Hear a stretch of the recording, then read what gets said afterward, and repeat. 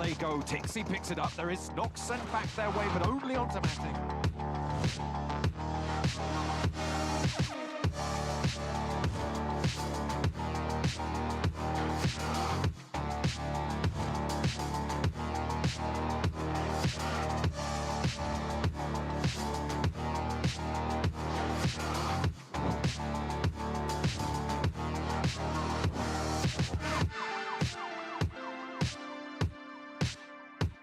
PUBG Mobile version 2.7 will be available soon. Let's take a look at all the new content. The long-awaited Dragon Ball Super collaboration is officially here. We'll be bringing you 2 new game modes for this collaboration: Dragon Ball Super themed mode and Battle Royale Dragon Ball Super.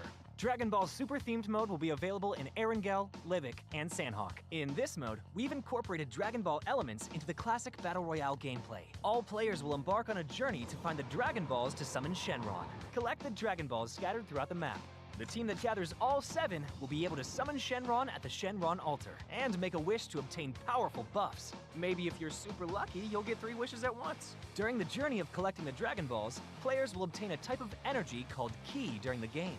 Players can use Ki to unleash famous Dragon Ball moves. Players can obtain the Kamehameha by picking it up. It equips to the pistol slot. After charging, it will release a continuous high-damage beam. Fukujutsu is another skill that can be picked up during a match.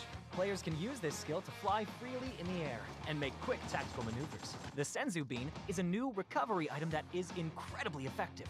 The Dragon Radar can display the location of Dragon Balls that haven't already been claimed by other players. It can help you collect the Dragon Balls more quickly. The Air Car can carry up to 3 players. It's easy to put away and has better performance than regular vehicles. Tenkaichi Budokai, Kame House, Korin Tower, Dragon Ball Village. These are some famous landmarks that will appear in the game. Call your friends and explore with them now. The collaboration this time even has a hidden challenge, named Dragon Ball Trial. Win consecutively in the themed mode for a chance to take on the challenge. After accepting the missions, the team has to follow the instructions and gather 7 Dragon Balls. During the process, your team's location will be exposed to other players.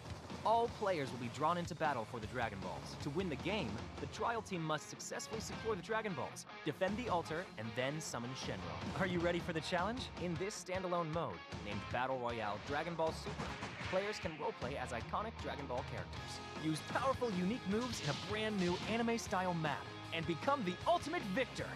There are 5 Dragon Ball characters in this mode. They are Son Goku, Vegeta, Ultimate Gohan, Piccolo, and Frieza. Select your favorite fighter. Master their skills to suppress your enemies and achieve victory in intense battles. In the new version, the new Ace 32 firearm will be made available on all maps. It uses 7.62mm ammo and has 6 attachment slots. What are you waiting for? Go try it out now. Furthermore, this update also includes a firearm attribute tag display. Newer players can go to their backpack to look at the tags of a firearm they've picked up to quickly grasp its characteristics. The new Cycle 5 Season 13 begins on July 18th. Be sure to stay tuned for the new season rewards. That's a wrap for the main new content of the upcoming version. For more information, be sure to follow our official PUBG Mobile community. Winner, winner, chicken dinner. See you next time.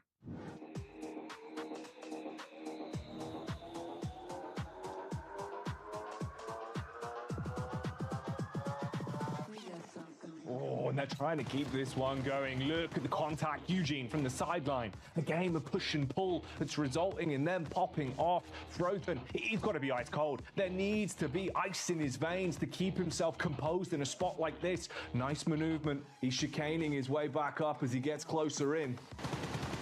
And Pusher might have found him, but the smoke just blooms at the wrong time, and that's all down to Zerich, all on his lonesome. He's played such a mad game so far, finds the initial, we'll look for the MG3 next.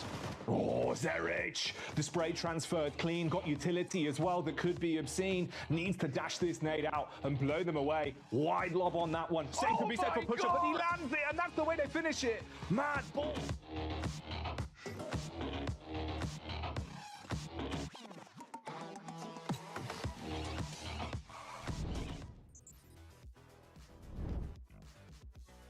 Welcome to PUBG Regional Clash. It is Europe up against Africa, and it is day 2 of the competition. 4 days of epic PUBG Mobile. 6 games a day, 16 teams, 8 from each region, battling it out, not only for glory, but regional pride as well. My name is Tekel. I'm going to be your host, and joining me on the desk to give us that big brain analysis, I have Maxman and Crowns. Of course, Maxman representing Europe, Crowns representing Africa. We weren't only going to battle in the server, we got a battle on the desk as well. And of course, day number 1, done and dusted. Maxman, we had some epic PUBG Mobile going down yesterday. Yeah, I mean, the European teams, some of that we were expecting to perform well, such as Gladiators, Titan, were doing extremely good on that first day. But okay, I'm seeing you shaking your head, Crowns. Okay, I do have to give it to you. I have been surprised and impressed with what the Africa teams were able to bring to the table yesterday. Crowns, I'm going to let you have a chance to defend Africa's honor in a little bit. But first, I figure maybe you've joined us and you didn't get to see the action yesterday. So let's have a quick recap of some of the best performances from our squads.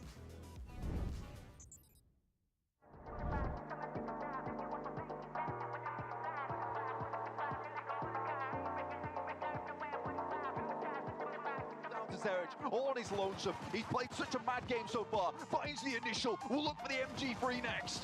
Oh, Zerich! The spray transferred clean, got utility as well that could be obscene. Needs to dash this nade out and blow them away. Wide lob on that one. Same could be said for Pusher, but he lands it, and that's the way they finish. The timing and the flank that could have been made of absolute magic. Now we flick back on the Titan we've been talking about him the whole time, and Havlik, he's a mean machine. Matic, can this man do something ridiculous? Being pushed from all angles, wide swing towards the right, winding up for a left hook as well. Has the HE ready to detonate, and he could peek off the back of this. He's being spammed upon, but it's good damage, and he's shot.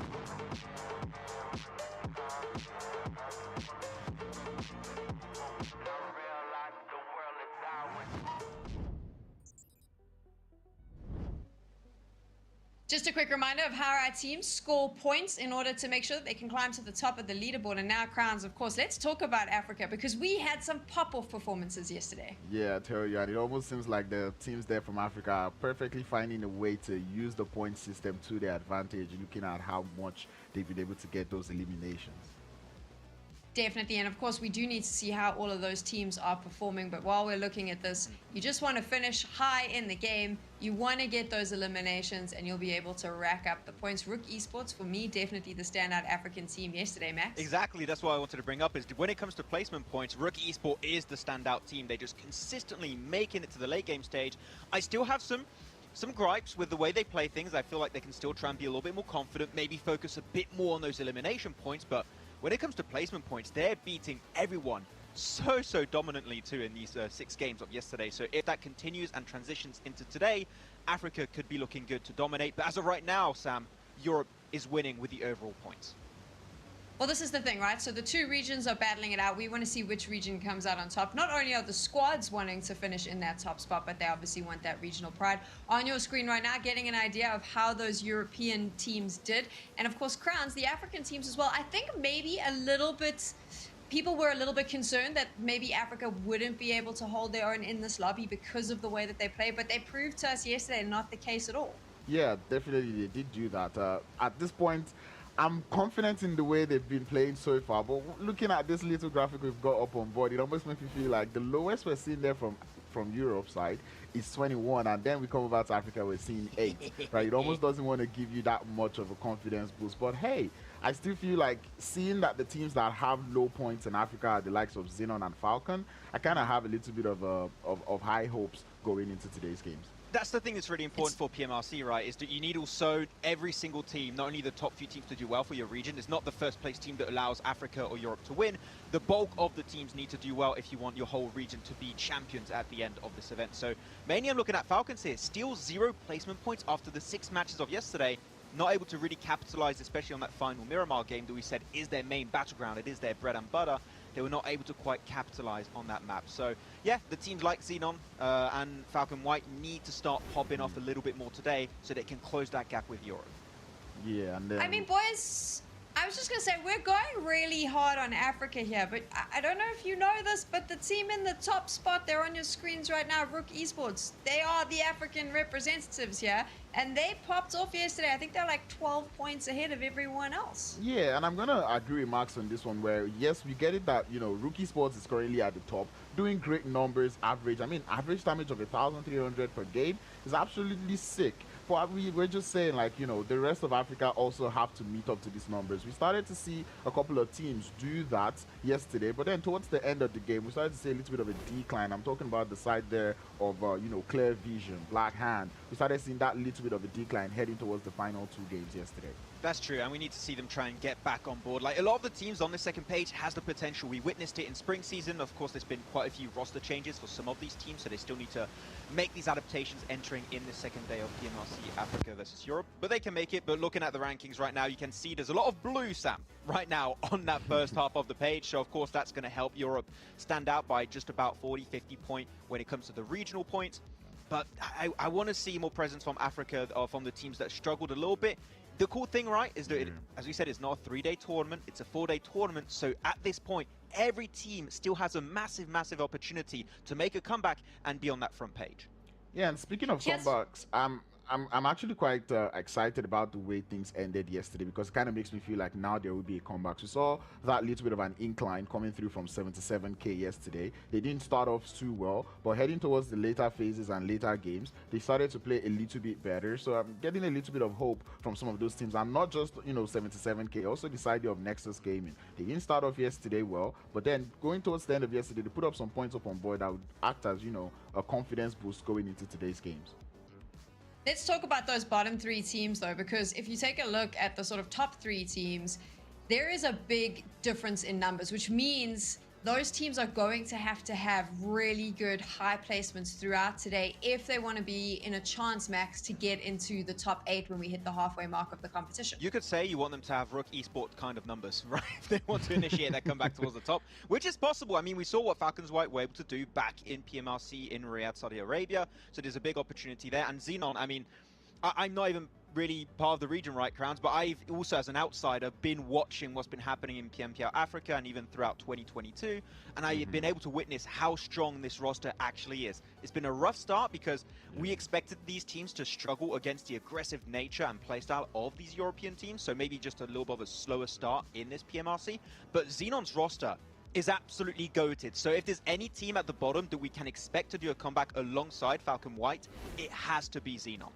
Yeah, I mean, we already even had the caster say that is the team that had the boys in it. You know, we would expect them to, you know, put in to put in the work. We saw a lot of scattered rotation coming through from the side there of Xenon yesterday, and I'm really hoping not to see that come through today.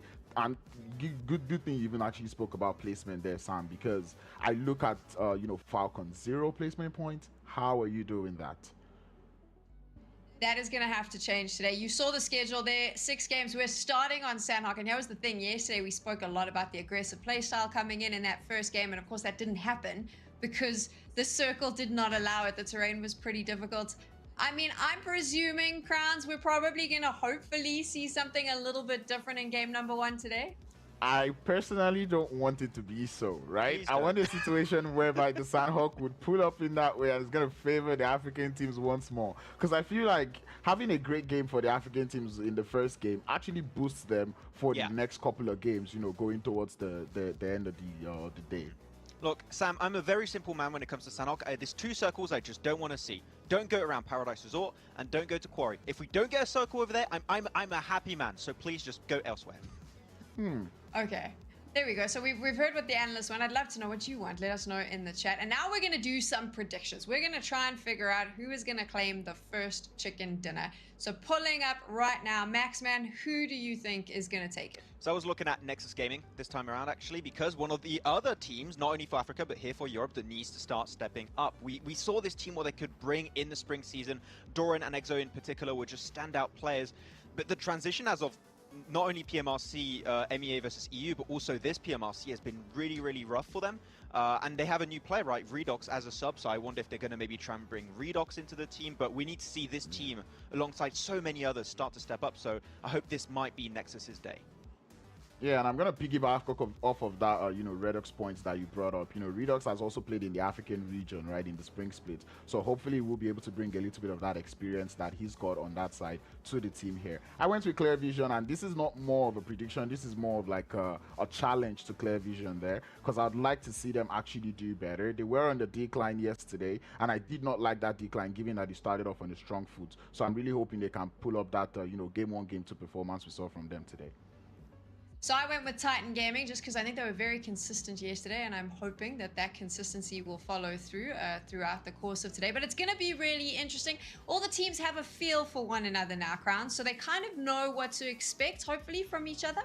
Yeah, I would love to say that, but I've seen European teams play. I know these guys have a ton of strategies in their heads and in their books, right? They could have played like that yesterday, and then they come in today and totally switch things up. So I'm really looking forward to... I feel like it's going to be adaptation over adaptation over adaptation, and it's a huge challenge for the teams in the lobby. We're going to see so many changes, I would say, throughout today, because we had 3 wrangles yesterday. You could adapt on a game-per-game basis. You only had 1 Sanhok, 1 Vikendi, 1 Miramar. So now those games are played out. If you had a rough time on those individual maps, you can bring massive changes in a second day. So teams that maybe struggled on day 1 couldn't do a good comeback on this second day. It's time to get into the action. We've spoken enough. We've got you excited. And now we are jumping into game. The first game of day 2 here at the PUBG Regional Clash. Europe up against Africa. And Jackie and Blank. I got his name wrong. What a way to start the show. Boys, I'm sorry. It's fine. We'll let you off. Don't worry. In future, you can refer to us as Blanky, Sam, because we're a bit of a duo that likes to keep everyone wrapped up and warm. We give a nice wholesome vibe, and that's what we're here for. Day 2 Blank. We're strapped in. It's set to be a banger. How you feeling, buddy? I'm feeling like I am enjoying the cozy and comforting environment that is Blanky, and that's okay. I 100% also forgive you, Sam. Not a problem. Heading straight into the map, though, Sanhok to kick things off. Obviously, yesterday we did have Rook Esports taking that initial game, which looked pretty decent, to be honest with you. Again, that was just a case of picking up one of the best compounds, not spreading out too far, and waiting to pull the trigger. And I think a lot of times that's what some of these teams need to start figuring out, which is when to pull the trigger on those matches. And Rook have actually been very, very good at it. Almost picking themselves up a second chicken dinner at the end of yesterday, right, on Miramar. If it wasn't for the fact that Zerich was not such a nut job when it came to using that MG3, able to clutch MADBULLS out, a chicken dinner right at the end. In the meantime, we've got Mandarin trying to take down Corker from MUERTE with the vehicle. He's not doing all that hot though, Jackie, honestly. He's not. I enjoyed the points you were making, but I couldn't help but let out a little wheeze by just watching Corker bob and weave on that one. The fact he's actually kind of like outplayed him, he was ego challenged by a car and he's got away. He's literally just given up. He went, actually, you know what? Mandarin out. I can't handle it. Corker's too quick. He was really giving him the quick feet as well. I actually like that. Yeah, looked like an Irish tap dancer there. Good job. Well played. Corker's out of there. And Mandarin's going to head back to the rest of his team. Pretty standard actual drop spot for Alpha. Back when they played Sly, they also played this kind of drop spot with Mandarin, heading a little bit further down towards Cave to get information. Regardless, right, at least he has the knowledge that MUERTE is playing down towards Bantai and can move towards that north edge. So if Alpha need to gatekeep them, they can head down towards that southeast side before working their way over towards Ruins, maybe camp out. well. Greedy for Kills not going to have the best start this time around as they get absolutely overwhelmed by SBG. Relatively split up in terms of their positioning as well, but you can't really clash back from that one. The whole group of SBG is there, so it's worth just trying to create some distance and stay alive for a bit longer. Unfortunate for fans of Old Boy as well. He's been buckled straight away as 77k. One of the teams yesterday that we were touching on quite a lot. Good for eliminations, good for aggression, but just didn't quite have the sea legs on them to withstand the full length of the game. Here again, they've kicked off a bit of an engagement, and we're going to see how they can deal with this one. Havlik's looking to shut things down quite quickly, and his DBS will lick up the first peak that comes his way, Blank. And they've actually recovered from this quite nicely. Havlik loves a challenge, doesn't he? Swings round and deals with 4 in a matter of seconds. Yeah, I mean, Fajita comes in, but it's Havlik to wrap him up. So, honestly, as things should be at the end of the day. Old Boy able to get off that top side as well with the barest amount of life still available. The fact that Havlik's able to work well underneath that pressure, gets the res off, gets both players back on the feet, and then just absolutely decimates the rest 77k, but feeds back into our storyline, Jackie. You know, Morteza, the rest 77k, able to do a couple of things here and there, but majority of the damage being done is by Morteza himself. He does so well. I love that angle he took up towards the hillside just behind Painan, up towards that north, to be able to get that pick off towards Old Boy in the beginning. Really, really well played, but I feel like the rest of 77k have to step up. It can't all be on poor Morteza's back. No, yeah, you need a bit of an assist at that point, right? You've got to be the 4 fingers on one hand. Well, more so the 5 fingers on one hand, I suppose. You can still make a fist with 4, though, and that's what they need to do. Land a few heavy hits and try and establish a bit of extra help for the team. Switching over to the encounter we got going on here, though, it's Nexus that are looking to get the chipped compound. You can see through the minimap there, in terms of the angles, they've got a good spread. Sure, there's some high ground to be played with for Xeno, but I don't know if you're actually going to be able to hold on to this. You've got the door being watched, at least on the entry. So if they go running up the stairs, maybe you can hold them back. HE through the window, though, does a good job of at least getting the splash damage out and keeping this encounter a bit rough for them. Yeah, 3v4 currently. Nexus don't want to make too many misplays at least. You know, losing one player here is not worth it for the 3 elimination points you're going to pick up. So just take this one slow and patiently. They do drop the super sub Redox into the mix, and typically Nexus starts to do well when they do bring in the super sub. So Maxman's probably happy about this one. He was wondering whether they get Redox in there. This is his prediction for the match as well. He wants to see this team do a little bit better. Up to 11th place at the moment, so not down in the sticks, Jackie. They're still getting things happening. Yeah, it was a bit of a slow burn for them yesterday, like a candle with a really long wick, Blank. It felt like at times you could see the idea behind their gameplay, but they just quite weren't on the form that we expected from them. This is a lot cleaner, as they've got the confidence back. They strike as a unit on that one, clear out the top layer of the compound quite quickly, good close quarters gameplay, and Xenon, they've gone from being level pegging in a 3 versus 3 to now being brought down to just Lazy Boy, who's got to be the opposite of lazy, as he's got to run a bit of a fun run, try and create some distance as Octavian is chasing him down and Kapahala's flanking from the front. Practically just all out at this point in time. S12K though can do a fair bit of damage. This is what we'll talk about before. You do not want to lose a player on this engagement. Redox will find at least one there. Jackie takes him down. And I think we will just get EXO back upon his feet. So it's really, really good news for them. I think we were worried that perhaps they might lose EXO there. Going down to 3 players, which is all but surely a full squad wipe, is great news. Now, the biggest thing for Nexus, they want to dissuade Xenon from continuing to drop in Cal, because if that happens in the next 2 days, right? Again, yeah, it's a potential at 3-4 eliminations, but sometimes you might be dropped down to 2 players after winning it. You might just fully lose the fight as well, and then your Sandhawk dreams are over. This is quite an unreliable map in terms of point scoring, so you want to be able to at least get in towards that 10-minute mark where you might be able to set yourself up for that win. And typically you can get big elimination games during this map, so it's not one you just want to throw away in the first couple of minutes. At this point in time though, I am thinking Xenon probably should give it up. There is a fairly decent position up towards the northeast side of Mongnai that's not really being taken up at the moment. It's not the best of rotations, but at least it is a compound to play around with. And I like the point you're making there as well, because obviously coming in, first game of the day here, really, on our second set. of days over the course of the tournament. This is where you want to set your pace, show what your squad is bringing, completely reset from what you displayed yesterday. So if you can have a big game, even individually as a squad, if we're talking elims or placement, just gets the blood pumping a little bit earlier and sets you up for the course of things. You know, otherwise it's quite a large down period where you're watching, waiting. Sure, that can provide information in its own right for you to adapt throughout the day, but you'd much rather be the one setting the plays and making the difference off your own back.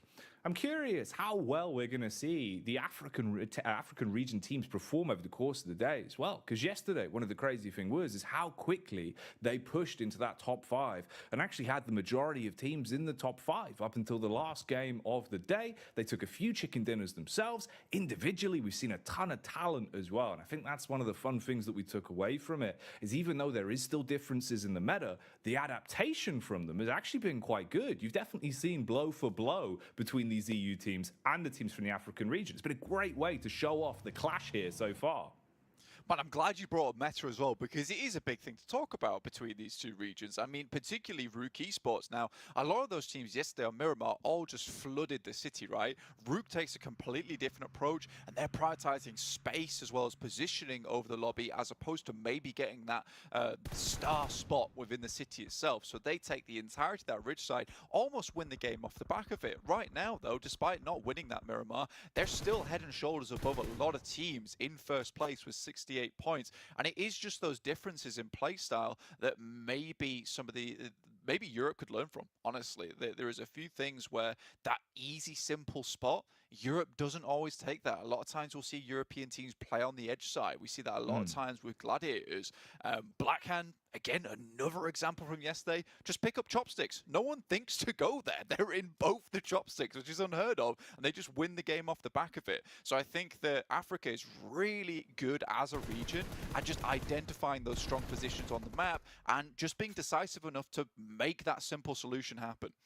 Yeah, a lot of confidence in their own plays, right? And I think that's one of the things that has just made such a difference over the course of the first day. We'll see if that trend continues here. You just saw Furia as well, already showing that he's nice and warmed up. We spoke a lot about him yesterday for MUERTE, because he really can be one of those high-impact fraggers and single-handedly cause reverberations throughout the battleground. Again, here, he takes a fight that he feels comfortable in, doesn't over-egg the pudding, knows that he's got the one pickup on that, and it makes it so much harder for clear vision. I say clear vision yesterday as well. At times they were kind of hit and miss. You know, they go by the beat of their own drum. They had some nice plays, but it just felt like you got a little bit more you're desiring from them. So I hope we get an extra little bit of flavor, because in terms of the plays they were making, moving as a unit, the way they would play around compounds, you could see the base mechanics really good. Solid foundations. You just want to see how far they can build it. Yeah, I mean, even yesterday we saw them go up against Titans, right? I think they did a great job. It was just a case that Titans were so damn ethereal inside that compound. Really hard to pin down.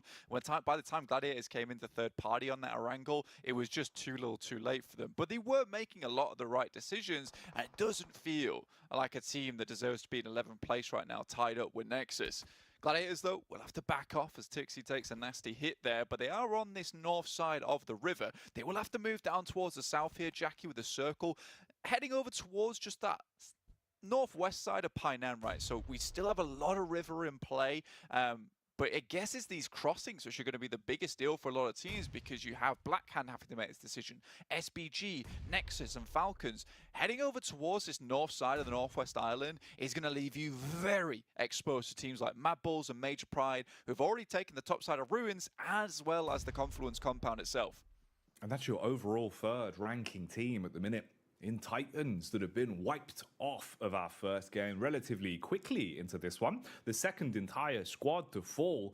They were punished quite fast for the world of battle. It seems like they're being hit with the same stick as well, in a bit of a rough encounter with how this has gone. They got the odd elimination in already though, 4 to their names, so not looking too bad. And this is a fight where you're basically battling downhill onto MUERTE. They've got hill control to work with. Corker's going to quickly rotate in and look to assist towards Furia. Oh, that is rough. Okay, 2 for the price of 1 nearly on that. If he could blow up the vehicle, maybe there's enough damage done. Corker barely staying alive to get the heal off. If he can get Furia back on his feet, maybe they can recover. Yeah, feels the heat of the explosion, but able to just about get away from it. Corker, though, this is the best friend that you need. He comes in for your help, your safety. Unfortunately, he's not able to get his buddy back up again in Fury at the backside of this rock, and now he's lost a vehicle as well. So getting away from this position will be slightly more difficult. And you mentioned that high ground advantage that the World of Battle have been using to their own advantage. It's working really well. Now, Corker's going to have to expend a lot of smokes here. You can already see it looks like a factory being born down towards that bottom side with all the smoke billowing out of Corker himself.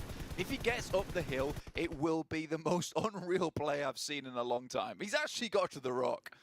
Oh, that's so rough as well. The reason he's actually been able to get away from Mohamed is purely based off of the scope itself blocking the angle just as he got ahead of the smokes. But luckily, the teamwork will work out, and Mohamed can hard commit the first onto that one and finish the down man off the back of the hit from his teammate. So the World of Battle today coming out swinging, pulling no punches already with some big name kills.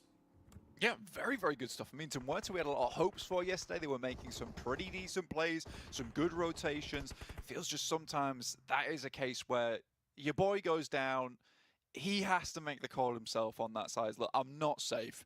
Don't come get me. I'm down the hill. Carry on as 3 players. Add 3 players on the Sandhawk as well, just because of the way the terrain is set up. You can see right here, there's tons of natural cover. As 3 players, you can still pull off a chicken dinner. So the fact that they went for him, the fact they went to try and pick him up, that's just eliminated their chances at a potential chicken dinner on this game. SBG tries to move through. This is one of the rotations we said would be very difficult to make happen. It was only a matter of time before they got sandwiched between 2 teams. Mandarin is the one that's taking a bite clean out of that proverbial sandwich. The actual tracing that he had there with its spray was really nice. Great control on the vehicle to be able to get the knock across, follows it up with the frags as well to make it awkward, and just constantly applying that pressure. Nexus then eventually going on to do a bit more damage as SBG constantly showing up in the elim feed. The MUERTE also suffering from success, it seems, as Rook are rocking the boat, and everyone's upping the ante. The pace steadily increasing on this one, Blank, and it's looking like it could keep going down that road. You can see here MADBULLS now in close proximity to Falcons White, with GG in the backline fairly fragmented. This is really setting up to be quite an intense affair in the next few moments, potentially. Yeah, with the way that they do have a little bit of a slope down towards that north side of ruins, I think Falcons White have no idea that right now MADBULLS are just on their horizon as they start to crest this lip side. Unfortunately, Fleek gives the game away, will lob a grenade into the shack, but Puncher's already out the way. And we'll have to reposition here. You can see Tulika all the way in the backside. He's just running away from the blue, ensuring that no one comes over that bridge towards the western side too earlier on. But it is Major Pride that has surprised me. This instantaneous approach to take up Confluence Compound this early on in the game, really smart. Now, Gladiators have sent 2 across in the first place. This tiny little beachhead on the coastal side will give them a bit of time to work with, and they can support their fellow teammates in Matic and as well as Kitsune to get across, unless Zerich has something to say about this. And now Zerich yesterday as well, I think he just went above and beyond and showed us, you know, that high level of skill ceiling that we always talk about. He can push even further than that, especially in situations where you basically have to be that big stage player. You're the one in a 1v3, 1v2, and it's down to you to not only have the correct decision making, but also hit those decisive shots. And he was doing that on the regular. So if he can continue with that form as well, that's a great storyline that we can build into, because the whole team gets an extra upward draft with Zerich playing well like that. Dude, you could not have said it better as well, because I was about to piggyback on that point and say that, look, when they came onto the team, Fleek, Frozen, Tulika, you know, Zerich was the guy they were rallying around a lot, right? You come on the team with Zerich, you're like, I'm playing with one of the famed legends of PUBG Mobile, and then he's just not on form a lot of times, and Tulika has to take the reins, Fleek has to take the reins. You come into this tournament now, Zerich is on point, he's looking good. The rest of the team is relieved by that more than anything, understanding this guy is playing up to the level they expect him to, in which case a lot of the other guys can rely on him to make those plays, to play those off angles, and really get ahead of because of it. Circle heads over towards the east side, once again favoring Major Pride.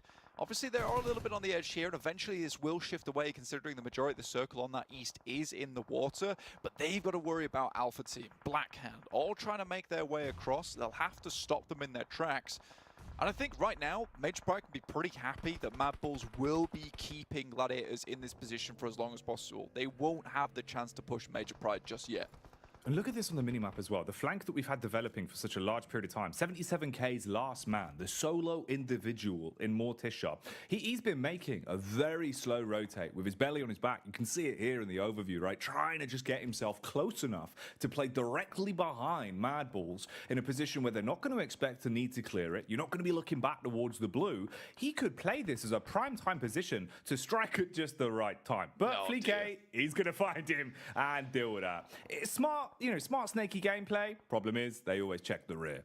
Yeah, I mean, to be honest with you, any other team that might have worked out, but MADBULLS, again, we've said it before and we'll say it now, they are really on fire this tournament. They're looking way, way better. Being at 4th place at this point in time in this PMRC between Europe and Africa, that is a really good sign for MADBULLS. A lot of times, the signs of life just aren't there at the start, Jackie. The fact that their heart is pumping, it's beating away at a fast pace at the start of the tournament, that's really, really promising. Blackhand the other time, they've been promised nothing but bullets and grenades coming their way as Alpha keeps them off their back. Yeah, this has been a squad that Crowns has given us so much to be excited about on the desk. At the minute, though, let's see what they can do in the hand-to-hand combat as they're struggling blank. They've suffered from a few big blows. It's brought them down to just one man who can't withstand the pain from Alpha as Blackhand exits stage left in 11th place on our first outing of the day. And its fight isn't going to end here. You've got Alpha and Nexus scrapping over the control of these two compounds back-to-back effectively. Ooh, nades in the back pocket, but the problem is the rifle will deal the damage as Reflex swings at just the right time, fins the herd, but he's confident to keep on pushing with this. Another good follow-up. Nice chunk of chip damage from a distance. Has he got the confidence to go for the wide swing? Off the back of the nade, you could potentially peek into this and really try shut things down. He will just play the edge game at the minute, using the geometry to his aid. Swang from the left, gets the heal in. Nade's coming over top, but Kapahala's gone. Same could be said for Reflect in the trade. Really important play there from Alpha. They took down Blackhand, immediately reset focus over towards Nexus. And that had to happen, Jackie, at that point in time. If they didn't do that, they'd have no hope in hell at getting across the river itself. Luckily for them, there is a tiny bit of crossing where it is shallow enough to walk across. But coming against Major Pride, as we talked about earlier, all their focus had to be over towards that eastern side. They've started looking there now. They've already found the singular knock over towards Alpha, and the blue is just going to push them in. So I think Alpha has done a great job, but this might just be as far as they go. In the meantime, Meku starts things off strong versus MADBULLS for a lovely place nade. Yeah, this is really clean so far from Kitsune. We always talk about this guy's brain, and you can see it here. Human mortar with the way that he's lining up the arcs on these. The first one's perfect, second not so much, but he's got backup. Matic's close enough that they can keep the attention. Meanwhile, Flique, he just runs in and flicks them all to bits. Rook's gone down. Flique basically does that all on his lonesome. It's a great molly over towards MADBULLS, though. Zerich goes low because of it. Tulika's also down on his knees. I think for Gladiators, even though Kitsune didn't find anything with that grenade, what it did do was provide them the amount of info which they needed, and now Matic has to clean things up, and he does. He's been so good yesterday in terms of those clutches, and once again, the rest of the team can breathe happy, understand they can believe in this guy to take them to higher heights. That's ridiculous. Surgical play from him. He was basically the scalpel on that one, as it was just clinical. Nice play as well from Toxing, making the best of a bad situation, lurking on the off angle. Someone comes running by, you swing out and reveal your card. Exchange of nades, but one of them hits far harder. Major Pride, though, losing one player.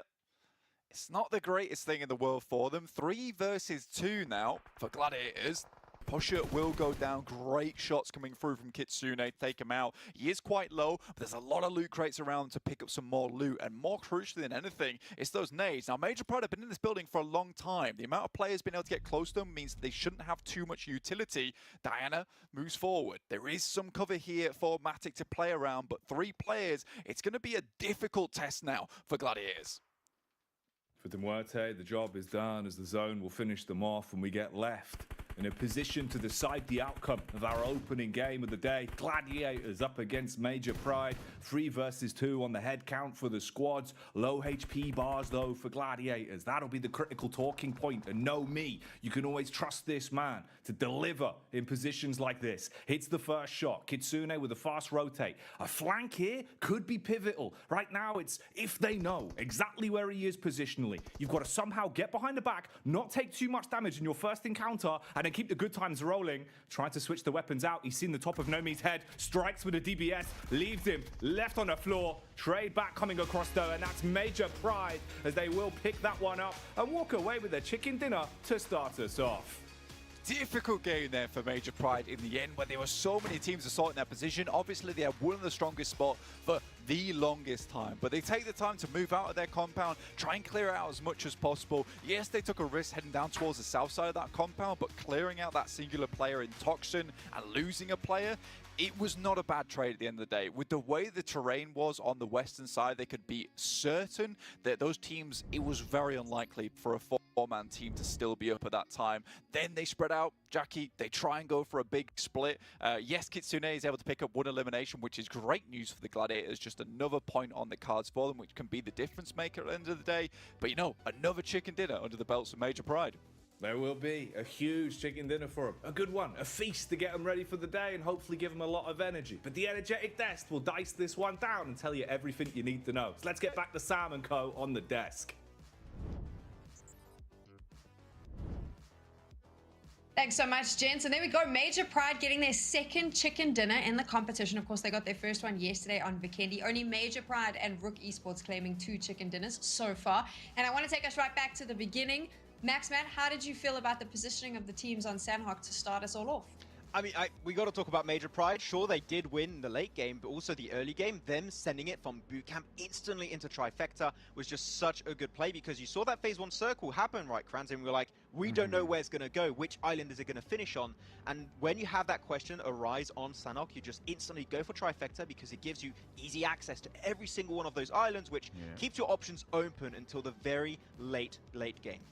Yeah, and that is something that, you know, I was kind of envious about at the beginning. And also, we also had our doubts, like, do they have enough loot to, you know, hold that position, given the way they left bootcamp quite early. But that did work out well for Major Pride there. And even when it boiled down to nobody trying to push into their position, they decided to push out into some people just to get some eliminations. And that was quite admirable coming through from Major Pride. And Kranz, what did you think of Gladiators' performance? Was that a Crowns or was that a Max? That was a Kranz. Okay, that was a Crowns. Gladiators' performance, I just feel like it was slower than we would have expected. It almost felt like they did not want to make some moves, which was quite surprising, because I feel like they could have challenged the side of Major Pride quite early on in the game before everyone made it over to the Trifecta compounds. But they just kept on avoiding that, and ultimately it did work out for them in terms of placement. But, you know, seeing Gladiators finish such a game with 4 eliminations is a little bit underwhelming. Yeah, it's weird, because the early game, I mean, we know and we expect this from Gladiators, right, Crowns? We've seen this happen so many times in so many events where they like to stay split a little bit too long. I feel like they maybe should have got to the northern side of Trifecta a little bit earlier, but the fact that they slowed down their game when they were trying to cross that river to wait for teams like MADBULLS, like the World of Battle, like Rook Esports to start moving so they wouldn't be that weak against them, I think was a really smart play to try and get a little bit further in. Sure, maybe they could have got more eliminations this time around, but it's still a decent 16-point game, 10-point game on the board, but 20 points to kick off the day here for Major Pride. This is what we needed to see from them yesterday, and now it seems like they're starting to be a little bit more aggressive, which is what we like from this Major Pride roster. Yeah, I just really like the fact that Major Pride are not sleeping the way they slept yesterday, right? Yesterday, their first game wasn't the best, you know, going out quite early just based off of that early rotation. Yeah. And then today, they actually got that one right, and they're able to get a winner chicken dinner off of that. I love that. I'm looking at second place there, Rook Esports, and to an extent, I'm beginning to question how long is it going to work for, Max? That's the thing. We see these circles and you're like, okay, so central position is good, but then you see the circles start moving away from them and they're a little bit slow on the pivot sometimes. I would like to see them try and speed up the process and they can try and be more controlling, because if they did, they could get into MADBULLS position really early on. Gatekeep teams that are trying to cross over the road, and chances are maybe are going to just win the whole thing. I feel like that was how good the position was. They could have potentially got themselves a chicken dinner if it didn't keep going towards the trifecta compound of Major Pride. But unfortunately for you, Crowns Africa, a lot of African teams on the bottom page. Ooh. Yeah, right now I really want to tear into this because I was saying this before before the beginning of the game. You cannot afford to have a bad first game. It doesn't make you feel any better, especially when you're going up against a region that is presumably better at you, especially in terms of aggression, right? Seeing everybody down there is something I'm going to talk about later because we've got Elim's up on board, and I'm glad to see Redox up there because, you know, I'm going to say it, he came from Africa. Is that your only compliment you're going to give him? Not my only compliment. I mean, he's got 7 eliminations and it was quite good. Seeing the way he was able to play third party quite perfectly for his team there actually did show that, you know, him being a super sub for the team is actually a very valid statement. I agree. I'm just looking at the numbers real quick. So yeah, Redox also going to be topping the tables there with 911 damage, so he's going to be looking really, really good. Flicker actually is a player from MADBULLS that's been a little bit silent, I would say, throughout the past year. So he has been having a little bit of a resurgence, which is always good to see from MADBULLS. Nomi also was one of the top fraggers of the team. But, I mean, we're seeing Pusher. I feel like was one maybe of the most silent players. I don't know if you'd agree, Crowns, for Rook Esports. So it's good to see other players starting to rise up to the occasion on the second day. Yeah, I mean, yesterday we saw more of the Rami and Eugene combo. And then today, seeing the way Pusher is putting himself in that mix, it gives me a little bit of confidence. What I'm not confident about is what is happening with the African teams, because like you mentioned when we were looking at those scores, they're not getting placement points, they're not getting eliminations. Maxman, would you blame the map specifically, or do you think they're just struggling in this lobby? I would say this is a circle specific issue because we know that a circle going in that exact position is going to favor 3 teams in particular: Major Pride, Gladiators, and MADBULLS, because their teams are drop around there. So the fact that you see so many EU teams at the top is mostly because of this circle in particular. I mean, you saw even yesterday, the circle around Paradise Resort was a really rough game, and a lot of African teams did really well because you had more African teams towards that position. So it's fun having PMRC because it's a very PMRC specific issue that teams have to deal with. But yeah, EU were doing good, I would say, because of the circle, so I wouldn't expect that to remain the case throughout today.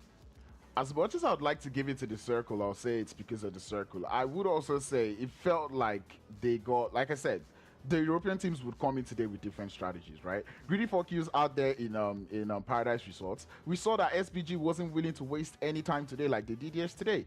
Instantly took out 2 players there from Greedy for Qs, and Greedy for Qs instantly on a disadvantage at the beginning of the game. We saw Xenon going out early to a hot drop there with How, and that's what I'm saying. What happened yesterday with Nexus came in is not what happened today, right? We saw them take out the side of Xenon in a very sweet manner, and I just feel like them going out this early was one of the things that's putting Africa's, you know, the African teams a little bit on the side, because 77K also had a problem with landing. So straight off the bat, or right off the bat, off of landing, we already have 3 teams already at an handicap there from the side of Africa, and it's quite painful to see that this is happening, especially with you know, the way things happened yesterday in Sandhawk.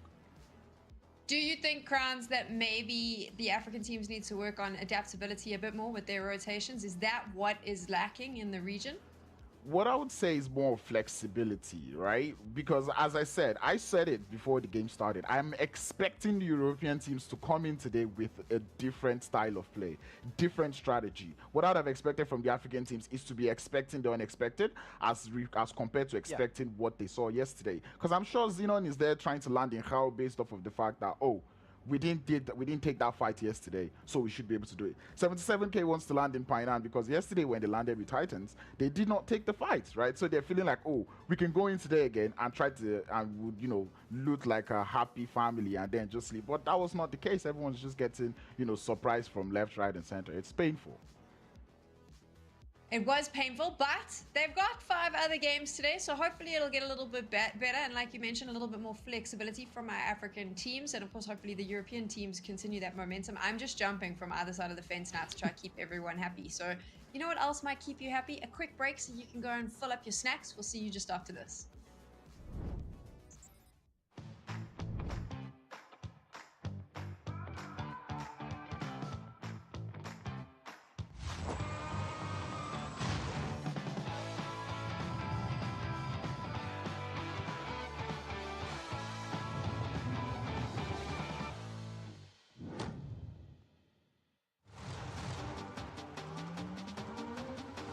Gladiators stood up. Black takes the first initial shot. Furia needs to find something now because Black is down. Beck needs to descend to back up the team, but is falling now. It's all on Furia. En tant qu'équipe, on a quand même ressenti une connexion assez puissante avec nos fans et on vous est vraiment reconnaissant pour ça.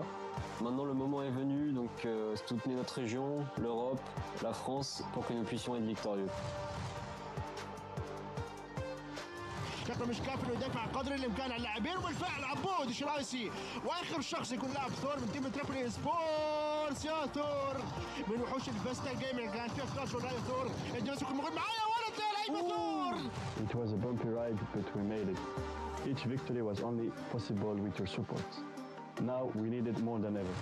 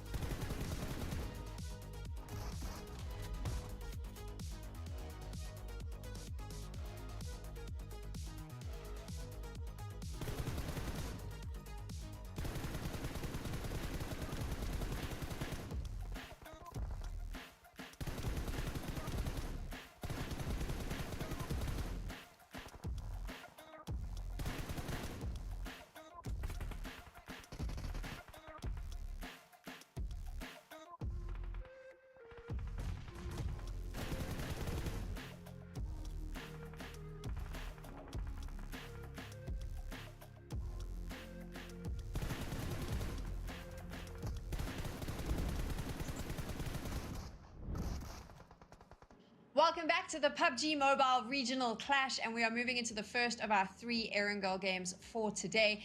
And before we do that though, because we are going to see the standings in a little bit, I want to talk about the importance of consistency and the end game and sticking it out. I know we've spoken a lot about Rook Esports, but we're going to have to keep speaking about them because they are sitting on top of the leaderboard.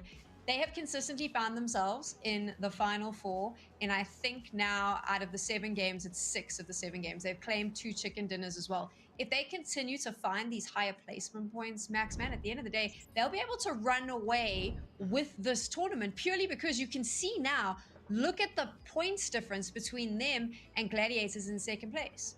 I was wondering, really going into today, Sam, are they going to be able to just continue that wave of success from yesterday and bring it into day 2, hopefully day 3 and day 4 also, if this streak continues? And as of right now, they proved it that is indeed the case on that first game of Sanhok. And the thing is, that gap is going to keep increasing slowly but surely over time. That's the real scary aspect of being a consistent team, is that teams that are maybe a little bit more volatile, like we saw from Gladiators, Major Pride, that still can get big games, but their lowers are a lot lower than what we saw from Rook Esports. So if they get bad games in a row, Rook are still going to get close to that top 5, top 4 position crowns. And because of that, Rook Esports might create a lead significant enough at the end of today if this continues, where it's going to be so tough to close that gap.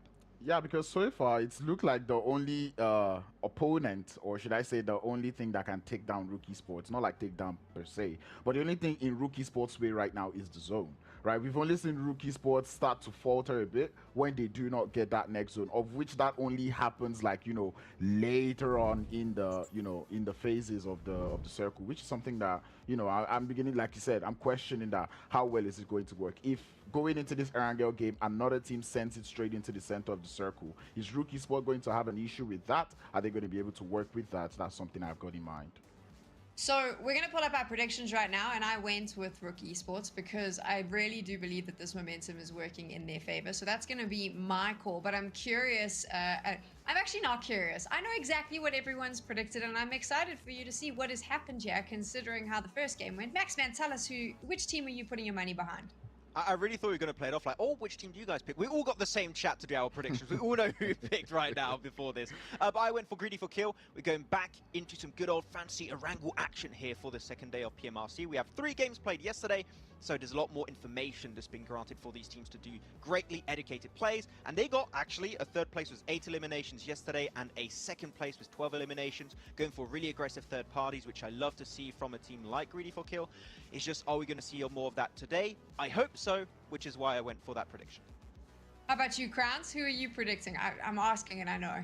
No. yeah. But anyway, for chat and for the viewers at home, I'm going today with Black Hand for the first Erangel game. I'm going with Black Hand because I feel like of all the African teams, apart from Rook Esports, they seem to be the only other African team that kind of has their strats in the bag for the Erangel map, right? We've not really seen most of the other teams show us that much consistency and, consistency across the board on the map of Sanhok, and I'm hoping they can do that, today.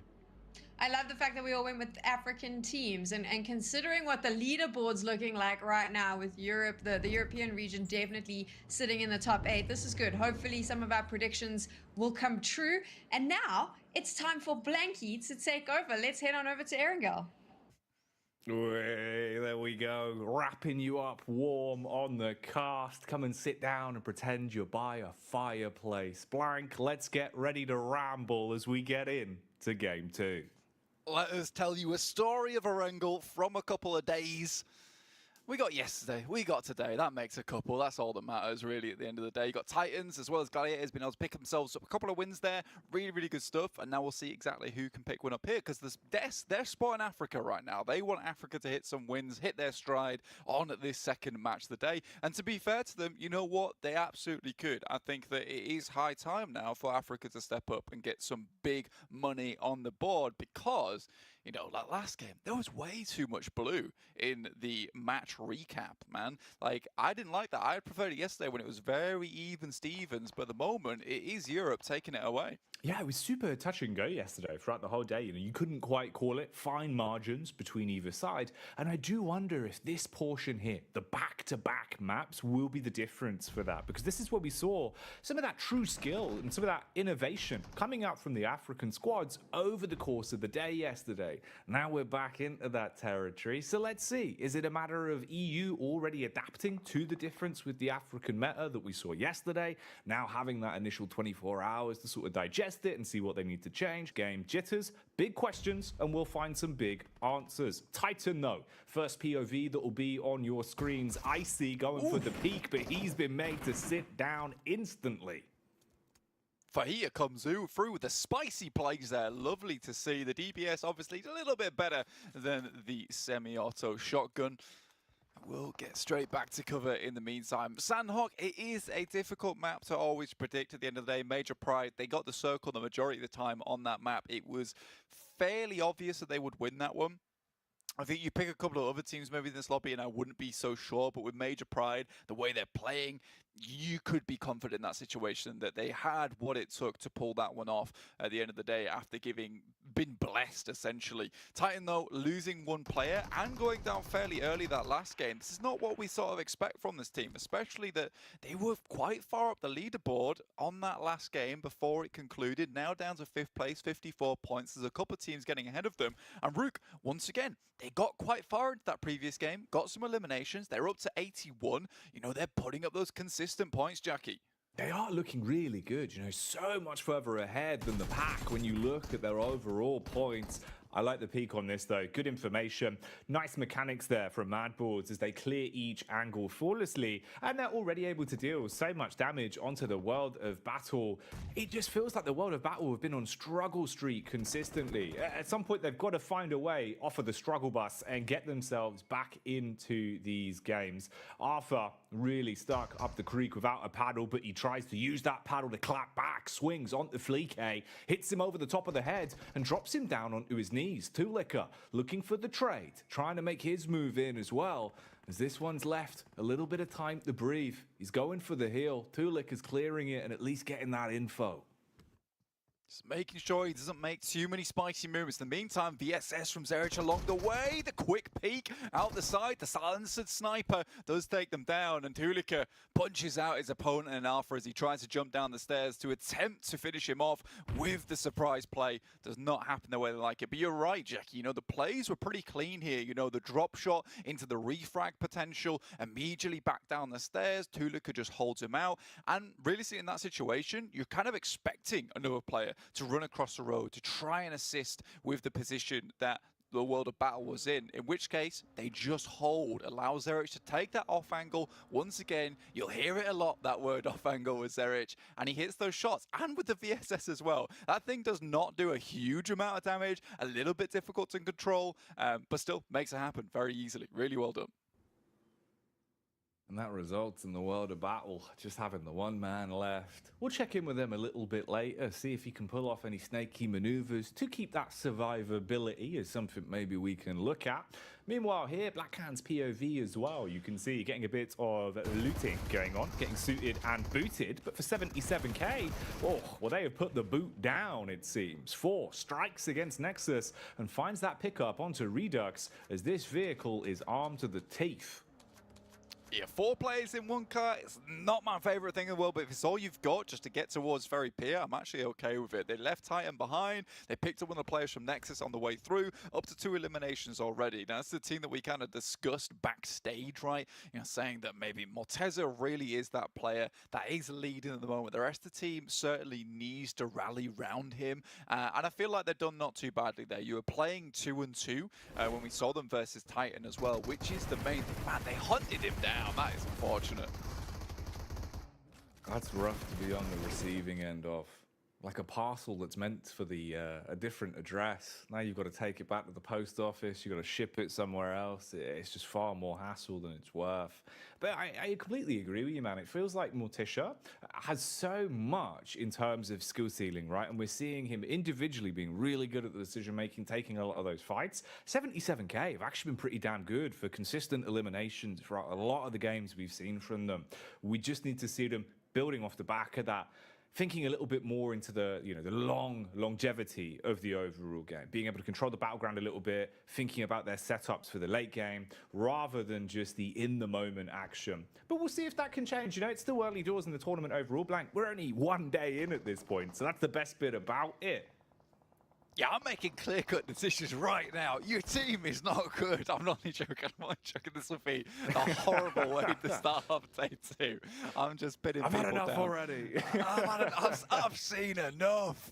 But no, yeah, I think there's still improvements to be made, and I think that teams have made vast improvements over a couple of days in several different tournaments. One team, though, that does adapt quickly, and you mentioned it at the beginning of the broadcast, actually, Jack, you were talking about, has Europe adapted quickly enough? And I think that, honestly, yes, the answer is yes. This is a very typical thing from Europe, is that they will go home, they will study, and they really will do their homework at the end of the day. And I think that's the type of thing that does bring Europe to the next level, is they're very good at figuring things out. It's a lot of times why you will see Gladiators on day 1, on day 2, not doing amazingly well. Come day 3, day 4, absolutely blasting out of their minds because they do put in that work behind the scenes. They figure out those rotates, they figure out what they want to do differently that maybe hasn't been working so far, and they change it.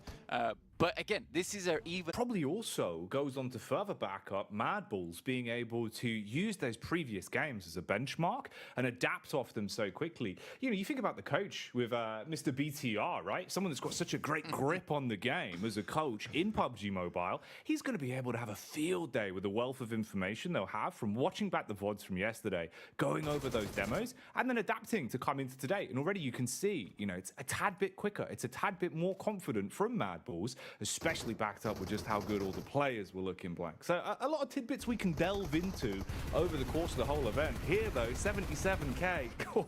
The warlords that are just roaming around the map and cleaning up at this point. They are bullying NEXUS. They are. I mean, they sniffed them out earlier on. They've got their scent, and like a pack of wolves, they are after them at the moment. NEXUS down to one player off the back of that. 77k took no prisoners versus this team. That is real unfortunate. It's kind of interesting because this is the first time in a long time we've seen NEXUS kind of drop out from their usual spot towards MUERTE Power over towards this western side. And 77k was so furious at the prospect of a team dropping anywhere near them that they weren't fully prepared for, that they just took them down. So NEXUS down to one player in EXO. It is not a good way to start out day 2. Yes, they put up a couple of points, and I think they could be pretty happy with themselves the way they dealt with Xenon on Sandhawk in Cow. But yeah, this is not ideal for them. Definitely not the dream. More of a bit of a rough nightmare, I suppose, isn't it? You know? It's like one of those where you wake up and you're not actually wearing any pants. Like, where am I? What's happening? But then you realize it was just a dream. It's fine, Blank. It's all good. You can get straight back under the covers and get back to it on match 3. That's what it's all about. Circle, though, man, this is a pretty crazy circle. Off towards the eastern side, look at that, Jackie. Look how much water is in this bad boy.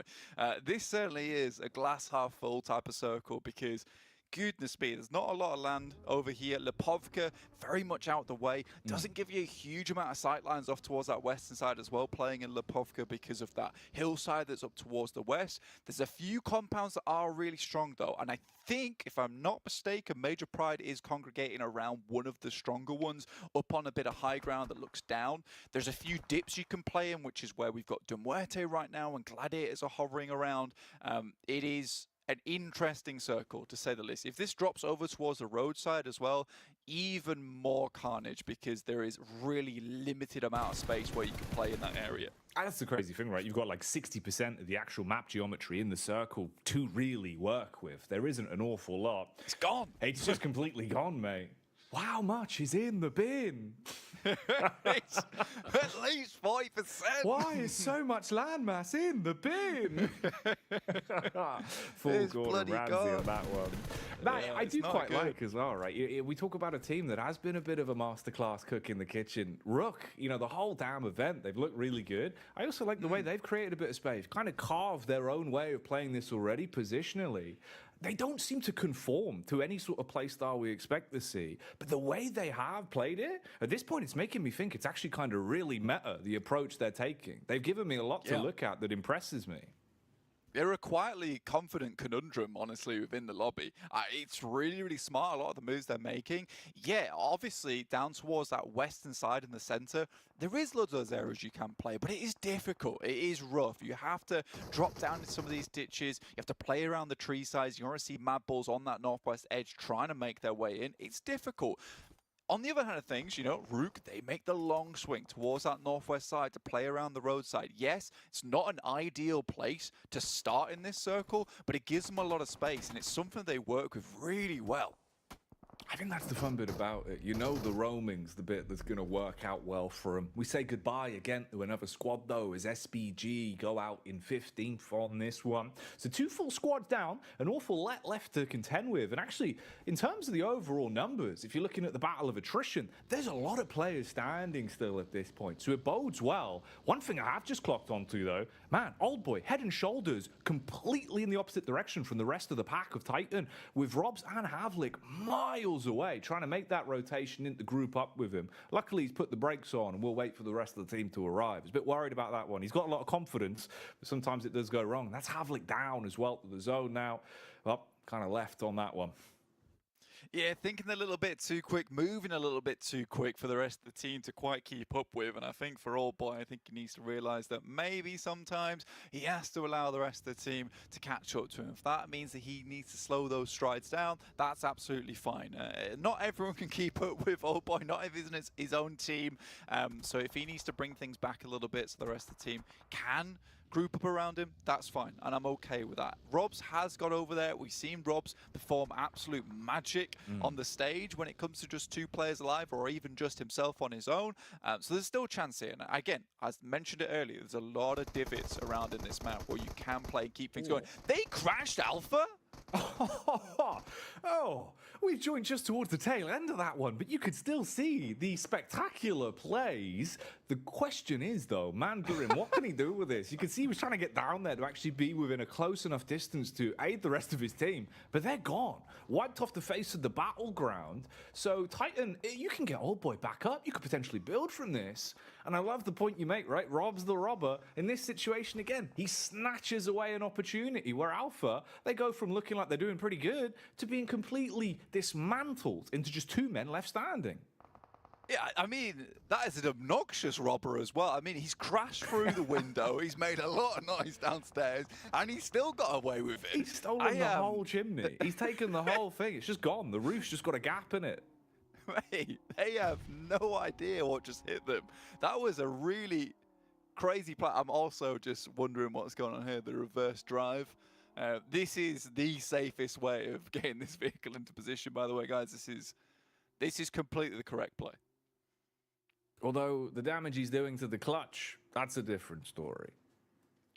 Yeah, we won't talk about that. Tulika, though, it feels like he has picked up this role that he's the guy they send out towards the blue. Very much a kind of a CIS playstyle from way back in the day. I'm talking 2021, where they used to have this system where you saw it all the time. You'd have 2 guys outside the circle, 2 guys inside the circle, and this is where you'd play the edge. So it feels like MADBULLS have adjusted things a little bit to make full use of that playstyle. And I think it's going quite well for them. Reflect in the meantime, yes, the rest of the team got decimated by Titans, but currently absolutely making it happen versus Falcons.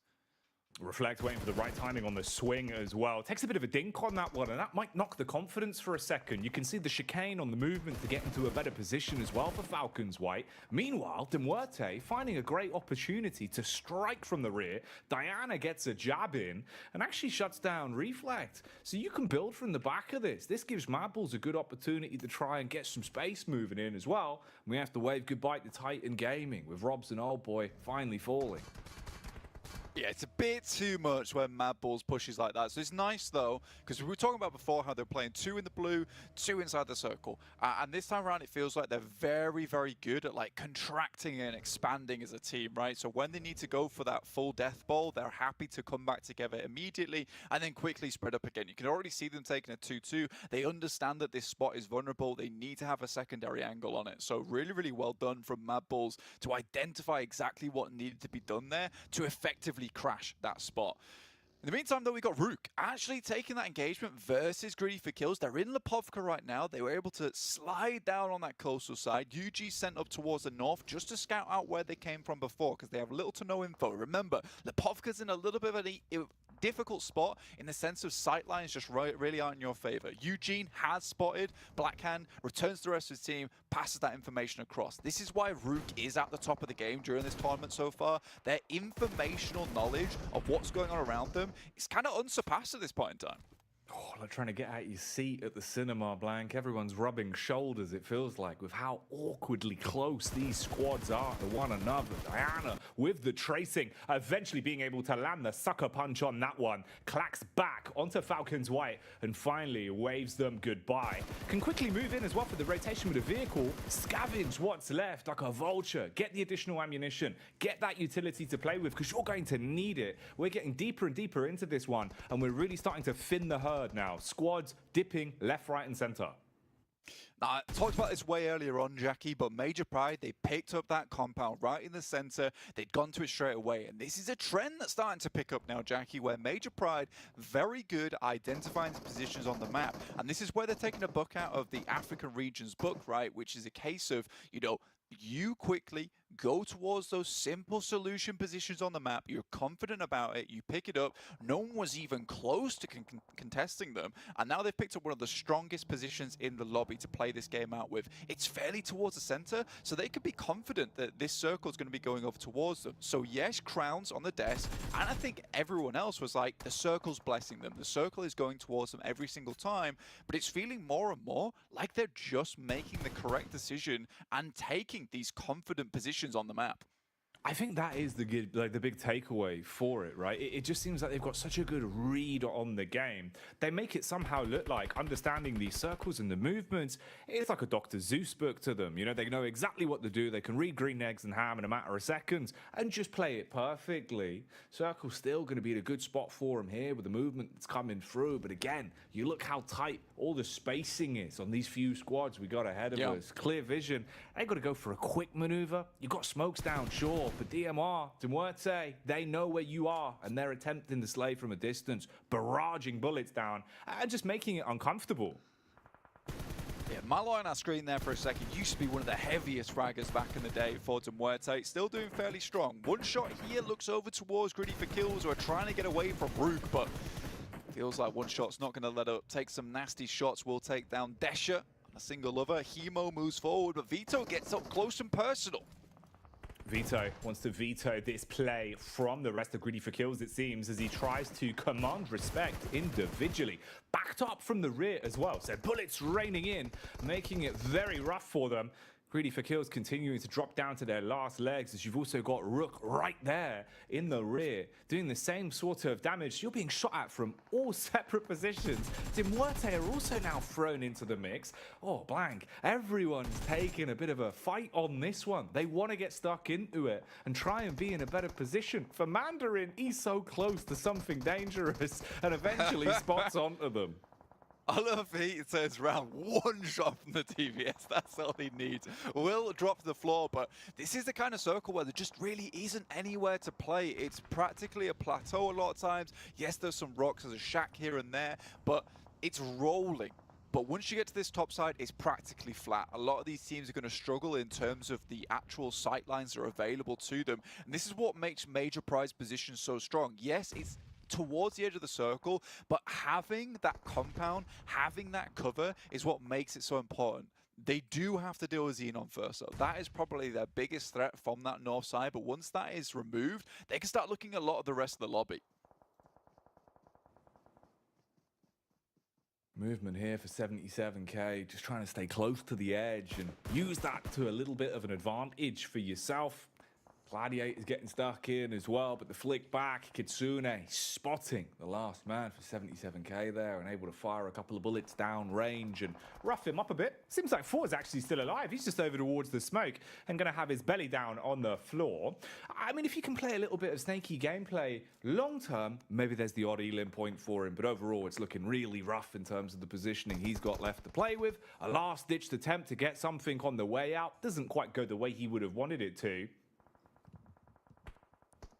I mean, for 77k, you were saying it backstage that like they can shoot the guns. They absolutely can. And you identify that it's just that positional play that just seems to be a problem for them. And picking those spots at the right times, there is teams within this tournament that are not as good as them when it comes to gun skill, but they are just getting to such higher placements because they understand what needs to be done when they need to move. Rook's a perfect example of that. They hear the third party between them and Greedy for Kills that they've been harassing on the Povka. They quickly move in. They take space off the back of that. They're able to take down one or two of the players from Clear Vision off the back of it. Now they can move forward. One thing that has happened though is that Eugene was on the north side trying to spot out for Blackhand, but Blackhand was in a position to move ahead of them. They're currently in a dip that will allow them to play further into this match. So Rook's going to have to maybe make a bit more of an aggressive play than they're used to. This is a team that likes to take position, and they have to have that advantage to get a good game, I would say. You talk about advantage. This is like an Anakin type situation. The advantage is the high ground, and that's what Major Pride have to use as a big boon for themselves, positionally there, fighting downhill if they get pushed upon. MUERTE have a similar sort of setup here as well, and it actually makes it a little bit more rough for the MADBULLS. They've got to be the balls on parade here and quickly try and clear the distance they have. They jump in the vehicles, they go for the rotation. Xenon, trying to struggle on the getaway. They're being spammed down by effect from the elevated position. You thought maybe there was a chance. MADBULLS even as well, receiving a lot of damage on that one, and they go down. So that's from all four of them being alive to just left for dead at that point. Not looking too great, Blank, but this fight really raging on now and getting harder and harder in terms of the amount of players we actually have left in these squads. Yeah, instantaneously, Major Pride identified. They've got rid of that threat we were talking about earlier. Now they can start to move down again, and it's Rook. We said this before. If they don't have that positional advantage, they struggle just a little bit. They are a very smart team, but when it comes to gun skill, don't always win out in that favor. And Major Pride is putting them in a very difficult spot, forcing them into a position that I think Major Pride 100% knows is taking. You can see the tiny dip that I was talking about before for Blackhand, where they can play this spot and be relatively safe from a lot of other teams. Van Kid still alive and kicking as well. The last man for Clear Vision. Hello. And the one blessing he has is, luckily, he's obscured himself from Clear Vision by just hiding inside of the shrubbery. But in comes Furia to deal with him. Shovel gameplay there. Just rips the weed out of the floor, pops it in the bin bag. Blackhand though, Keme will goes down to Furia, drops up, takes down Storm as well. What a good initial engagement coming through from Furia. We said how good this guy is when it comes to adaptability. Right now he's transformed into Fragger mode. This is nice. You could see the target prioritization from him as well. The way that he was actually taking those fights really is a testimony to just how good Furia is in very high octane situations like that. Don't count out Gladiators though. They have been fragging the whole game and they're going to keep it going. That's a big drop onto Major Pride. Taking Nomi out of the equation like this makes it so much harder.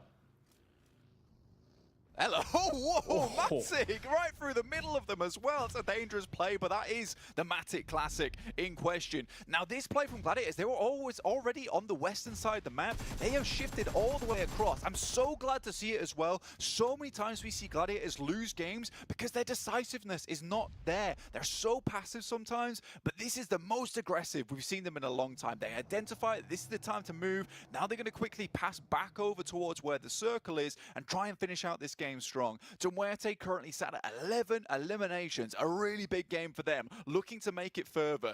The Molotov not quite in there inside the building. Mozero feels the heat of it on his side, but just won't cook away yet.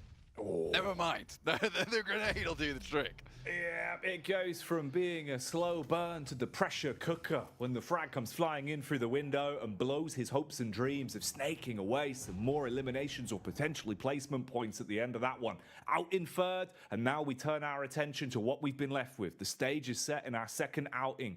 Gladiators up against the MUERTE, 8 alive and kicking on the battleground. Everyone spaced out quite nicely in terms of the spacing. You look at the positions they got to work with. Furia and Diana, quick movements with the vehicles, trying to draw out the first fight, see if they can get the crosshairs off of the correct angles here, make it harder for Gladiators to hold their positions. Seems like there's a ton of utility for MUERTE as well, and they are not holding any of it back. Constant aggression with the frags being thrown over, trying to keep Gladiators feeling like they're out of this fight before it even kicks off.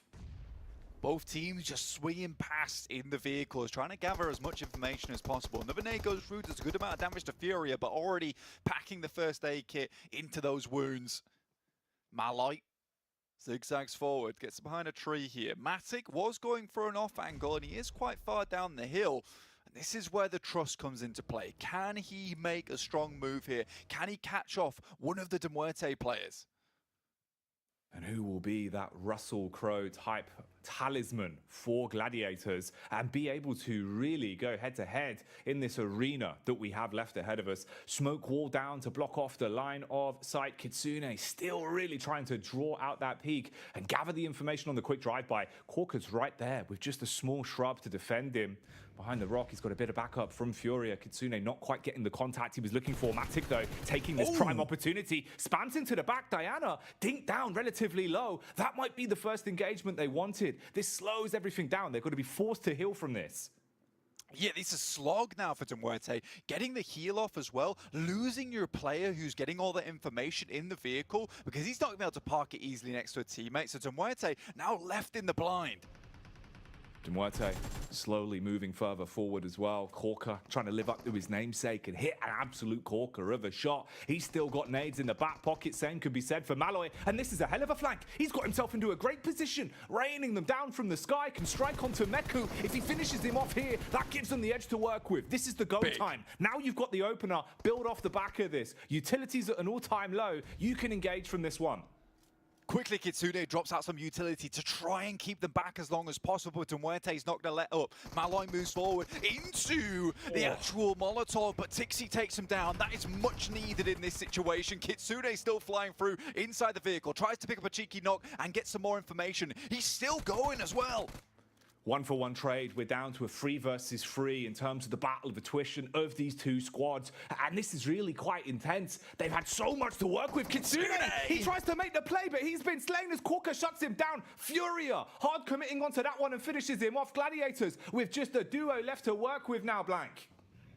Man, Kitsune thought it was PMWI where he finished off the game with 3 knocks in a vehicle, but this is not it. This is the PMRC between Europe and Africa. And MUERTE still going strong on that top side. You cannot play silly games with this team because MUERTE's ready for it. Matic now looks for another one of those cheeky angles, but Malloy, I think he's ready for it this time around. Diana swings down. Matic has to hit these shots, but MUERTE, they're isolating him. This is really strong play. Oh, Furia as well is pulling no punches. A big delivery. Again, Gladiators down to 2. Matic trying his best to leave them black and blue. Quick switch, has good target prioritization. Spamming behind the rock. He hits it. He frags out onto Furia. Oh, Blank, they could build from this. This is a fight that's not going to end anytime soon with the way they're playing it. Tixi now versus 2 players. Does a little bit of damage to Corky. He has to get behind the rock here. We'll look for another peek. Can he find the damage? He's not too late as of yet. Oh, he's hard committing to it, goes for the swing in, tries to close it, but MUERTE have dealt the damage as they will be able to find their way through that one. That's ridiculous. That entire final fight resulting in such an explosive finish with MUERTE taking the chicken dinner. Absolute firecracker game there, and honestly, MUERTE with that 5 head at the end, they look so smart the way they were playing that. It was real strong, Jackie. Honestly, they let up not for a second. Diana losing the vehicle, having to pull back. Yes, it limited the information, but what a misplay coming through from Kitsune. Tried to gather a little bit too information in that vehicle, Jackie, and it just did not work out for him. Did not pan out well at all. But honestly, yeah, I think that the way MUERTE played that, you could see the synergy between them. And the 2 different play styles were going on. Matic kept trying to get that off angle, but it was just that group gameplay from MUERTE that really just pushed the boot down on the side of Gladiators. Absolutely, I agree with you. You could really feel just how clear the comms were there. I mean, our opinions, we can go on about it all day, but we got to give it back to the desk because they're going to have a field day with that one. I can't wait to hear what they thought about that intense final circle.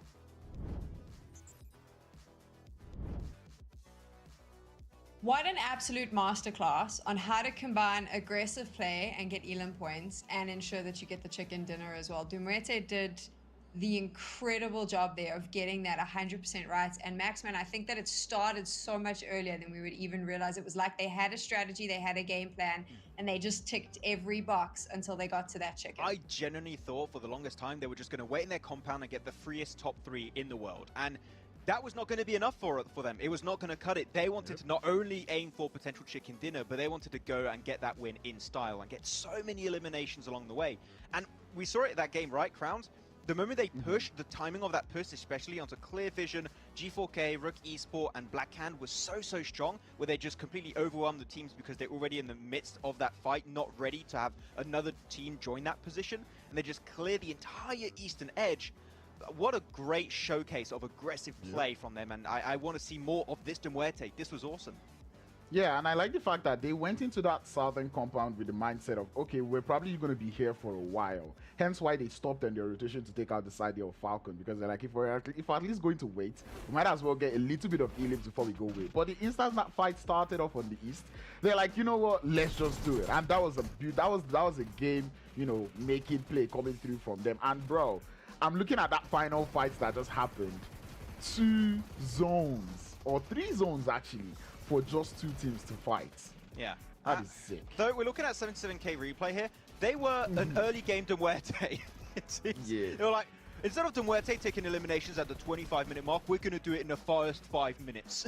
Just start fragging out onto Titan and Primorse, which also is a really weird drop to have a hot drop happening. And then they just start chasing down NEXUS. Weird stuff was happening all around. Though this dip, you can see in the replays, really strong, so teams are going to try and crash it. But this was a great game. It's a boring circle that from it in a position that's not super interesting.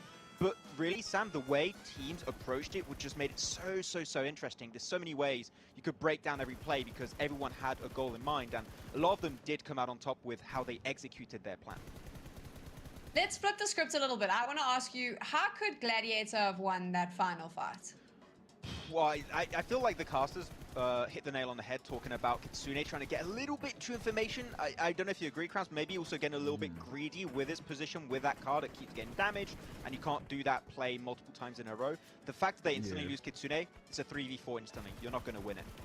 At that point, when they lost Kitsune, it became a 2v4, right? And I think, given the fact that that fight was pretty much just mind games from the beginning till the end, it was just a situation of trying to play. And I think that's where Kitsune kind of got it wrong, because I wouldn't say he got it wrong per se, because he's trying to play mind games on the side there of MUERTE, trying to make them focus on him while they try to get that revive on the next player. But unfortunately, he went out in that process, which also did not work out for that team. But ultimately, I loved the patience that came through from the teams out there at the ending fight. It was just so nice to see teams slow a game down so much to take just a 4v4 fight in 2 zones. Fury put on an absolute clinic, though. This guy was an absolute Giga Chad from start to finish in these final engages, and he just got so many opening knocks that just enabled the entirety of his team to not only go for the breach onto Rook Esport, but then to just start to take the fight versus Gladiators. And it's the Europe show right now on this game, Sam. They just gave themselves 4 teams up here on the first page, and 26 points for MUERTE.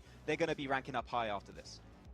This is going to be really great for them, but I do want to pull people's attention to that team in the 3rd spot and the team that is sitting in the 6th spot, because both Rook and Major Pride are keeping themselves consistently in the placement points, which is obviously allowing them to consistently add points to their tally. They're sitting towards the top of the table, so something to keep an eye out on.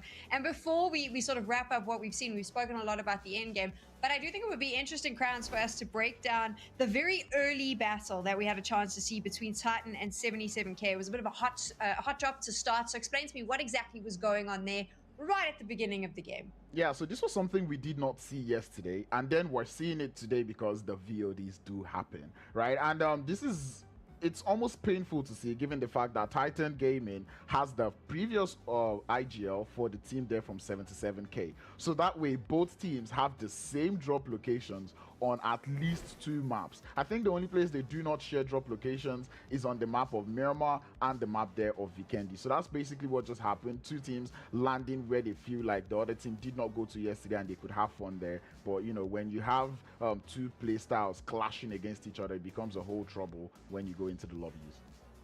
We'll talk about that a little bit later, but right now on your screens, of course, you got a chance to see Furia doing a phenomenal job. Not only the most eliminations in game, Max, but also the highest damage.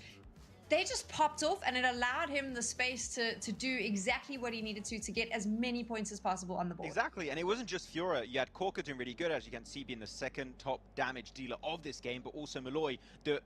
Malloy maybe wasn't as impactful in that final fight versus Gladiators, but he was super impactful on the initiation over to the east versus your Rook, versus your Black Hands, etc. Like, he really enabled the team to clear that fight pretty much instantly, and the fact that the fight lasted such a short amount of time enabled them to just quickly recuperate from their wounds and then start to put their focus down onto Gladiators. If that fight doesn't go as quickly as it did, chances are you see the entire team of MUERTE get completely decimated, and then Gladiators do the Gladiators, which is just go for these massive splits in the late game to just suffocate the teams and get the win. But the fact that it was so quick and they lost no one allowed them to not only win that fight, but transition to fight Gladiators and win the whole game.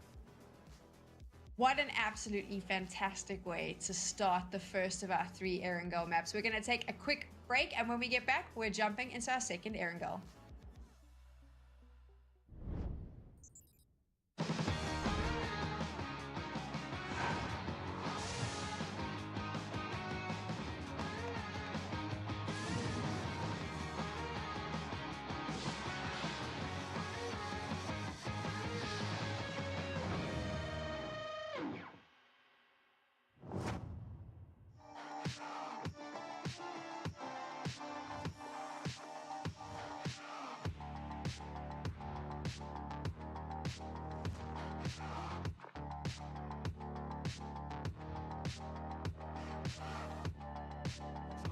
They go. Tixie picks it up. There is Nox sent back their way, but only on Automatic.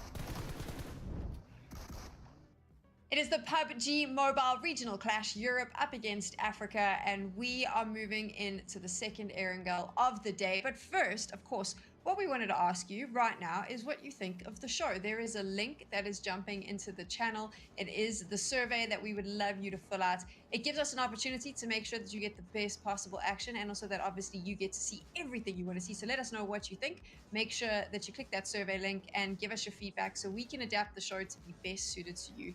Now, we saw the first Erangel, and for the second one, I want to touch back on that conversation that I was having with you earlier, Crowns, specifically about the hot drops. Do you think that's going to happen again because we're going straight back onto Erangel, or do you think one of the teams that we were talking about is going to potentially reposition themselves to avoid that fight early on? Yeah, I think we're not going to be seeing that Primorsk situation again. I feel like 77K did look like they wanted to get out of Primorsk as soon as possible that last game, hence why they ran into the side here of Nexus. Yeah. And I feel like we'd see a little bit of a shift towards Ferry Pair from the side here of 77K as compared to Titans moving. But at the same time, we did see Titans lose one player in that fight, right? So that means the Titans may not want to go back there. So we might potentially see Primorsk being empty in this next game. It's a bit tough for Titan because they've been losing players early on both battlegrounds. The first one on Sanok, they lost, I think, Old Boy really early in Painan, and it's happened again in Primorsk. So they maybe need to try and rethink their early drops because it's clearly not working out. Actually, another drop I want to talk about, Sam, is we're looking at the side of Rosoc. You still have MADBULLS clashing a little bit back and forth. With another team that's going to be happening. It's been happening actually pretty consistently so far. Is going to be the World of Battle, and I want to see that fight stop. we talked about it a lot, Crowns, that there are other drop locations that are available. It is Erangel we're talking about, so you can't say there's no other drop spots. There's a ton of them. And I would just like to see that fight in particular stop, because no team is really consistently coming out on top of that fight. So for a 4-day tournament, it just doesn't make a lot of sense to keep doing it Erangel after Erangel. Yeah, especially for the World of Battle, I wouldn't expect them to come back here, given that this is day 2, right? And they're currently on the bottom of the boards. If you're trying to put up points, you need to do it on the map of Erangel, given that there's 3 in a day. So, you know, 15 points up on board, you need more. You can't afford to be going out early in the circles. When we take a look at these standings, we'll talk a bit about the teams maybe after this game, but what I do want to focus on is the big difference between Europe and Africa. And when I say big difference, it's the gap is starting to get bigger. Maxman, why is it that Europe is able to adapt so much faster than the African teams to this lobby? Because I feel like they're playing a lot more to how they usually play, which is their play style of being super aggressive, playing central positions and gatekeeping teams is really efficient in this lobby. And I feel like if there's any region that's to adapt to the other, it's the African teams. Because we all know them as not being this aggressive, as not being really strong, fragging head-to-head 4v4 teams, they need to adapt and play to the kind of environment of which these European teams play. So because of that, I feel like the European teams are just a lot more comfortable to play this kind of PUBG Mobile esports, and they've been a lot more successful in doing so. But a few outliers have been able to rise up, and one of those here is going to be Black Hand, and their full send it push, actually, Crowns, we didn't even talk about it yet, but the Hail Mary push straight center on what I think was phase 5 or 6 was super risky, but the reward was immense. Yeah, the reward was immense until, you know, another team was like, I see what Black Hand did there. Let us try it. And the side of the MUERTE, which actually did happen to be the needle in their haystack. But fortunately, for the side of the MUERTE, it worked out well for them. Black Hand, watch out for the third parties. It's time for our predictions, and I'm shaking it up a little bit with mine. And by shaking it up, I mean I'm not changing the team. I'm still going with Rook Esports. But the reason that I'm doing that is because I actually wanted a chance to talk about them consistently doing well, like I've mentioned. The points gap might have become a little bit less, but what I like about them is that they weren't scared to try something new in the last Erangel we just saw them in. They are trying new things, getting a feel. So my prediction for this one is Rook Esports. How about you, Max? It's a cop-out answer, no going for Rook Esports. But you know what, I'll give it to you. They've been pretty consistent. I'm going to go with 77k Esports. Why? Because they were just so insane that last game. Chasing down everyone, looking for eliminations in the early game. I love it. So there's no big overarching like strategy to my prediction. I just thought it was really funny, and because of that, they have my vote for this game. How about you, Kranz? Well, I'm going for the MADBULLS, going on the Europe side this time. And I'm going for the MADBULLS because I've seen them play in Erangel quite a while, for quite some time now. And I feel like, given that they're figuring out how to take out the side of the World of Battle a little bit faster, it will play out well for them if they're able to complete that fight in Rozhok and leave Rozhok as soon as possible. They always seem to get distracted by the fact that they've taken down 3 players, where they remain in Rozhok looking for that last player before they leave Rozhok. So I feel like this game will be the game where MADBULLS will realize that, you know what, if we take out 3 of them, let the last one do whatever it wants. Let's get our rotations and find a good position in the circle. None of us have got a prediction right yet. I've just realized that, Kranz. I feel like if you keep picking Rook Esports, you probably get one real soon. Oh, well, there we go. So I'll just keep doing that, and eventually it'll work out for me. But Max, I mean, this is what's so fun, is a lot of these teams are surprising us. Yeah, there's so many surprises that have been coming out, and we keep talking about it, right? Teams at the bottom can still bring a surprise, so anyone can still get that win here. Here's a surprise. We're going into game. Let's get it started. Thanks, Sam. That's right. We're ready to get our dance moves out. Proverbial dance moves, blank, because we can't be seen, but we can be heard, and we won't be saying things that are absurd. Well, I mean, maybe we will. But we're into the game, blank. It's the third outing of the day. Continuing on from where we left off last time, boy, oh boy, an explosive finish into the previous matchup. If we get anything even sort of similar to that, I'm going to be having a field day with it, blank. You ready for this one? I'm ready for this. Did you hear any of that, by the way? I was doing my proverbial dance moves. I thought you could hear like the whoosh of the wind. I was shuffling in my seat. Yeah, I was getting it going. That's unfortunate. We'll upload it to Twitter later. Don't worry. You can find it all there on blank social media. His dance moves. Always dancing, this guy. They used to call him Happy Feet, and then they made that movie about the penguin and ruined it. Yeah, they did. I'm not that small, guys. Come on. I'm quite tall, actually. I'm not insecure. We're heading straight into game. Heading straight into the game, it's our second angle of the day.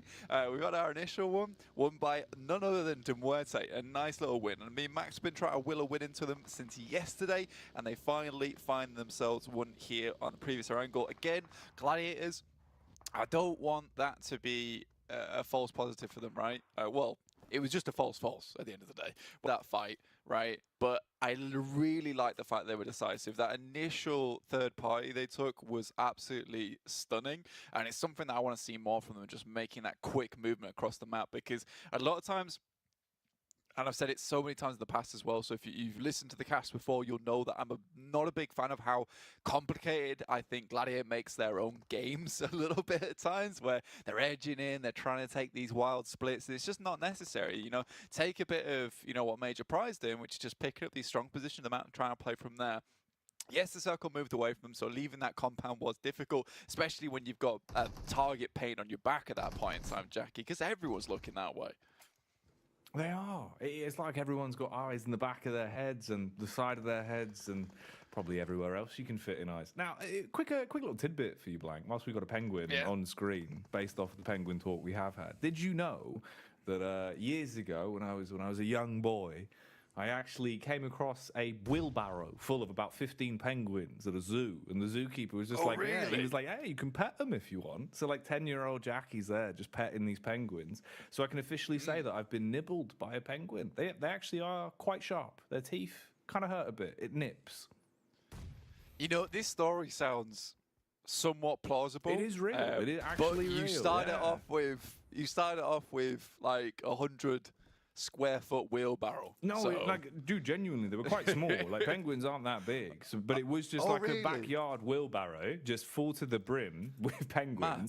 So obviously you see that, and I'm like, what's going on here? And my parents were like, can he have a pet? And they went, yeah, sound. So I was just there petting these penguins. That's amazing. I love that. I love that a lot. You know, sometimes that's exactly what happens in life, that you just given a little gift and you've got to pick up on it. And that's what they were able to do in that last game. You know, they were given that little bit of high ground. They worked with it. You know, they petted the penguin and the penguin petted them back. So they took that chicken dinner and they'll have it. Right now, though, Falcons, this is not a penguin. These guys can fly and they're looking to soar in this team fight versus Clear Vision. Yeah, they need to. You've got to get yourself up and flying into a better position. For Falcons White, though, yeah, he's going to be flying straight up onto the elevated face. Oh, and you love to see it. The connection straight back onto Clear Vision. You can see the little peek out, though, from Pocus just playing from the shed here. And they're being swarmed. You've got backup on the ground floor as well, but this fight is really quite rough. It depends on the timing with the peaks. He's trying to focus his attention down towards the balcony. You've got the backline clear out from Dre as well, who can go in and try and first onto the knocked player. But that's going to be the downside. Now it really is all on your main man, Axa, to try and chop his way through the competition and execute them in a position like this. 1v3 effectively. Blank has the shotgun loaded, but can he strike with it? Oh, double face on the timing, but he gets overwhelmed. Man, the coordination. That was good. That was good.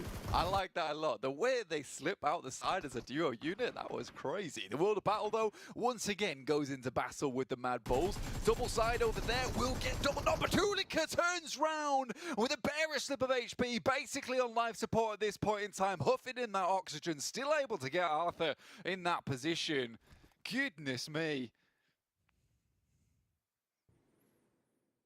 That's what you want. Want to write home about. MADBULLS. They're going to see what more they can get done here. Whoa, contact in the end for Fleek. Just saw the top of the head there, sticking out over the top of the hill. What a battle. Just trying to jump spot and gather some information back whilst using that tree for advantage. Also, Bizen Spotlight. Shout out, Maxman. The Bison! You got to get it in. You got to get it in, man. Yeah, Maxman loves that weapon. Look, the thing is, Arthur made a grave misunderstanding. You know, he assumed the MADBULLS were like apricots, soft on the outside, but as soon as they went for it, they forgot. There is that hard center in the core of the apricot, and that's exactly what MADBULLS brought to the party there. It's that hardness, to be able to be resilient in the face of these overwhelming odds versus Arthur through the window. No, you're right. You know, if we had to compare them to a different sort of food, maybe like a salami, because they're the salami soldiers right now. They hit hard, but they're also damn tasty at the right times. Normally closer towards midnight. Always close towards midnight, though, is the way that we see the approach here from Zerich, just being able to strike from a distance and continue a nice amount of damage until the PP Bizen gets an opportunity to lay down the law, spraying all over him and leaving him knocked on the floor then. So the world of battle, even just being down to just one man in the squad, finding the odd opportunity to keep their name popping up in the elim feed for now. I can't imagine he really goes much more than that, but actually, Blank, here we go. Okay, Bison, oh, it's biting its way for everyone. That was huge. That was crazy. I mean, MADBULLS now need to fend off versus this lad. Frozen will step up, tries to shut him down, but the PPB's on, still ringing out in the distance, does a lot of damage, but won't quite finish him off. I did enjoy the fact that MADBULLS seemed to think they needed 3 guys to get Zerich back up on his feet. They were like, look, this man is carrying us hard. Let's all get over there and administer first aid ASAP. But it's Nomi off the distance from Major Pride, actually taking down Frozen as he goes to loot up some of the members from the world of battle and will be finished off by the M249, the big machine gun in the hands of Nomi. You gotta know Nomi, because he doesn't muck about in spots like that. For now, though, having a quick look overall at how these squads are doing. Standing out like a sore thumb, it's MADBULLS in terms of the HP disadvantage that they've had, but already 4 eliminations. Ties with clear vision that, again, they're being able to find opportunities to strike in the early game and get a bit of a buffer to work with. Rotation here on the POV of Greedy for kills as they're going to start to make their move. All 4 alive and kicking right now. You've got the map as well towards the right, and we can see positionally what these setups are looking like. My eyes are always pulled instantly towards Rook. I really do like the way that they've opted for a lot of the rotates throughout the games we've seen over the day. It kind of feels like a little mini game, just seeing how things works out, Blank. There's a lot to take away from it. There really is. I mean, right now, this is an interesting approach because a lot of times you'll see teams in Severny like to head up towards that roadside where it connects over towards Zaki. You can get a lot of information looking down towards Shooting Range and North George. This time around, though, you don't see this too often. It's the full man split looking all the way down from Severny to that south coast before we head over towards Rozhok. They are really reeling in the net here, where if any team comes through this way, they'll identify them quickly and they regroup fast at the end of the day. Now, this is a shift and a half. There is that compound just near Stalber. I think that whoever's able to take that early on is going to get a lot of use out of it. You can be the king of the castle in a compound like that. Like a... Everyone's going for it. Yeah, you can just see, man. It's like an absolute marathon to get there as quick as possible. An egg and spoon race, but there is no eggs. There is only chicken dinners at the end of the day. A little bit harder to balance on the end of a spoon, but that's what it is all about. You know, only one of these teams out of the 16 can pick up that chicken dinner at the end of the day. Diana goes down. That is to the players from Nexus. Octavian is able to get a lot of damage for Redux. Down, though. Knocked. Right now, Nexus is rocking with just 3 players. One of them is on the floor in Redux. Exo and Octavian attempting to keep his teammate up in action. Corker will just send away, though. Quite close there as well, by the skin of the teeth for Corker. It seemed like Exo was actually just arriving on the scene at a great time. Ooh, car crash TV kicking off though. Corker, it looks like he's attempting to hard commit onto this one with the backup from the rear. Spray down, slay down, as Fury is able to assist with the removal of Exo. Octavian from the distance also being fed a ton of bullets, and that won't be very delicious. It will instead be quite damaging, forcing him to go for the quick bandage, and Furia aggresses. Smart pathing as well, tries to go for the quick flank round the back and get into a position where you at least have geometry. The rest of the team's on the getaway, but you've really done so much damage here to Nexus. To reset from this will be awful.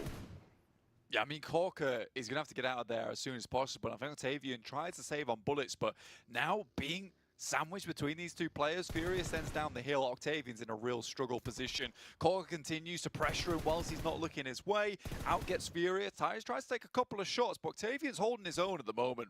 Will have to actually expend a frag to get this done. Octavian, just for a second. He was out in the open there, Jackie. Yeah, I tried to turn tail and tuck, but instead it'll be the peak from Furia that finishes him off. Just a lot of damage for Nexus, not really the placement they were going to be hoping for on that one. As they're shut down in the end, and we can switch on over and see what's going on here. Seems like we've got Blackhand, SPG, and 77K all in relatively close proximity to one another, clashing, it seems, inside of the streets.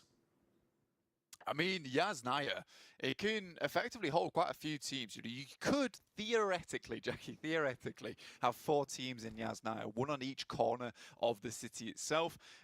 But again, even having 3 teams here, it does get crowded. It gets real crowded. Gladiators from North George will pick up this position around Severny. Major Pride, though, this is a really strong compound. You know, it's not towards Stalber side. It's not what Alpha's been able to pick up, which again is also a strong position. But what it does give you is that anyone's coming off the top side of Stalber, off the cliff edges, it is really hard to assault you where Major Pride is playing. Also, teams that head up that way, they have to move over a lip. So for teams like Gladiators, Titans, they want to avoid that position as much as possible. But controlling that rotate over the north side of the lake, that puts you in very good stead, Jackie. The spacing between them all as well is so scary. You've got so many big name players with these squads all on top of one another. MADBULLS slowly coming in from the bottom side, Titans just ahead of them, Gladiators alongside Major Pride with Rook just towards the top, and then sandwiched in the middle of it all, greedy for kills. So the longer this goes on, really curious where that's going to take us in terms of those elims starting to funnel through thick and fast. The circle's gap will begin to close. We'll see what story that will have in store for us. Meanwhile, joining back where we were with Blackhand yesterday, we saw some very impressive things from Storm. I think individually for me, he was probably the MVP of this side just for his raw fragging potential. And then you had a bit of push and pull with Koa at times also giving them an extra leg when they needed it. Yeah, I mean, Cole has definitely been a nice backup. Storm really leading the way, like you were saying there. But I think that, yeah, Blackhand had a strong day yesterday, but they have been slipping and sliding down the leaderboard. All to teams, in fact, sat ahead of them, down from 2nd to 6th place. With Rook really doing the African region proud, still staying ahead of the pack there at 91 points above Gladiators of 81. Look at the circle, though. We'll refocus just a little bit.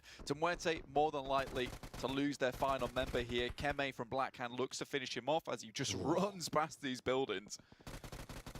Oh, last second tap into the back of the leg as he will eventually fall. Shame as well. Furia, definitely one of those players for MUERTE that he can go above and beyond. He's like lightning in a bottle at just the right moment. So you never know what he'll have in store for you in 1v4s like that.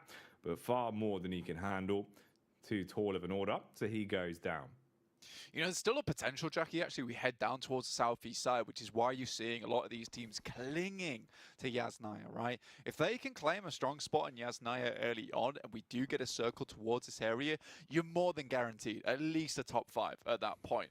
Teams up towards this northwest side, they're also hoping for shifts over towards their way. Alpha, with this position they're currently holding up on the high ground underneath Stalber, if they get the shift, goodness me, it's going to be hard to dismount them. Equally with Major Pride. Greedy for kills, on the other hand, you said they were sandwiched before, and they absolutely are. This is kind of barren environment they're playing with on top of the cliffside, but it might just be enough. Potentially so. I think we've seen some good signs of life from them. But can they thrive in a less than advantaged position that they've been left in? That'll be the big old question. Having a quick glance as well, look at the movement towards the top here from Tixi and Kitsune. They're actually edging closer and closer towards where Rook have been hiding out at this point. And Rook's spacing is relatively far apart, basically playing the buddy system with a 2 duo split, watching on the edge of the high ground, so you have that extra info from both sides, and could potentially have a bit of an early warning system to know where that first contact's going to come from. Could be something to focus on. Yeah, for sure. I mean, like, the way that Stalber works as well, it's kind of like a stairway system, right? So for Rook Esports, at the top of the stairs right now, if they get shot at playing this buddy system, they can quickly just move further up the stairs and get out of those line of sight quite quickly, and then pass that information back at the end of the day, which is really important. They might want to start thinking about how they want to approach this circle going forward, but this is a team that's always been happy to play from the edge side on that high ground. Again, we mentioned it earlier, that positional advantage, that's where they really thrive. It is. When they're allowed to play their own game, Well, they can definitely open up a can of whoop-ass at times. Clear Vision, though, trying to do something similar here on the assault down the hill. That'll be one shot firing off a far few more bullets than just the one.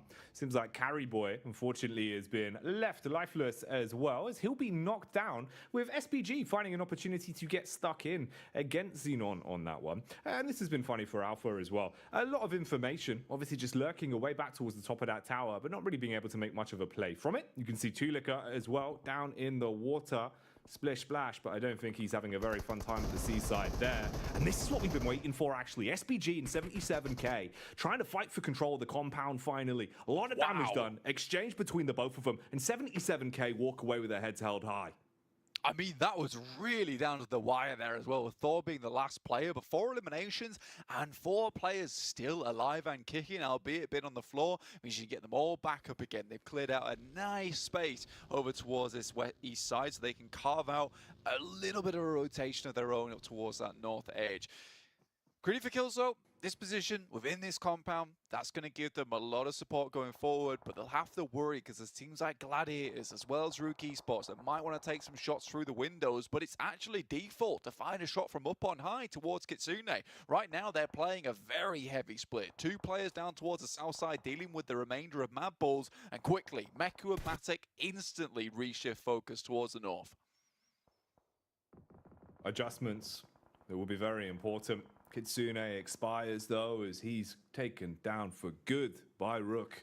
Back on the feet for Carry Boy. Save his bacon at the last second there for Xenon to at least have a dynamic duo to work with the longer this game goes on. Not just down to the solo just yet, at least. Quick bandage as well here for Clear Vision as they readjust themselves. They've been head and shoulders away from Alpha this entire time. And it seems like maybe now this firefight will instigate for good as the pack starts to move on in. Bullets firing down, Rage one shot looking to try and get a bit of a better position to play with here. Wants to push with a double threat from his teammates on the far right-hand side. Got the flank for the wide swing on that one. A lot of damage, but no hard commit. I mean, they're playing so split right now, so spread in areas that are really difficult to maintain and control. I mean, the whole powerful position that is this area around the map is the fact that, like you can see, Clear Vision has to pass over the lip to fight them. So why are you out in the open? Why are you not playing from the warehouses? I think Clear Vision drops the ball there. Either that, or sorry, I mean, Alpha drops the ball there. Either that or Clear Vision just rocks in at the right time where Alpha's just about to rotate. So a decent play from Clear Vision to make that happen. It's interesting as well, isn't it? Because Alpha, for such a large period here, you could see they really had Clear Vision's number. They knew where they were. They had that extra bit of info the whole time. But like you're saying, just quite fragmented positionally to be able to play off each other's contact. And it results in them being isolated. Clear Vision do bail out on the hard commit to the fight, though. They've done a bit of damage. They're willing to concede off the back of that exchange of nades as everyone's getting blown away here, though, from the Greedy for Kills perspective, as they're really locked in a bit of an awkward encounter. Okay, nice follow-up from Xenon. That'll blow Delhap's chances completely away. Again, I think the thing that I'm focusing on the most at the moment is that mini game, bro. It's Rook on that north side. They came down just for a little bit, took some shots, knocked one of the Greedy for Kills players, and they've made this infinitely harder for both these teams because they are being knocked down to 2 players left alive. And Rook Esports, they know that Gladiators are off towards their west. They keep them at bay, and then eventually they can actually move down towards the position after this fight concludes. You can see that Toxin takes out Senke finally, and Rook might want to move on this. Tactical peek from Toxin. I'm surprised he wasn't spotted on that one, but he will be able to find the opening knock that he wanted to work with. 77k as well, really bobbing and weaving their way through. They were hoping they could catch off one of the Blackhand members isolated, but instead they get blown away, backhanded by the heavy hand of Blackhand. Okay, look at the movement on this as well for A9Q. He's got the gun ready, but he's not prepared for that one. Koa puts him in a coffin.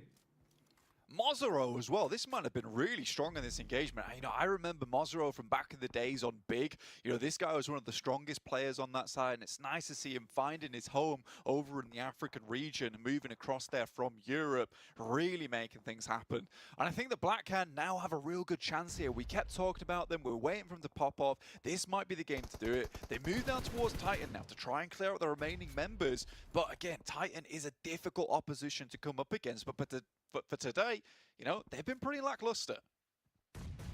Yeah, not quite going that extra mile that potentially you'd hope for. Now we're down towards the last 10 squads at this point as well, with Xenon finally being blown to bits and Rook looking like they got the confidence to aggress downhill. They've been playing with the angles for so long. A lot of damage done on the initial peak, potentially about to use a lot of the vehicle edge that they have as well, with the nades being spammed on top of them. Goodbye to 77k, but it's all about the slays here as we have a scrap going down. Greedy for kills, trying to bob and weave around the movement from Rook. Rook being able to hard commit onto that shot as well. Molotov pulled out for Toxin, trying to buy himself a bit of time. He's the last one left. Rook, you got to pick up your teammates. Nade going back through, double knock, not looking great as GG arrive on the scene as well. Team Nade also around the corner. They're low on HP. Toxin, if he can spray his way through them, he might be the solo dolo, but instead slain by Gladiators. And how did Rook even reset from this blank?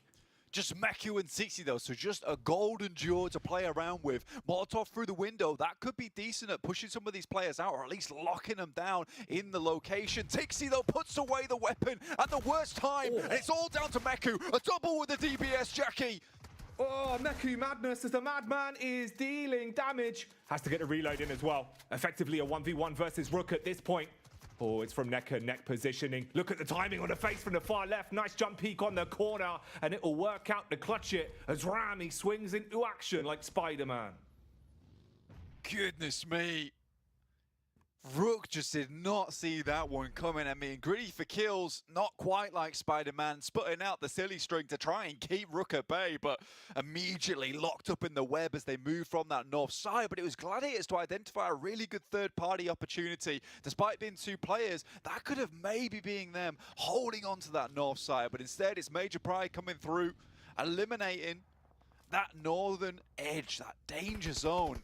Nobi now holding down towards the north side of the lake. This is a really good setup from Major Pride. Is this going to be the third chicken dinner we see for Major Pride in the past 2 days? If so, they've definitely got a big set of bellies on them, as they have been greedy for these chicken dinners, and deservedly so. Knives and forks pulled out.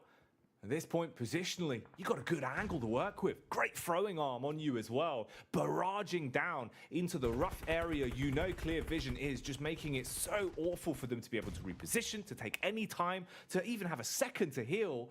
And the second that blue starts coming on closer towards you as well, well, you might be so low on HP that it knocks you out with this consistent aggression from the nades. Effect as well, showing the cause and effect his weapon can have as he wipes Vankid off of the server and lobs in the follow-up nade for good measure. Goodness me, Effect here, one of the highest elimination count individuals from the previous season in league stage.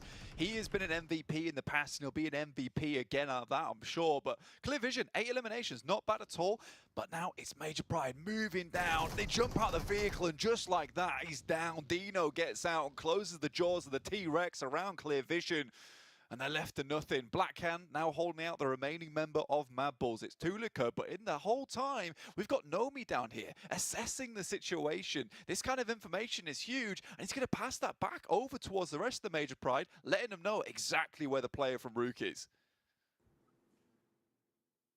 And they're going to have that high ground to play with and potentially slay with. There you go. Straight in as the AK will slay from far away, and Rook hit the DECK. Out in 4th, leaving us with 3 teams remaining. One of them just being the solo individual of Tulika, who should be called Too Lucky at this point. Still standing down towards the bottom of the gulch there, just trying to keep himself out of trouble. The blue's going to close in eventually, but again, this is I think this is the second time Tulika's got to a 3rd place position. I think the first was between Titan and Alpha, and now we're here, Major Pride, Blackhand, and MADBULLS remaining, and twice it's been Tulika at the end. You know, you either call that lucky or you call that skill. I don't know at this point in time. We'll see if he can pull off a 3rd one. But the rest of the team on MADBULLS will be happy about this. Being able to accrue some points in 3rd place, picking themselves up a nice 6 points for their troubles. This is really good news. Yeah, good spot to be in. At least helps you in the global standings and thrusts you a little bit further forward. Talking about movement as well, what's the maneuver going to be? Obviously for Major Pride right now, you're in a good spot in terms of the zone.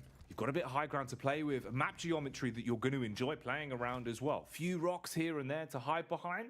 Tulika, with that zone coming in closer and closer, timing is going to be everything. How good is this man's stopwatch? And can he actually close a gap, advance further up the hill without being slain by Nomi on the peak? or being spotted by the backline of Blackhand. I mean, right now, Nomi's played a blinder on this game. This position has been so fantastic. Their ability to just leave one behind was predicated off the back with the fact that they knew that third party came through. You knew that the teams on the north side were weak. And honestly, really, really well done. Storm does go down. Can Dulika get a second place, though? That's the question. Oh, he's on the upside. He's made the maneuver, Blank. He's been able to get himself slightly up the hill. Oh, he sneaks in for a second at least, grabbing at the dinner, but not quite going to be able to get it, you'd imagine. Blackhand go out in third. Major Pride have just realised the absurdity of Dulika. Oh, here we go. What can he do from this? A 1v3, Dulika, an individual that can certainly pack a punch at times. He's got the DBS to play with as well. He's being pushed, ready for the peak Blank. Shuts down another one. He's put himself in a 1v2. Is in fact close enough to hit this nade? I think he might just be. Will move out the way, and Dulika goes for one hell of a courageous finish, but it's Major Pride to finish off that game strong. A third chicken dinner underneath the belts for this team. This is a return to form. You know, back in the day, their league play was absolutely phenomenal, and they just let it out their hands in PMPL Spring versus Gladiators right at that last moment. So for Major Pride, I think they're happy to see themselves here. Oh, yeah. I mean, you know, like the lion, the pride of the jungle, really. They are the ones that are looking like kings at this point, Blank. The maneuvers have been great. The decision-making is just so clinical. And the aim is there. It really does feel like this squad right now is giving us a great display of how far they can go. Yeah, again, it comes back to that decisiveness. You know, I identified that compound earlier, right? They pick it up easily. And, you know, I couldn't have predicted how they play out the rest of that game. That Nomi position was unbelievable, Jackie. It really was. But we'll give you something that you can believe. We're going to head back over to the desk and break this one down.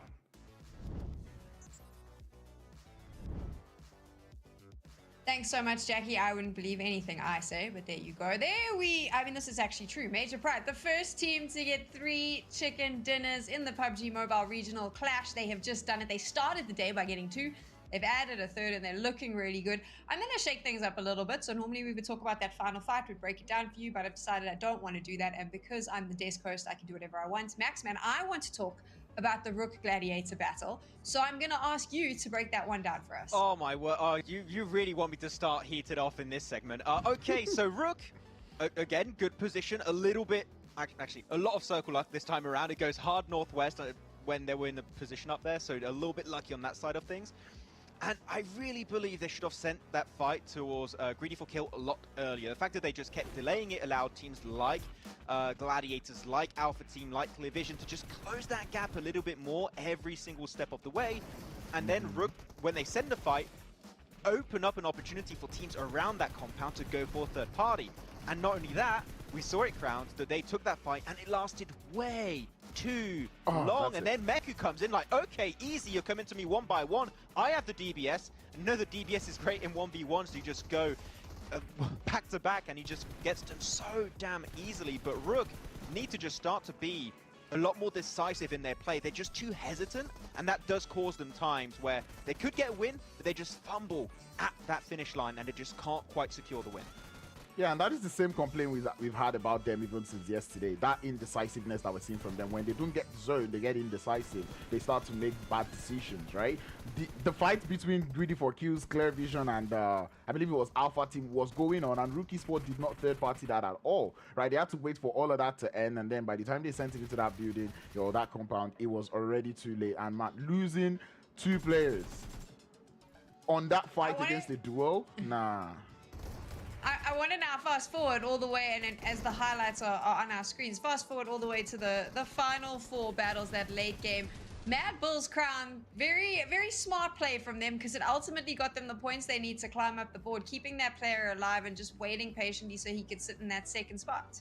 Yeah, as much as I wanted to beat him up for waiting patiently, ultimately I'm not going to give the MADBULLS that bronze. For now, I'll tell them the GGs, because it was nice. Getting 2 extra eliminations at the end was also quite important for the team. Actually, 1 extra elimination there at the end was also quite important for the side there of MADBULLS. But ultimately, I've got to say, the MADBULLS, it worked out this time. But I would expect that maybe leave the edge play a little bit.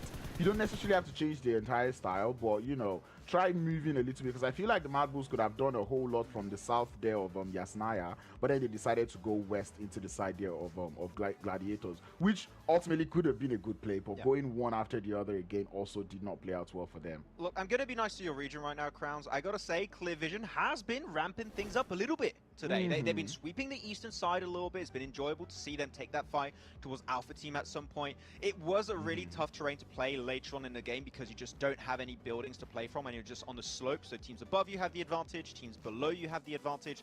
It's a rough transition, but they are starting to wake up a bit more throughout the day. As we continue going up here, we haven't seen anything from NEXUS, I haven't seen anything from SBG, and for the African side, Falcon White and the World of Battle, even Xenon, right? We have not seen these teams step up the way we expected today, and really these are big rosters that have that potential, but unfortunately they haven't just reached that momentum point just yet. Yeah, and for the Falcons there, it's almost like Falcons, I'm seeing them go out in ways that I would never have dreamed that they would go out. I mean, Clear Vision hot dropping the Falcons, who would ever think that is going to happen? We've now got your kills on the board from that last game, and I do like the fact that we keep seeing Rami up in the mix here, Crowns. I think that it does show that there is a little bit of aggression sitting there and ultimately keeping this team up at the top. Yeah, Rami's been doing the work, ultimately survived the game once more for the team at that very end to get them the top 4 finish, which pissed me and Max off there. But we'll take it regardless. Vankid also putting up numbers on the board for the side there of Clear Vision is quite interesting because he's actually been quite the player for the team, and I'm liking how he's stepping up for that team and putting in the damage. But man, Havlik, Effect, and Furia still putting up numbers on the board, liking it. I thought you were just going to talk about the African players. Thank you. You did mention the European players. You did not forget about the other half of this lobby. But yeah, Effect doing really good. He is known as one of the most aggressive players in Europe. He is so talented. And I feel like they still had to try and rebuild some synergy with the addition of Black White. And I know what's been working out for Major Pride today. Black White has received his jersey. Sam, the synergy is there now. They got the drip and they got the playstyle to go with it. And they've been looking so good on day 2. I love how you're giving it all to the jersey, Max. Is that the deciding factor here? It's important, okay? Color coordination and everything. You got to be on brand. So yeah, I'll say so. Yeah. It was a really fun second Erangel. I'm excited to see what happens as we move to our final Erangel. And of course, we'll be hitting the halfway mark of today, which means we'll get a chance to take a look at the standings. I think that there's going to be lots of jumping around, and I'm going to be super curious to see how those points play out. But a team that I feel like we didn't actually get to talk about enough, considering they won that chicken dinner, the consistency from Major Pride. That for me has been really impressive, Max. Yeah, a big step up because of the jersey. Okay. On top of that is really they've been centering up a lot quicker in these games, which I've been appreciating. And they're willing to go for splits that they didn't do too much yesterday, especially this game, keeping Nomi next to that lake south of the circle, keeping tabs on MADBULLS, keeping tabs on a lot of the teams that were exiting outside Yasnaya Polyana was key to be able to keep tabs on the teams north and south and just being able to just keep an overarching overview of the lobby at that point to make the best play and keep the best position at that time later on. So yeah, Major Pride have definitely changed a lot of things heading into today, and I feel like this is just a start of what they're going to bring to the table in this PMRC.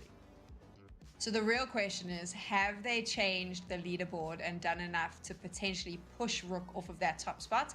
We'll find out after this.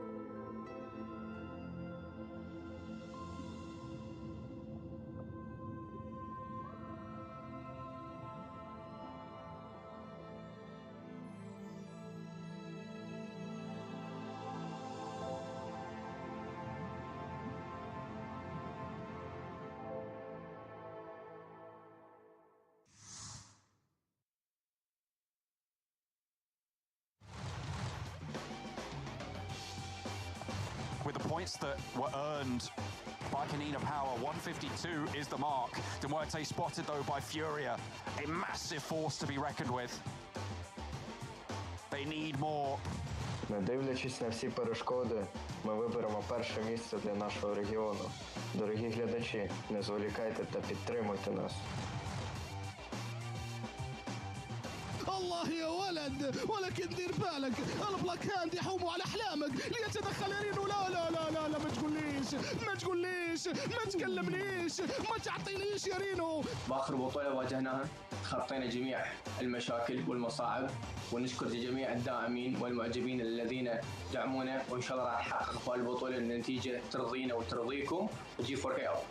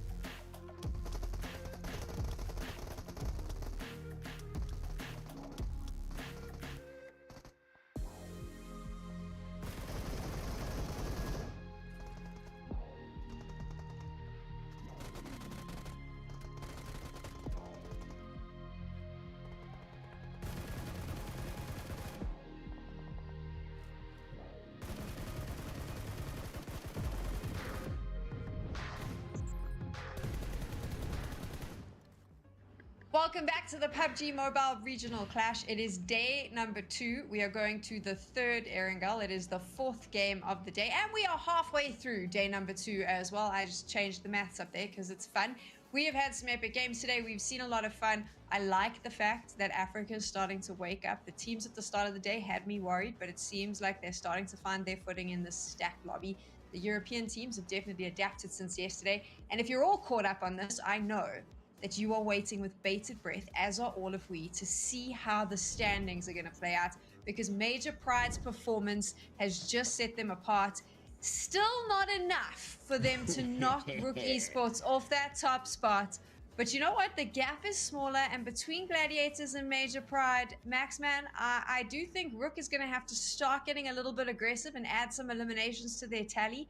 Staying in the final 4, final 5 is not going to be enough to keep that top spot. Sam, they just can't keep getting away with this. They just can't. It's not allowed. They just keep getting in these top 4 situations and getting away with fights that they should never get away with in 1,000 years. But they just keep making it happen. And we saw it with teams like Gladiators, sometimes Major Pride. They got those topsy-turvy results, which allow the consistency of Rook to just really outshine a majority of this lobby. So it's very, very scary for a lot of these EU teams, but they can still make it up there.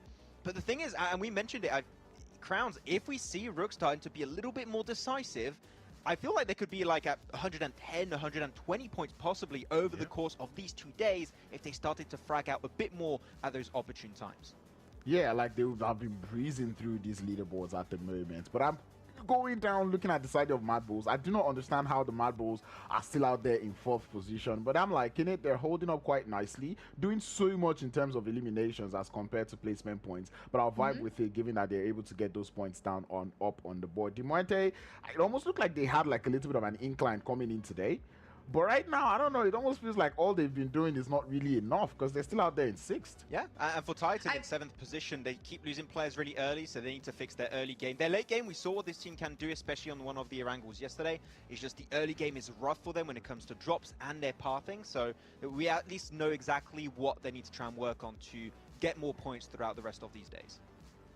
I just want to jump off the back of the remark that that Kranz was making there about MADBULLS. The reason they're sitting in that 4th place is because of those eliminations. Look at that, 49 eliminations. That is what is going to have to be the thing that teams do if they want to set themselves apart now on this leaderboard and catch up with Rook, in my opinion, Kranz, is they're going to have to start getting the eliminations along with those placement points. Yeah, they really need to start putting up those eliminations up on board, because you can't just keep getting away with only placement points, right? It's not going to get you too far, especially with the new placement point system that we have currently going. And speaking of which, 9 games already into the tournament, Falcons still have 0 placement points. Oh, still? Yeah. I didn't even realize. Didn't even look. I mean, let's dissect this, because we are halfway through day number 2, which means in 3 games we'll be halfway through the competition. What is going on with that team, Kranz? In your opinion, is it? I mean, I could say on day 1 maybe you just had a bad day, but now it's starting to look like you're having a bad run, full stop.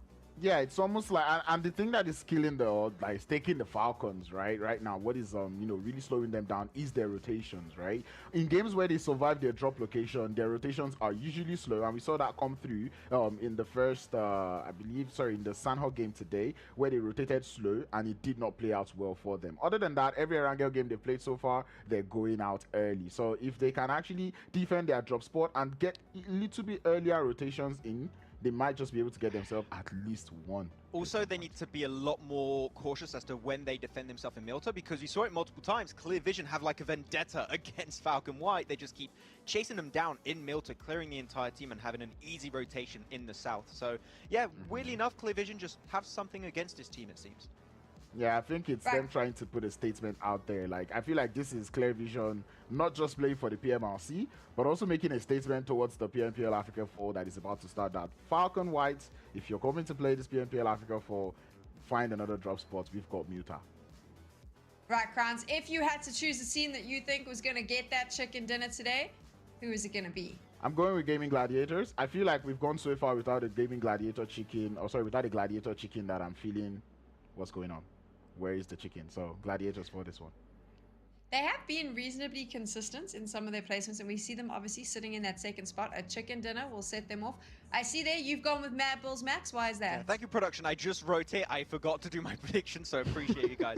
But MADBULLS, because they've just been, as you guys already stated, really good on the elimination front of things. But I want to see that good old chicken dinner coming through for the MADBULLS. I don't know why I did the Italian hands, but you know what I mean. I want to see that win eventually. So yeah, MADBULLS all the way here. But with the way MADBULLS have been playing on their slow rotates, in Erangel, I'm beginning to doubt the MADBULLS as to if that gameplay is actually working out well for them. Yeah. Look, at the end of the day, we're doing the predictions in the early game. It's just like a shot in the dark. So I'm just let me go for my EU teams crowns, okay? Let me do my own thing, please. Thank you. I do enjoy it, because I do think that even though the predictions might not come true, we might not see the chicken dinners from our teams, it gives us a really good idea of which teams to keep an eye out on, because normally the ones that we call for do give us some awesome moments. So you see, desk analysts do know what they're talking about. If you're watching in the chat though, why don't you make a prediction? Throw your name in the hat, let us know who you think is going to take it. We are getting ready now to move to our final Erangel of the day, and I'm sticking with this. Blanky has got you covered. We're here, we keep you warm on cold winter mornings, or uncomfortably warm on hot summer mornings. So I suppose take your pick on that one, but I tell you what, Blank, this is going to be a trailblazing game. Getting close towards the tail end of day 2, and the whole date today is delivered, but in a much different fashion. It feels like Europe again starting to pull ahead of the pack, and one pack in particular has been delivering time and time again, with Major Pride giving us constant surprises. I'm really quite excited for this one. It's our last outing here of the 3 in a row, so let's see how this is going to go, Blank. You're 100% right. I mean, Major Pride is come as a major surprise for a lot of us. Like, I don't think this is the team that we were expecting to do the best out of most of the European teams. You know, we were looking at our Gladiators, we were looking at our Titans, maybe even MADBULLS, but Major Pride, it feels like they've really reined things in a lot. They used to be quite a wild card team that would make some crazy plays. I think one of the things we identified over in the PMPL is that they would lose players right off the bat a lot of times, but they've nipped that in the bud, mate. That is no longer a problem. Yeah, shut that down instantly. Similar things could be said about what we're seeing on our screens already as the hot drops are coming in terms of the elims we're already seeing racked up here. 77k on the receiving end already, it seems, with one of them being down on the deck as SBG try and clean up there. Meanwhile, similar sort of scenario for the Falcons and Clear Vision. Will the Birds have their wings clipped? No, seems more so like it'll be one shot being one-shotted. Clear Vision looking a bit blurry right now. What is their game plan? How are they going to deal with this one? I mean, right now they're stuck in one building inside the actual showroom, whereas Pocus is trapped upstairs. And Falcons, though, are looking for these angles to try and take them down. The majority of these engagements, guys, have been predicated off the back of this plane path. All the way on the eastern side makes it very difficult to get towards the west. So these types of hot drops were definitely going to come through. And iNows has absolutely dominated versus 77k. This looked like a fight that was going 100% in favor of 77k Esports. And iNows has turned things around in a big way. Don't talk too soon though. Morticia, the madman, jumps out the window like a magician and makes them disappear as he shuts them down with a bison. We always say it seems like Morteza is the key for this team. 77k, all off the back of him with a 4k to his name. Max would call that one a force breakers.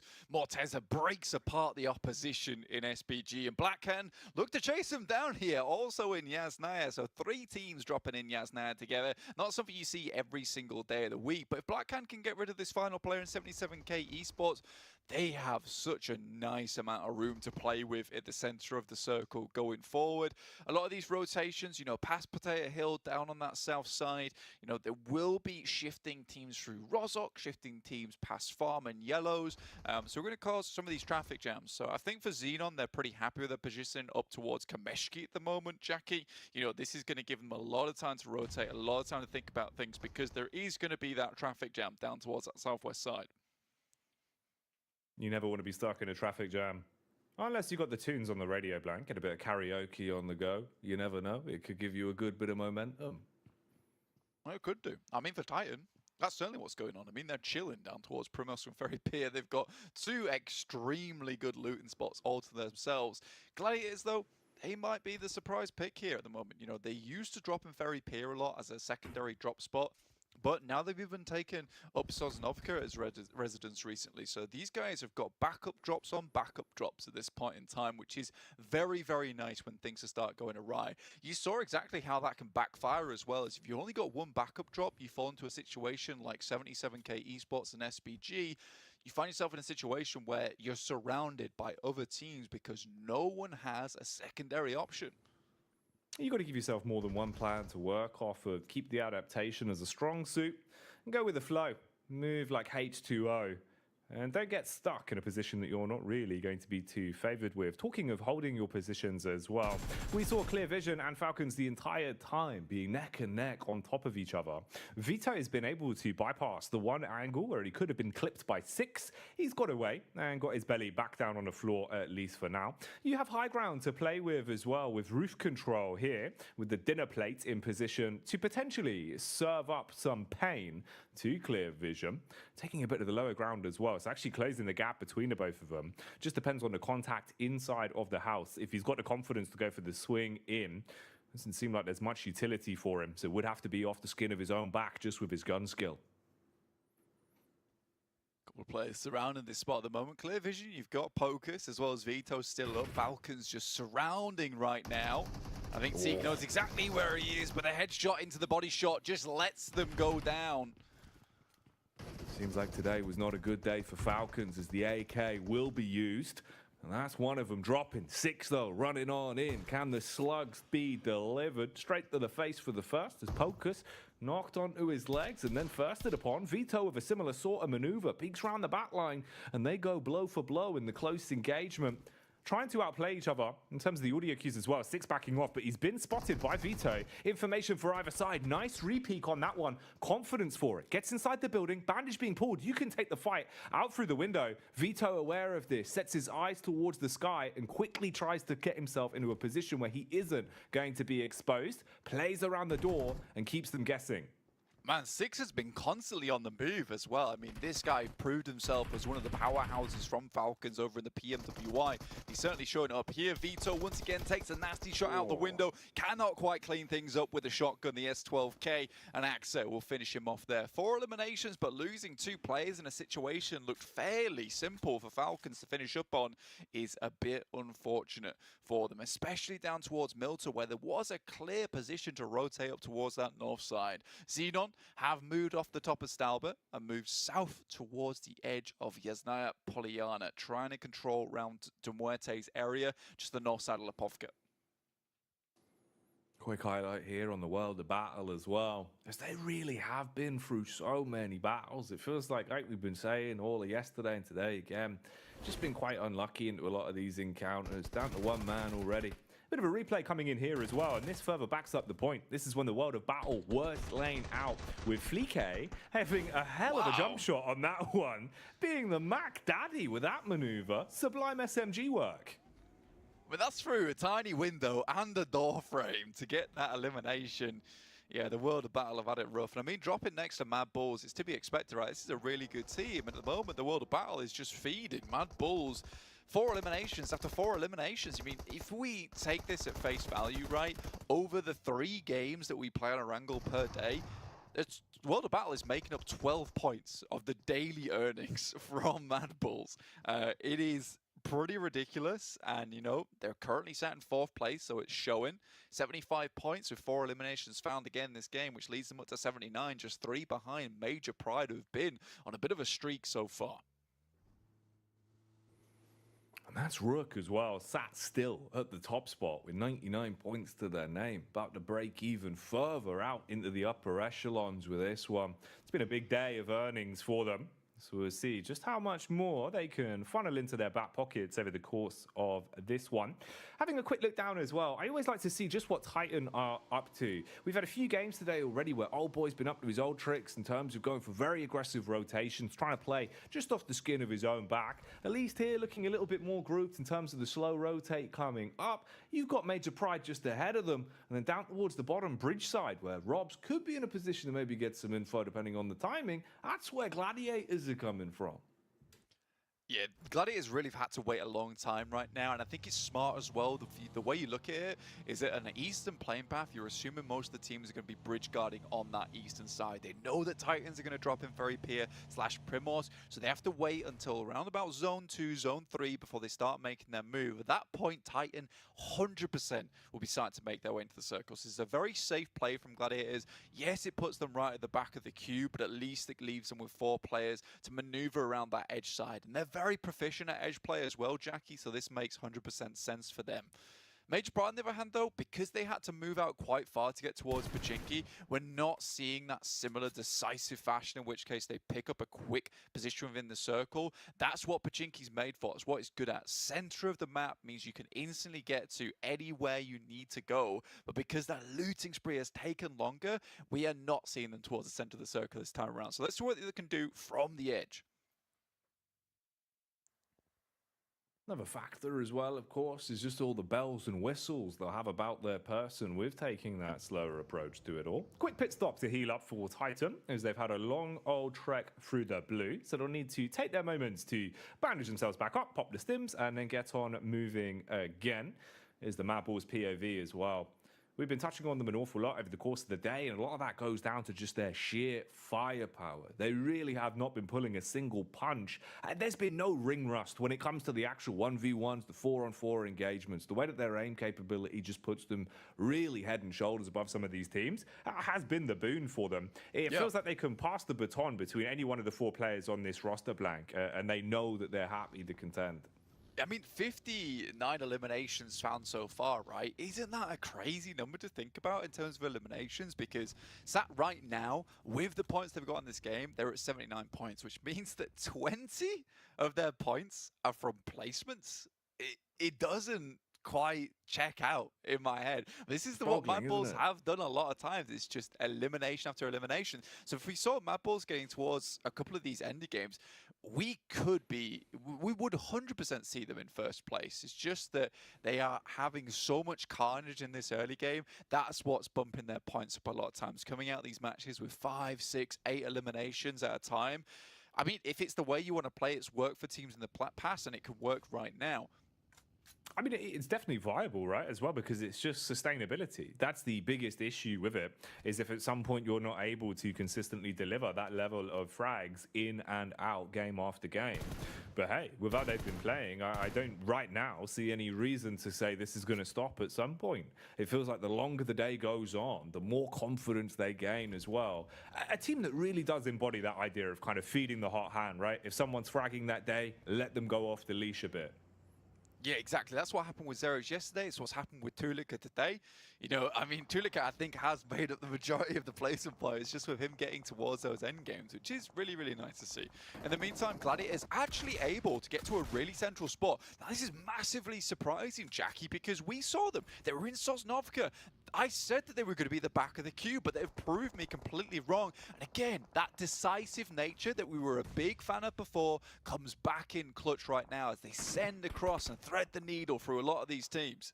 They've jumped the queue, Blank. They're going to be told off for their naughty maneuvers, but it might work out to put them far further ahead than they may have been. A lot of scraps occurring over the course of the battleground, all at the same time here as well. You've got a few teams fighting amongst themselves and fitting the numbers down. You can see reflected here towards the right-hand side just how many squads are either, you know, you're looking at 1 to 2 knocks or just low HP across the board and greedy for kills. In a bit of a rough position. This one's explosive though, as Dino gets the bounce round with the frag. Tulika's going to try his luck through the window, see if he can get the trigonometry to bounce it in. Lands perfectly, the clap back. So MADBULLS and Major Pride basically in a locked on 1v1 here. Again, spam down from the back line. That'll be Nomi that's able to assist, letting Black-White get his teammate back up to save Dino. Yeah, I mean, this position for Major Pride is really good. In fact, Jackie, we played this exact position a couple of days ago on Erangel. And it's a struggle because you can get easily cut off between both sides. And with the position that MADBULLS are in, that high ground is really tough to deal with, especially leaving this compound. Yeah, you're just going to be so exposed positionally. Yeah, we died to that spot. Yeah, we've been there. We've been there. We've been there, my boys. Don't worry. We know how it feels. And that's probably the scary part about it, right? I mean, at least there's the benefit of the quick getaway with the vehicle. Otherwise, you are just leaving yourself in what could probably be described as not the best spot, Blank. I think if we're giving it a fair look. Yeah, it's not amazing. The fact that Major Pride have been able to get out of it is really good, but I think that comes off the back that MADBULLS are in that spot on the high ground, that yes, it gives you really good lookouts down towards the Alamo, but what happens off the back of that is that, you know, you're also spotted from along the way. So MADBULLS losing 2 players means they just have to give up the ghost on that engagement between them and Major Pride. The Alamo gave Major Pride just enough cover to restabilize in that position and move over towards this lip, this ridge to play around with, looking into the circle itself. Man, Zerich as well. It feels like you really do have to give him props for a lot of these engagements he gets himself stuck into. Unbelievable confidence, but really unbelievable aim for some of the spray that he had there. The control to be able to guide that recoil, still hit the shot, get the knock onto a player who's just speeding miles ahead of him. Still, MADBULLS. Maybe it wasn't worth the maneuver as Fleek's been down. You've got 2 smokes to work with, big gap in the middle. Fleek's also taking a few pot shots as they want to hard commit onto it. Koa does not want to allow him to be brought back into the action. So they commit to that one and remove him. Hard being able to find that Elim and leaving it basically just on Zerich. Just kind of stuck, trying to shroud himself in the smoke to stay alive for as long as possible, really. Now, we've got Major Pride actually just sending it direct through to the mansion itself. They're on the back building at the moment. Xenon's along the way. And they're all holding inside this position, right? It's going to be difficult for Major Pride to get up towards the fences. Right now, Xenon's also got players in that 3-story. It's really difficult to pinpoint which window those players are actually shooting out of. So Major Pride's got their work cut out for them. But for the time being, it's actually a fairly safe spot. And they can coexist with Xenon at the moment. They don't have to force the play. They don't have to force the move through. And they can sit in this position for quite some time. Fortunately for them, with the majority of the teams on that western side, they're going to be first to face. Oh, Know Me as well, supported by Dino. Able to cut their way through Axe quite quickly. And Falcons, white wave goodbye as they flap out of this one. Alpha as well, replying back. They were getting barraged with utility from the downside of the hill. So they thought, you know what? You want to throw nades? Let's throw nades back. As they will launch them down, blow Delhab into a very uncomfortable position. And they're just going to keep trying their luck with this. It's like an explosive game of chicken blank. Yeah, I mean, there's a reason this is called heaven, right, this position, because underneath it is just hell. Luckily, the shots that come back from Hemo, able to keep them still in this one, reflect, again, just a confident player that you can just let loose a lot of times, and Alpha can be happy for him to make those plays. We'll have to move back to the team at the moment on the map to have players inside of it, and one of those teams is Titan. And Titan arrive on the scene, and a man that's always known for making obscene maneuvers, it's Old Boy. He's sniffing out these low players, but Zerich, he's doing something quite similar. Oh, how has he kept himself alive and kicking as well? Chicaning on the movement, manipulating his hitbox to make it as awkward as possible, actually clears the gap, and there's not really a clean line of sight for them now. They'd have to hard commit to it and chase if they want to. They jump in a vehicle and look to close that gap as clean as possible. Will he actually get this heal off though? That's the big question. Has been able to. HP's back. Zerich always good in opportunities like this, but 2 is better than 1. And they shut down the Bulls. Man, you really felt Zerich could win that one. I've seen him making those movements up a hill, especially on Miramar yesterday, but just not meant to be. Greedy for Kills, though, will be having to deal with a lot of the teams looking their way on that eastern side. I mean, they are first to face them. It's why they've had to expend so much utility in terms of those smokes. Robs will also send a smoke that way to try and eliminate some sightlines so he can look directly towards Greedy for Kills. And the circle moves actually down towards Gladiators. This is not something I expected. I thought we'd be finishing over towards Mansion itself, but actually heading over towards this pretty sparse ground down towards that south east side, right? A lot of tree line in this area, so some sneaky plays could be what we have on the cards. Heading with the sneaky beaky like maneuvers. We'll see what they've got in store for us. Any real surprises that will be coming our way. Like a Christmas morning, a present delivered fresh under the tree.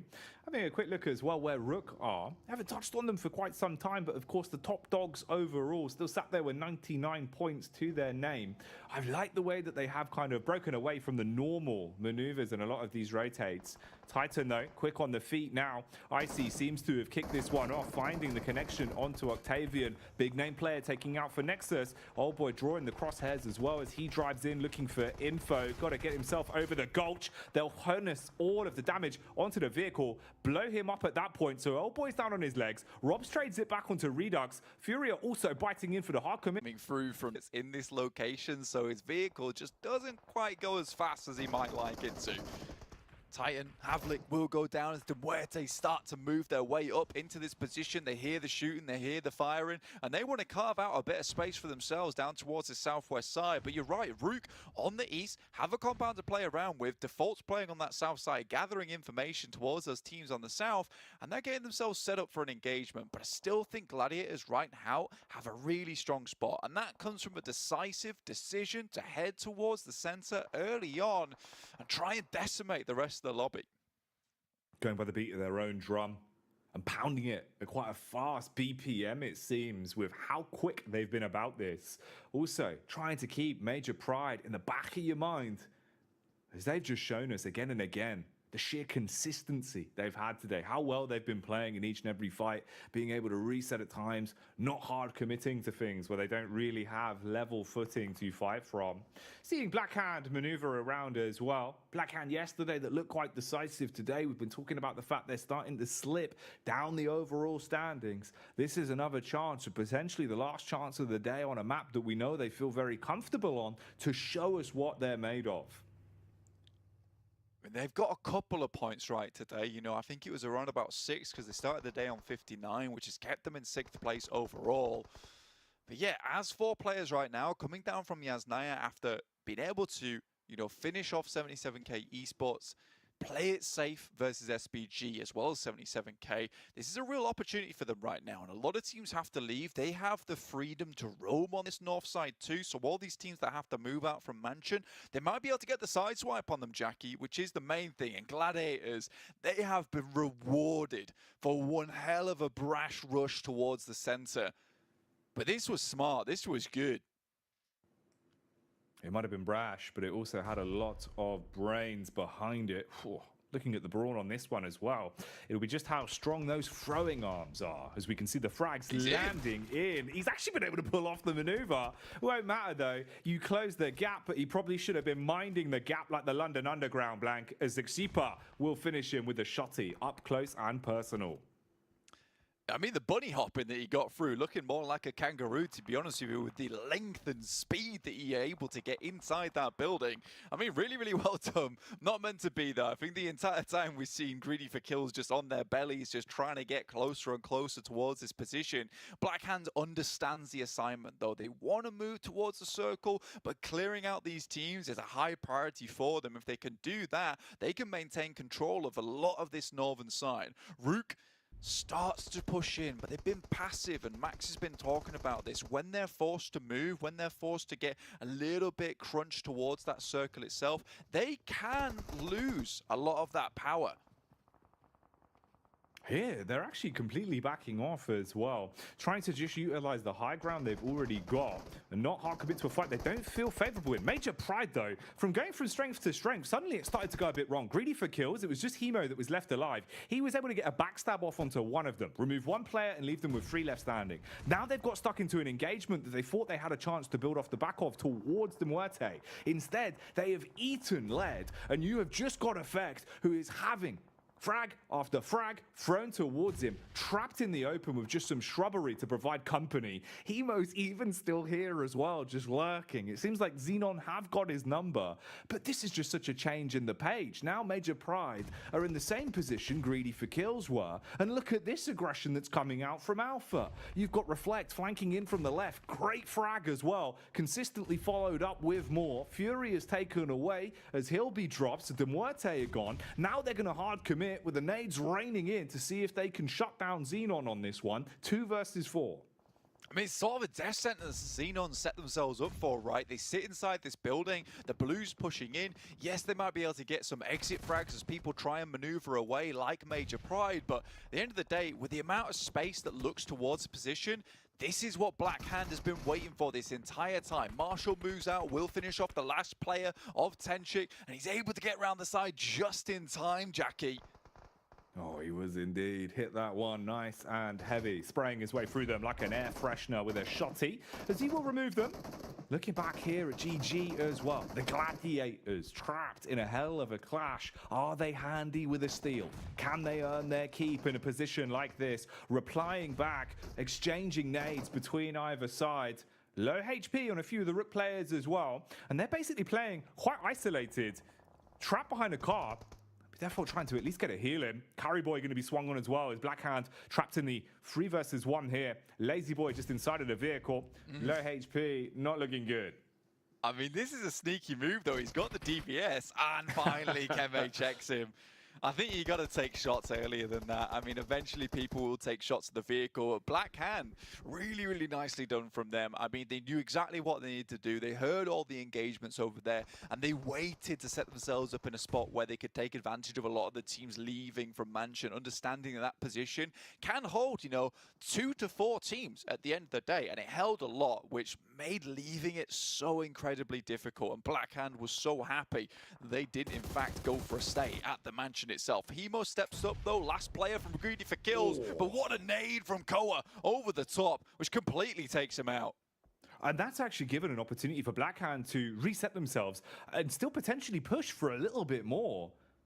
3 players standing in the squad. If they can get him back on his feet, you've still got Storm alive and kicking as well, and he's been the big name for this roster, it feels like. So having them all alive Maybe you can work from this. Having them all alive is not something that you can say about Major Pride, though, as it's just effect. He's been trapped on his lonesome for a while. Got vision across onto Nexus. That's Kappa Hala, who's jumped in the car, but he's Kappa gone. Shut down by effect, as he'll be able to frag his way through him and completely wipe Nexus out of things in 5th place, leaving us with the 4 remaining teams. Rook, Blackhand, Gladiators, and Major Pride for the final clash. Rook sends in now through the smoke, gets up the initial building. Kitsune drops the Molotov out the side, and that might cause absolute chaos on the edge, as they're stuck on top of the barrels right now. A nice nade, and Meku peeks out with the UMP, flushes out one of them, and Rook's push feels a little bit lackluster, but in comes a nade, changes the pace of the tides. Oh, he's got the Vision in the back pocket as well. That's a lot of bullets that you can spam out onto the opposition and the Molotov to increase the pace of things. Therefore, what can he do here? He's got timing to work with. Teammates getting themselves back on their feet. He opts to take the high ground, going for the elevated face. Kitsune is inside of the house. Matic's fallen back to play around Tixi. In effect, he's still lurking on in. But therefore, with the high ground that he's actually got contact across now. So he's been able to hard commit onto that one, shut down Major Pride, and he can still take pot shots in the distance, Blank. Koa actually hits a fair few of those and defaults backed off of it. Eugene goes down to some shots coming through from Blackhand. And this is what you're talking about before. It's the potential for even more of a push coming through from Blackhand themselves. We're down to a 3v3v3 at the moment with Rook, with still 1 player on the ground. Does finally get back up on his feet now. So 4 players for Rook, the highest amount of players in a squad in the lobby currently, with Gladiators shifted all the way into the corner of this compound. This will be insanity. The tempo between this steadily increasing as well. You can see that they're really trying to give it their all. Koa, oh, he's got a recoil like a boa constrictor as he's just received so much damage. A gift that you do not want. He has utility in the back pocket though. 2 frags to work with. Same could be said for Storm. Packing 4 of those bad boys. If he can get an arc across, the splash damage could be huge for them, as you've still got the close quarters engagement between Rook and Gladiators inside of the compound. Default still trying to play from the high ground on the roof. Seems like he wants backup from Eugene as well to have the 2 players on the top, 2 players on the bottom. Moving in slowly now from Blackhand, waiting for these 2 teams to make contact with one another and hopefully take each other out whilst they apply the pain from the outside. They've got a fair bit of a spread right now, so if one of them goes down, it's disastrous. So each player needs to mind his own at this point. 1 nade in the pocket from default. They send 2 in, and this has to be good for them. Doesn't connect at all. Does a little bit of damage towards that backside, but Stims might be able to deal with it. But look at that. There's absolutely no utility on the side of Gladiators. Oh, it's completely drained everything they had, and look at the attack. Koa trying to snipe, backed up by Rook's nades to go rolling on in. Gladiators, they thought they were in the prime spot in the middle of everything, but that's worked out so much worse for them as they just receive all the damage from either side. They'll get blown away. They're out in 3rd, down to Rook versus Blackhand now. 4 versus 3 on the head count for the squad, but it could actually be a 3v3 quite quickly. Koa, wide swing, snakes his way in to strike on the first. Eugene replies, ready for the counter attack. Storm trying to close the gap, but Eugene, he's got eyes on this one. He knows where he is. The blue's going to force the move, and Eugene should be able to strike and abuse with this one. Storm taken down. Now it's just 1 player from Blackhand, 2 players on the floor for Rook. A 1v2 with Keme trying to clean things up, but the shot's round the side and he's taking a huge amount of damage. Drops one through the side with the grenade, hopefully trying to pull something off here. The blue is pushing in and he's got a decent position on this rock. Molotov burns behind him, but it won't burn him out. I think Rook is really suffering when it comes to that utility, and 2 nades in the back pocket is massive for Keme. He has to make them count here, and there's 1, Jackie! That's the opener he wanted, but now he's got to deal with Default, who's trying to create space here. He's already aware of this, though. Look at the reposition. Blows the nade towards the left-hand side, so Default is trapped. That's a massive molly. He set the place ablaze, Blank.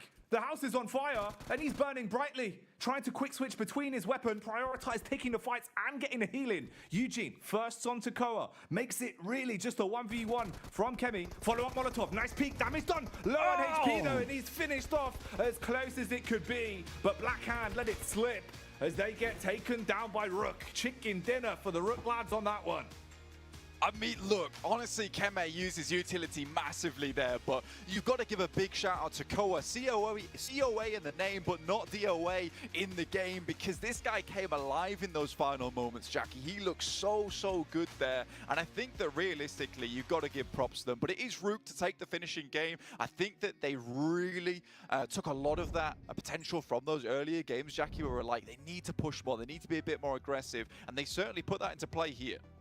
They did. I think the longer this competition has gone on, the more and more we're seeing the evolution of Rook in terms of being able to adapt, but show just how much firepower they have. That was a crazy end circle, especially just with the final 3 teams alone. I really want to see what the analysts thought about that one, so let's not dilly-dally. Let's get back to the desk.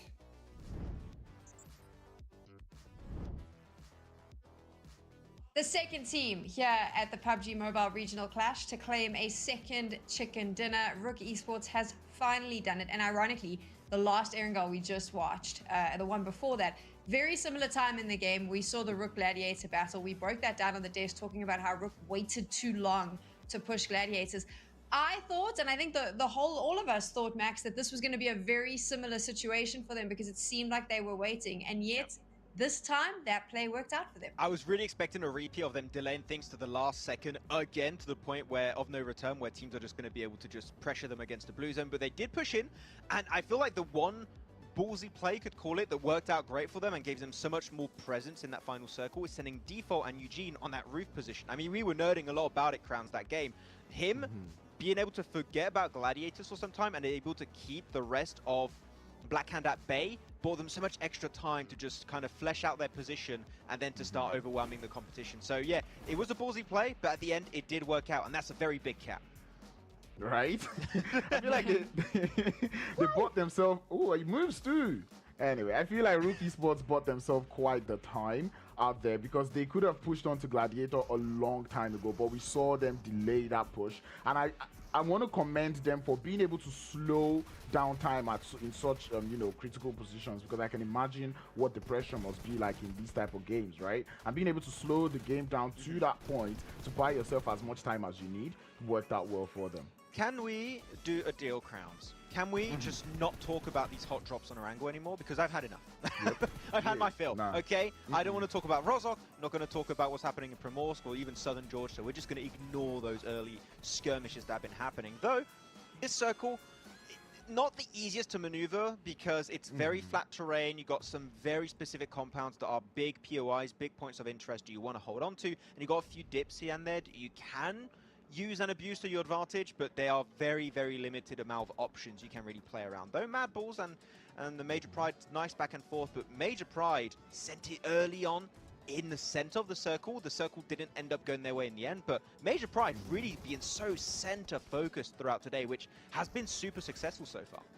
Yeah, and I feel like they're tearing a book out of Rook Esports, tearing a page out of Rook Esports' book from yesterday, finding themselves that good position, doing so much damage there, or maybe even Africa's strat, right? And doing so much damage, making it work out. Unfortunately, they did get caught up in the whole Mansion saga, where they had to fight against this idea of Xenon, Major MADBULLS, greedy for kills. There was a little too many teams out there around the Mansion area, and maneuvering their way around that became that much of a problem. You can see it here when they tried to get out, that's where the problem did get started. But on the other hand, Black Hand, I really want to say this, because I saw a little bit of indecisiveness coming through from them. They did hold up the north for quite a while, and then we saw them go over to the east. And I thought, okay, what are you doing, right? They did leave all the fights that was going on in the mansion that they could have easily third-partied and, get kept. And then we saw them go to the east, and then they came back to the north, and I'm just like, what do you want to do? What is the decision-making process there? If you take a look at Rook Esports, yesterday, 5 out of the 6 games, they finished in the top 4. Today, 3 out of the 4 games we've played so far, they've finished in the top 4. And the 4th game, they actually came 5th. So now I'm curious, Maxman, what is it that this team is doing to ensure that they are always in the late game? It really is. Okay, so there's 2 aspects to this, okay? One of those is they do early game rotations really well. They get in positions where teams are not rotating in. Like, their early game is textbook when it comes to playing in this lobby in particular. And look at that, another game, the game itself, this time the chicken dinner, 8 eliminations because their position was so good. So another 18 points, they're going to be able to lengthen that lead once again. But the circle does come their way quite a bit, Sam. I feel like that is a factor that has been coming back multiple times that has allowed Rook to be so successful in PMRC. I still... It's weird to say because they're first place team, and I rarely say this about first place team. I still want to see more. The fact that this team still can improve so much, and yet they're still in first place, shows that this team has so much potential. And if they can bloom even more in the rest of 2023, maybe this is the team that's going to represent Africa heading into PMGC. I would be stoked to see that, but we need to see more Elims coming in, more like decisive plays. And if so, this is a team I feel like could be so strong on the international stage. Yeah, I feel they have what it takes. Like, we're seeing the way they're doing it. They have this way of just holding up till the end. And I don't know. If anyone knows in the chat, let us know. Who did Rook Esports pay for these zones? Because they keep getting that zone every single time. I want to draw your attention to the fact that Africa was able to win this one. You can see there the 50 versus the 42. And a really strong showing from both Rook Esports and Black Hand, Crowns. Yep, and I'm enjoying that from the Africa side of things. Seeing them actually step up now kind of gives me, you know, more ginger to keep going on. But I keep saying it, we cannot have just one or two teams up there doing the work for us. I saw a little bit of Greedy for Kills doing that much work on the top side of the leaderboard, but still we need more work there from the side of Greedy for Kills. Where we see Africa do well, they do not do too well. Like they only give Europe a gap of, like, you know, 8 minimal gap. But when Europe is winning the games, we're seeing them do so much, you know, gap between them and the African teams. Yeah, and I want to jump back onto what Blank was saying at the end of that game and after the game, actually, about Koa. He was an absolute fire, an absolute tear throughout this game, and he was just beaming down all the teams around him. He was creating so much space that was so necessary for Black Hand to apply the pressure. They were able to just put on display in those finishing moments. So Koa is definitely an integral part for the success of the team. The whole team, of course, is doing great, but Koa this game was really the MVP of the team to get in that second place. We're done with Erangel. Oh, sorry, carry on.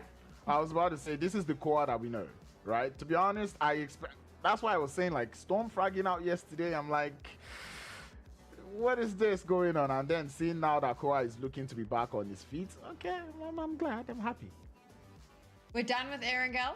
We've had our 3 Erangels for the day. 4 games are done, and actually 10 games have been played so far here in the PUBG Mobile Regional Clash.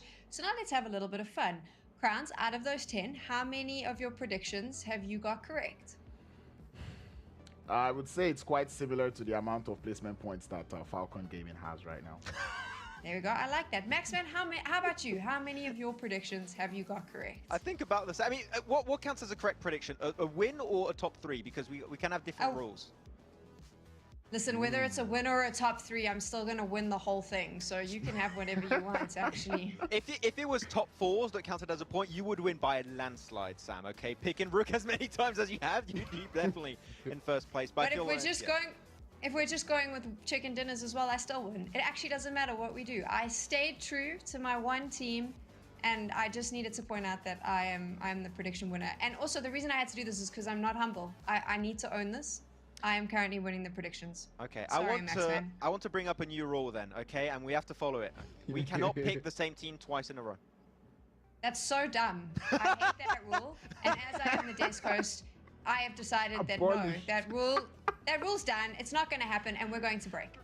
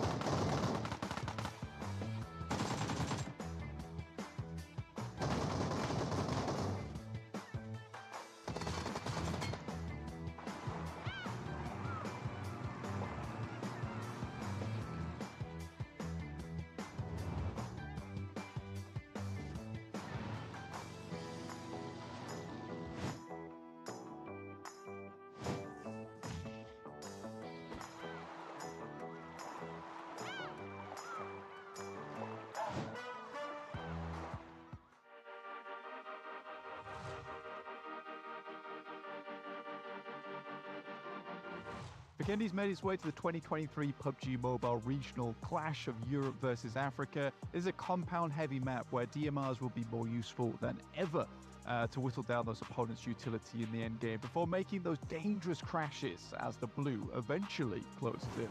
In the last episode, Max was talking about Mount Kresnik, but if you can take the highest spot in the game, why don't we take the second highest spot in the game? It's Winery. It's a great place to be. It's one of my hot drops I'm picking out here. Great scouting in the early game, as it is the second highest spot. Everyone knows second is the best. You know, first is so last week at the end of the day. But this position is a place where you need to be. You need to have utility on board. You need nades, molotovs, because it is heavily contested at times, Max. Obviously, you need to be getting people off the edge to those warehouses when you can. Circle often comes down this way as well towards that south side, so you can stay here for a very, very long time if needs be. But if you're in a bind, getting down off Winery is not too hard either, because there's a lot of natural cover in terms of rocks and trees as you head down from that high ground. My drop I'm going to be looking at here is going to be Cement Factory. Of course, one of the reasons why it is so good and prevalent in Vikendi is because it's just all that loot is tightly packed in the compound itself, so you don't have to really split farm wide. You can just stick together, and if a team breaches you, you should be relatively safe. And it's a position that's pretty close to castle / the river, so you can make an easy dash to the other side of the map if need be based on where the circle is. But Blank, you know, you talked about that second high spot in the map. Well, that's so last week. Right now, third best high ground in the map is the best, because you got one right to the east, which is good for scouting. It's hard to get up there, but it's high. So that's something you got to keep in mind. Good. Thanks for joining me and Maxman here, learning all about Vikendi. Stay frosty, PUBG Mobile enjoyers, and we'll see you in the chat.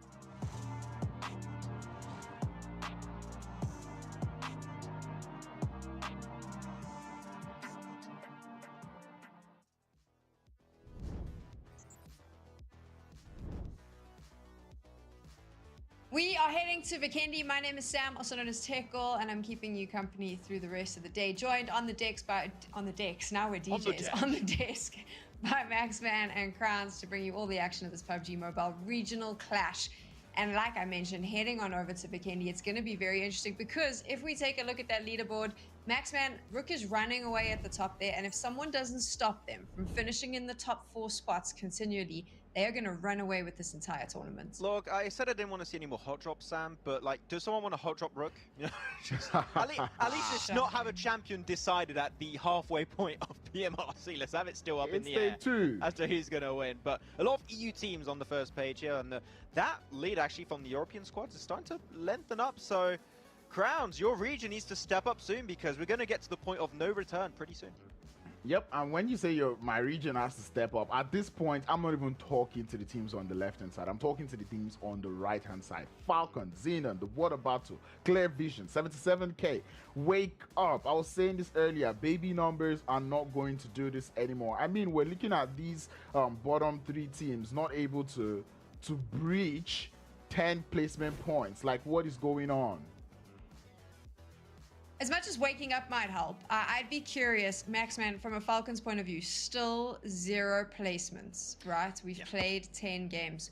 What can they do differently to ensure that maybe the results of Vikendi are a little bit different for them? Look, I know that I'm very critical of what's been happening with Falcons, and some people might be like, Maxman, you can't do any better. What are you talking about? Do you have a strategy for them to do better? And actually, I do. They drop in Milton Erangel, and we say Erangel is your most important map when it comes to PMRC. Instead of fighting Clear Vision, just go to Farm Split. It's a very similar rotational path. You don't fight early game versus Clear Vision. You get loot very safely, and you can go on your merry way on your circle rotation right off the bat. It's the easiest play to go for, and it changes barely anything for how you approach the early game. So, Falcons, if you're watching, do that, and if it works out, you can pick me up as your coach. Thank you. And left to me, I would actually say that is something I would want them to do, because you're going Africa against Africa. You know, these are your brothers. Don't do that. You're letting the European teams get more chances to put points up on the board. You know, give Clear Vision MUERTE, go over to Farm. It's easy. It's the same thing. They're used to that play. We've seen them play from Farm before. They can do this. It's anti-teaming. Anti-teaming, right. It's time for our predictions. We've realized how important they are, especially because I'm now in the lead. So, of course, in predicting the team that I think will take the next chicken dinner, Maxman forced my hand. I had to go with Rook. But look at that. I've converted both of you. Maxan, talk me through your decision here. You know, Sam, you just keep getting away with those wins, just like Rick Esports get away with their own wins. So we're just going to steal your strap, and we're just going to... There you go. If we don't keep losing, then we're just going to start winning, taking those rook picks. I don't know. I'm picking them based off the fact that I feel like maybe all No, crowns. No, it's in spite of Sam. Okay, let's agree. It's in spite of Sam. I was looking to jinx them if everyone goes for Rookie Sports. Jinx them. Listen, we all think. Well, it's pretty clear that we thought this would be funny and it's a bit of a meme, but you know what will be really funny is if they do actually win back-to-back chicken dinners and we had them all on the predictions. I would have a good giggle at that. It's going to be interesting. Vikendi's always a good time, Max. What can we expect from this map? A normal circle, please. Just don't go 50% water on phase 1. That was absolute hell, and it made it interesting for sure, but can we have a normal Vikendi game? I would like to see that happening. Just a central position. Mount Kresnik. You know what? I would enjoy a good old Mount Kresnik finish, so please, Circle Gods, I'd appreciate it. That's what Max would enjoy, but you know what I enjoy? Listening to Blank and Jackie cast the game, and we get a chance to do just that because we are going to go into Vikendi. They are ready on the mic, so let's get straight into it. Oh, vicious, voluptuous Vikendi. A map that is chock-a-block of carnage from the get-go, Blank. You ready for this, bad boy? Are you ready for this? I am ready for this, man. I'm ready for it big time coming into Vikendi. We liked what we saw from Vikendi yesterday. We didn't like what we saw from the circle on Vikendi yesterday. So hopefully we get a bit of a fairer circle that isn't just 50% water. I would hate that indeed. But we do have this plane path coming over on the north side, and we should get the circle shortly. In the meantime, we've got a couple of teams that are starting to bring the thunder. We're seeing Rook Esports, which everyone on the desk did predict. I enjoyed that. You know what? If you can't beat them, just join them. And Rook Esports currently so far have been incredibly consistent. If we were going by Max's rules, yeah, Sam would be in the top lead by far. She has picked Rook Esports enough to see themselves towards that top side. Also, she's got a lot of those top 4s, top 3s. It's pretty decent. I think that we should have a tally calculator which shows Max dead in the last and Sam dead in the front. Splitting ahead of the pack early. But it seems like there could be a scrap early here, Blank, as already Titans, over the course of the day, it's felt like they've been hit with the unlucky stick, and it's 77k. They're getting stuck into a bit of a back and forth bout between them. We'll see how this one resolves itself with a nice layer of damage applied early, like the bottom of a cake. Delicious, but sometimes not enough strawberry. Mate, lacking a strawberry? Probably the worst thing in the world. Right now, though, lacking a Rob's also very much bad for them. But Havlik bring things back, takes down Fajita. It feels like Titan and 77k seem to have a bit of a vendetta against one another, and Havlik certainly does not like Fajita himself. DBS comes through, finds and that will be it. Icy. Goodness me. Putting the team on his back here just a little bit with the DBS. Looks out for one more player, but A9Q, he doesn't know what's going on. Stuck between Icy, but it's old boy that comes from the side to eliminate him. Man, call this guy Mr. Cool, because he was not afraid to let it go. Frozen with fear with 77k when they run straight into the face of Icy. Shuts them down with a shotgun, Blank. That was beautiful. Basically making it look like a blunderbuss. Yeah, it was beautiful. Absolutely beautiful. Could have said it better myself. Look, 77k, they've got frostbite after that fight. And they've lost their fingers. They've lost their fingers. They can no longer play PUBG Mobile versus Icy. Xenon here, we're taking a look at them right now. They're down towards that south side as Major Pride makes their rotation. They've got a lot of teams to get through towards that north. In the meantime, they're going to send towards Abbey, towards Winery, try to get some looting done. We do have a fairly friendly neighborhood circle up towards that northwest side.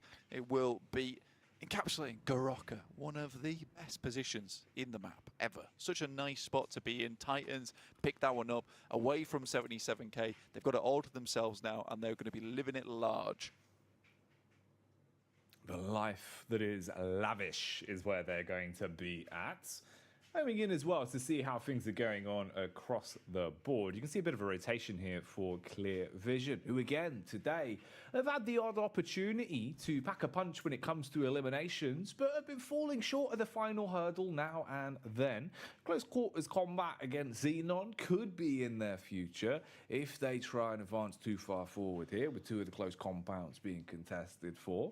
You can see Titan as well, just having a look towards the right-hand side. Already two players relatively damaged and one of them fully eliminated from the game as well. It's felt like Titan, as much as we've built them up and expected to see great things from them, it's been quite hit and miss today. Very individualistic play styles, Blank. The whole team hasn't quite been on the same page the entire day today.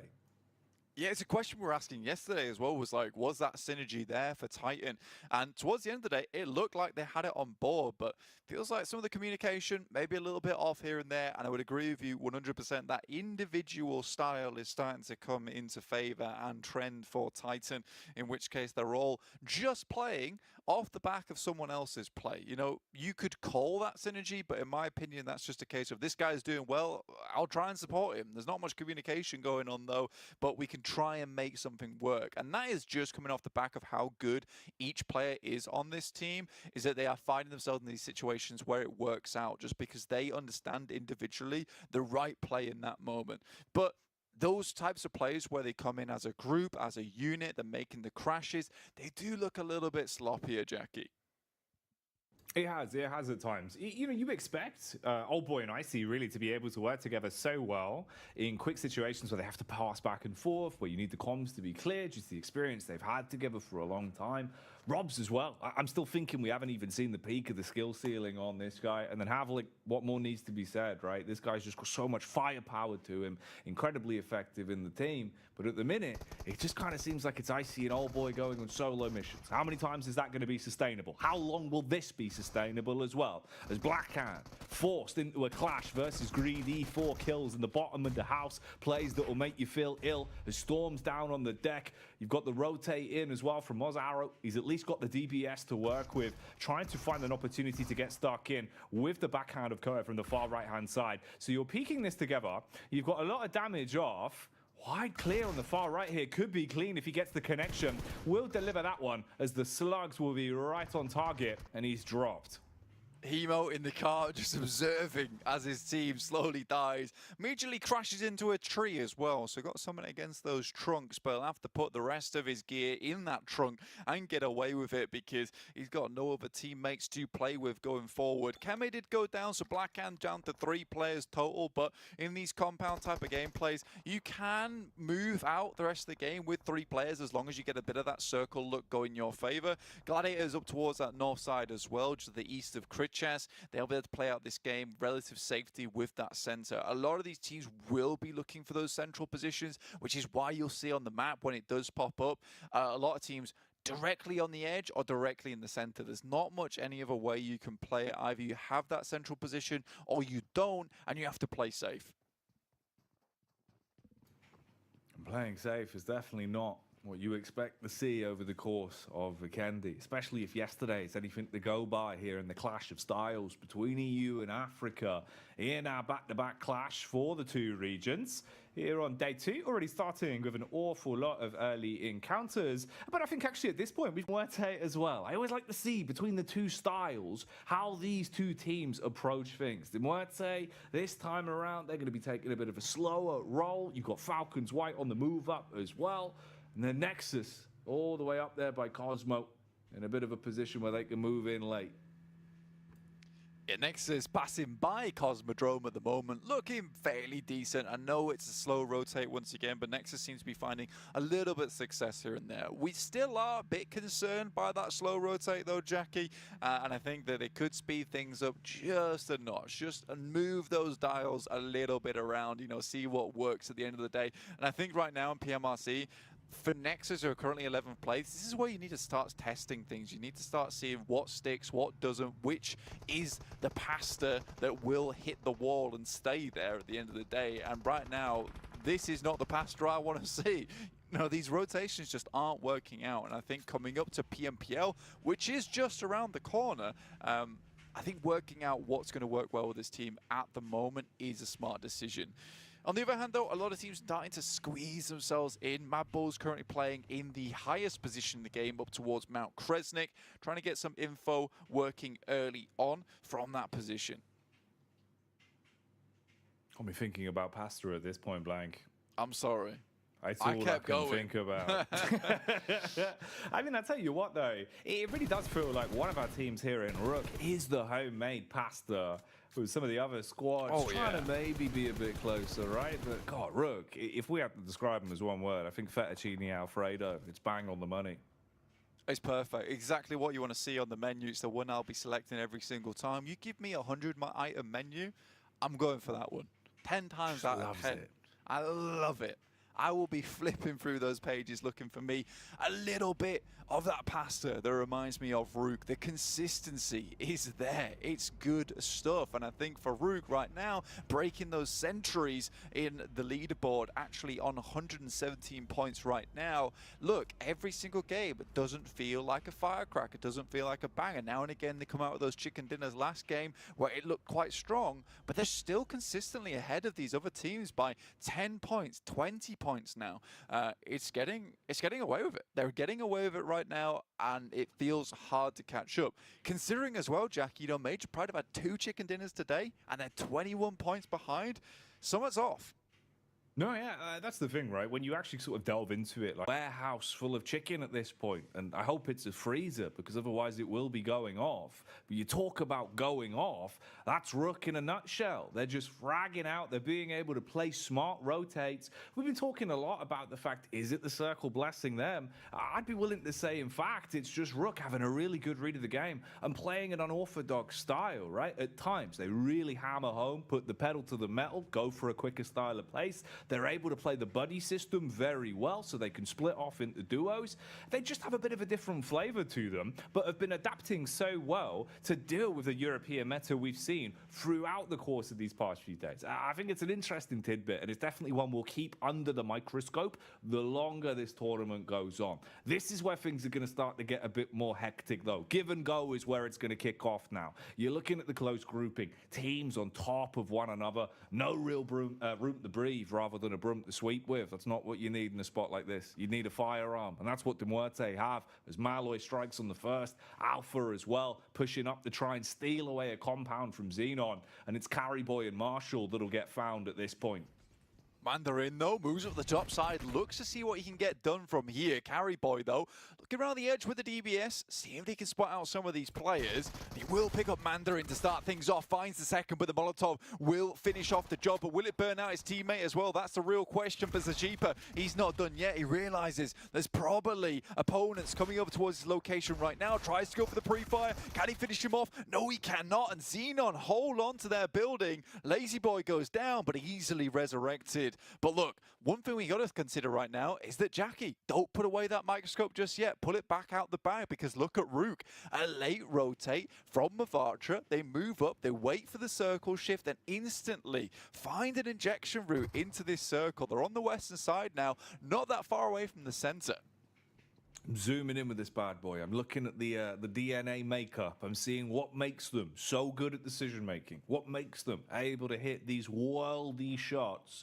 And it looks like, Blank, it's pure skill in here. I don't know if we can bottle this, but this would be worth millions. It would be. I mean, look, we've had the 6x, we've had the 8x. Jackie's pulled out the 100x and examined the exact formula it's inside. Unfortunately, we're not giving out the recipe for free, and we're going to let Rook do their thing until the end of the tournament. So if you want to find out exactly how to be like Rook, you better pay attention to the PMRC itself, because we've still got 2 days left to go, and another 12 matches after this day concludes to crown a champion. And right now, Rook looks like they're on set to get that champion card their way.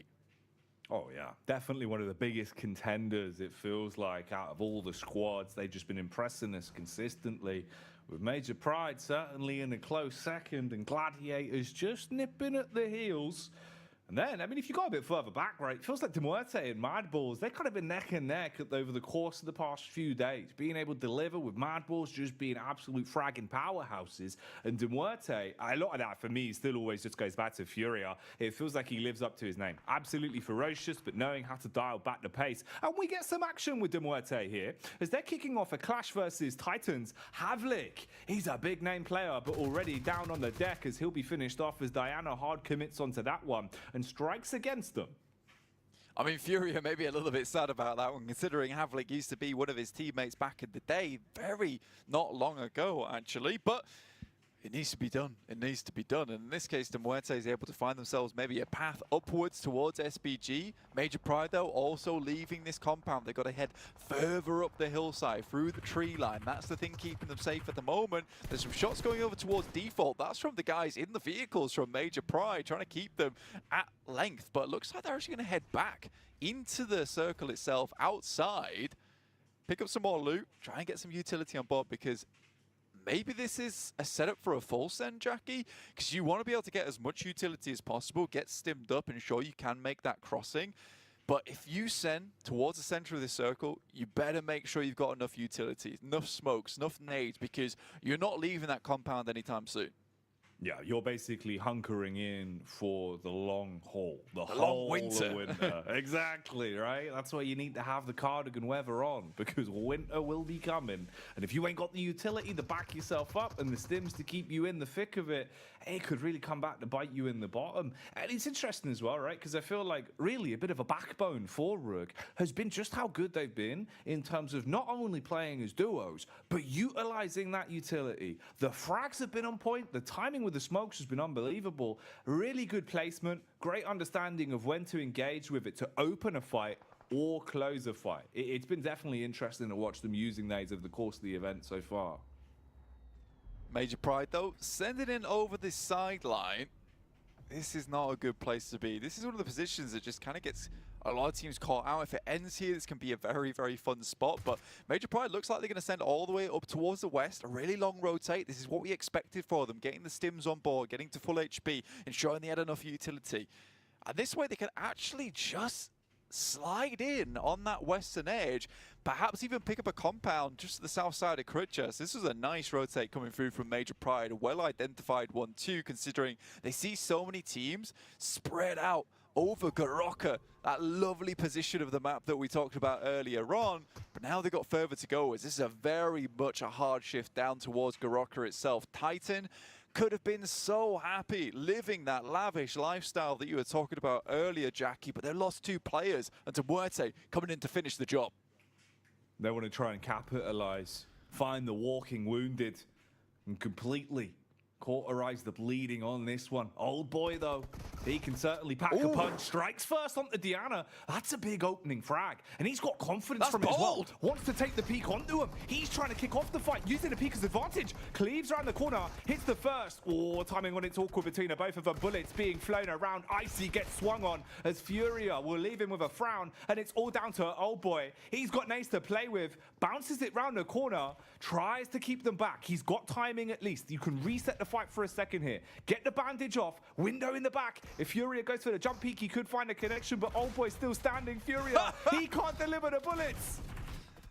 Man, these are some courageous plays coming through from Old Boy, and that has set MUERTE back massively. Again, it's one dude that you just can never count out. The fact that he runs out from the bathroom into the line of fire whilst they're trying to set up utility, trying to set up nades, just shows you exactly what kind of guy this is. MADBULLS, though, they've been sitting in the wings for a long time. They have this high ground to play around with. They already find the shot over towards AXA, but 6 cents frozen off that position.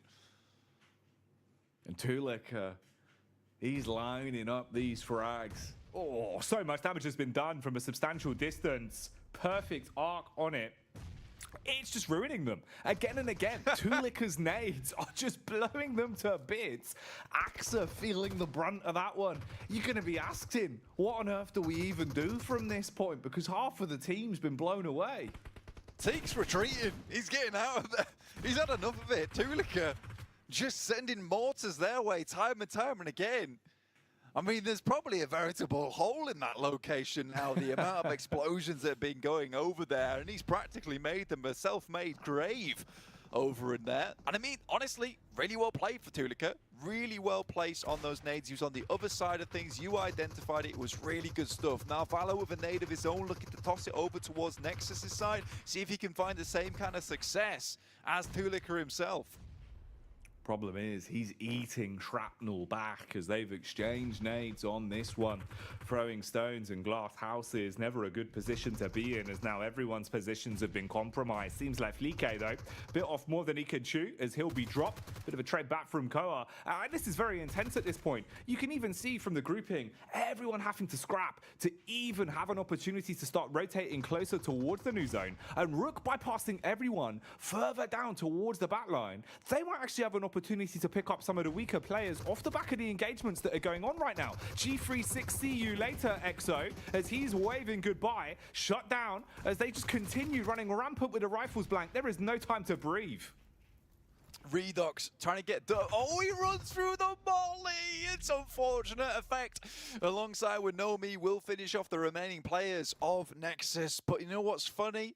Funnier than anything in the lobby is that Gladiators have been sat with their feet up watching reality TV for the remainder of the map. I actually even saw in my map feed just Kitsune sat in a bathroom with a DBS in first person mode without a care in the world, looking at tiles on the wall. They've done nothing, and this is the beauty of Vikendi. Now as the teams start to get closer though, they'll have to turn the TV off and put their attention elsewhere.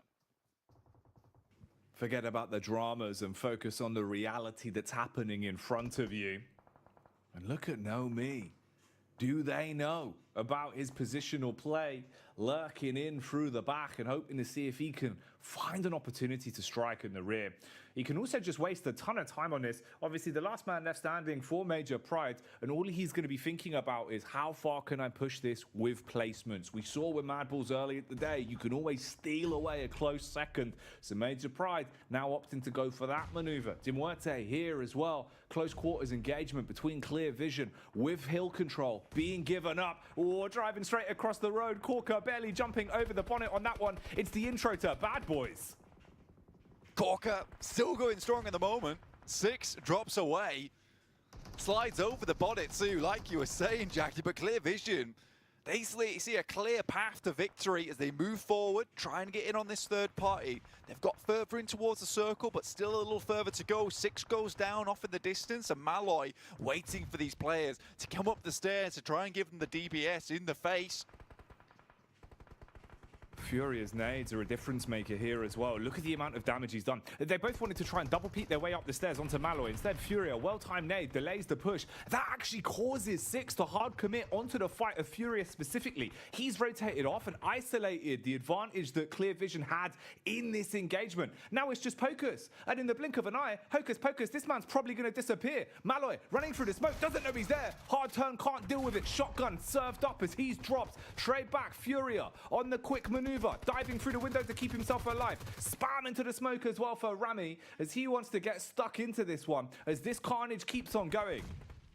And look at that, Pocus tries to apply the bandage, but it's not enough to save you from the nade. In the meantime, Gladiators once again get the circle as they draw it over their way. Blackhand tried to assault their position with a good collection of nades and well-coordinated gameplay from the team. They have held out this warehouse for so long, looking to fill it with chicken dinners of their own, just like Rook Esports, who are currently on the south edge, still going as a strong 4-man team. They noticed the carnage happen up towards their west and east side. They opted to not get involved. They know that if they did, they would get mired down in the combat. But now they have a direct line of sight up towards that north side. Perhaps MADBULLS could also get invested too. Oh, Hemo, he's just watching, waiting. He realizes, though, of course, if he reveals his card too early, it's got 10 it's names. not really going to work, right? Like, a single bit of info given up will be him blown away. He's just got to wait for a prime time, someone else to kick off the fight. Or at most, maybe a well-timed nade, because he's got all of it in the back pocket. This man is a human hand grenade, Blank. I mean, that's all he's got, really. I mean, he's got bandoliers on bandoliers at the moment. This is beautiful stuff. I mean, he's got no HP, though, and no first aid kits, which is sort of a problem. way more focus on the explosives to the point of demolitionist addiction. Does move a little bit further in. Tulika might spot him now as he takes the shots, does pop him out the vehicle, but the blue will force him further in, just looks to confirm the point, won't be able to get it, and that's crucial for the MADBULLS. Having 3 members is really important to be able to make this push. They need to get these smoke trains going. Furia from MUERTE tries to move in, just swerving through the smoke, but it's not enough as Rook spots them.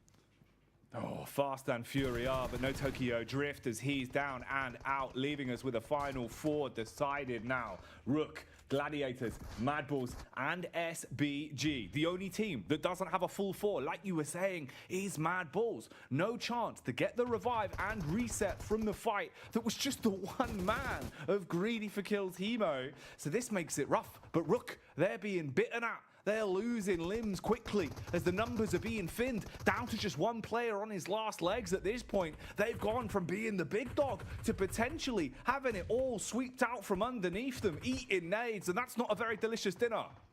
The locusts are swarming around the farmers. Gladiators' positions have been sat back in the hay bales, but now they have to move out as the circle moves away from them. They have to get the pest control system going and get rid of all these people invading their space, invading their property.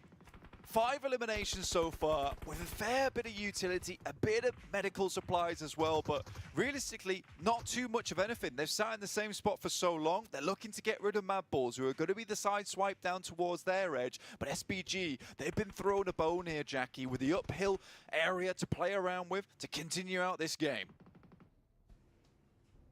Thing is, it's the downhill that we need to be focusing on here for MADBULLS, as that arc on the nades could work well to blow them away. They jump in the vehicle and try and cause a bit of space here, trying to move up with the shrouded smoke line. You could have the flank onto the back of SBG. At that point, it's just about not taking too much damage in these encounters. You'd have to win your 1v1s quite quickly and quite cleanly to be able to reset before Gladiators arrive on the scene. But that's rough. Tixi, bitten off far more than he can chew, completely shut down. They first onto him as well, so not just a knock, a hard commit, frozen as well, shattered in ice. The zone coming in to make it even worse for the Gladiators, as right now they're both down to 3, with SBG the only team with all 4 alive and kicking, and they are going absolutely nuclear right now. They just will not stop forcing the issue. They completely shut down the Gladiators. MADBULLS trying to recover from this one. Zerich is alive. That could be the difference, but I've absolutely cursed him. The devil is here as he gets completely wiped off, and it is not looking good. You've just got Tulika in such a rough spot. Hey, Cheese in the back pocket, but what can he do with the nades? He can't get his teammate off of his knees, and SBG, all they've got to do is wait and take the prime opportunity to peek in blank. This win is in the palm of their hands. 7 HEs still left available in the back pocket. Tries to go for the spray, but it won't be enough as he's taken down. An SBG in a surprising turn of events. They take the game with the help of an MG3 as well. Goodness me, Jackie, that is not what we expected to happen, but that's Vikendi in those final circles. It is completely unpredictable. Gladiators going down in a blink of an eye despite living out the majority of the game, dude. That is insane. But I think the true story of this game, Tulika, 2nd place, once again. What is with this guy? He's a liver. I don't know how he does it, Blank. It's madness, isn't it? In situations like that where he just somehow is able to roll with the punches, scrap his way through. He's like a little shrew. You just can't stop him. He's just bobbing and weaving. Mate, call this guy Bear Grylls because he is surviving. It is insane. But in the meantime, we'll send this back over to the desk where they'll break down that Vikendi.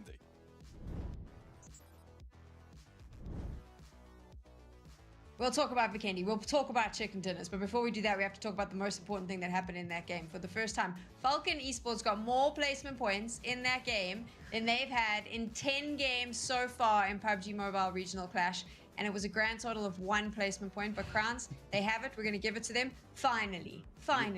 Like, I was actually, this was the first time Black Hand went out, and I was quite happy about it, because Black Hand had to go out before them, before they get that 1 placement point, and it was almost instantaneous. Like, Black Hand goes out, 2 seconds later, Falcons go out. I'm like, yes, but I'm like, oh wait, no, that's Black Hand, but it works.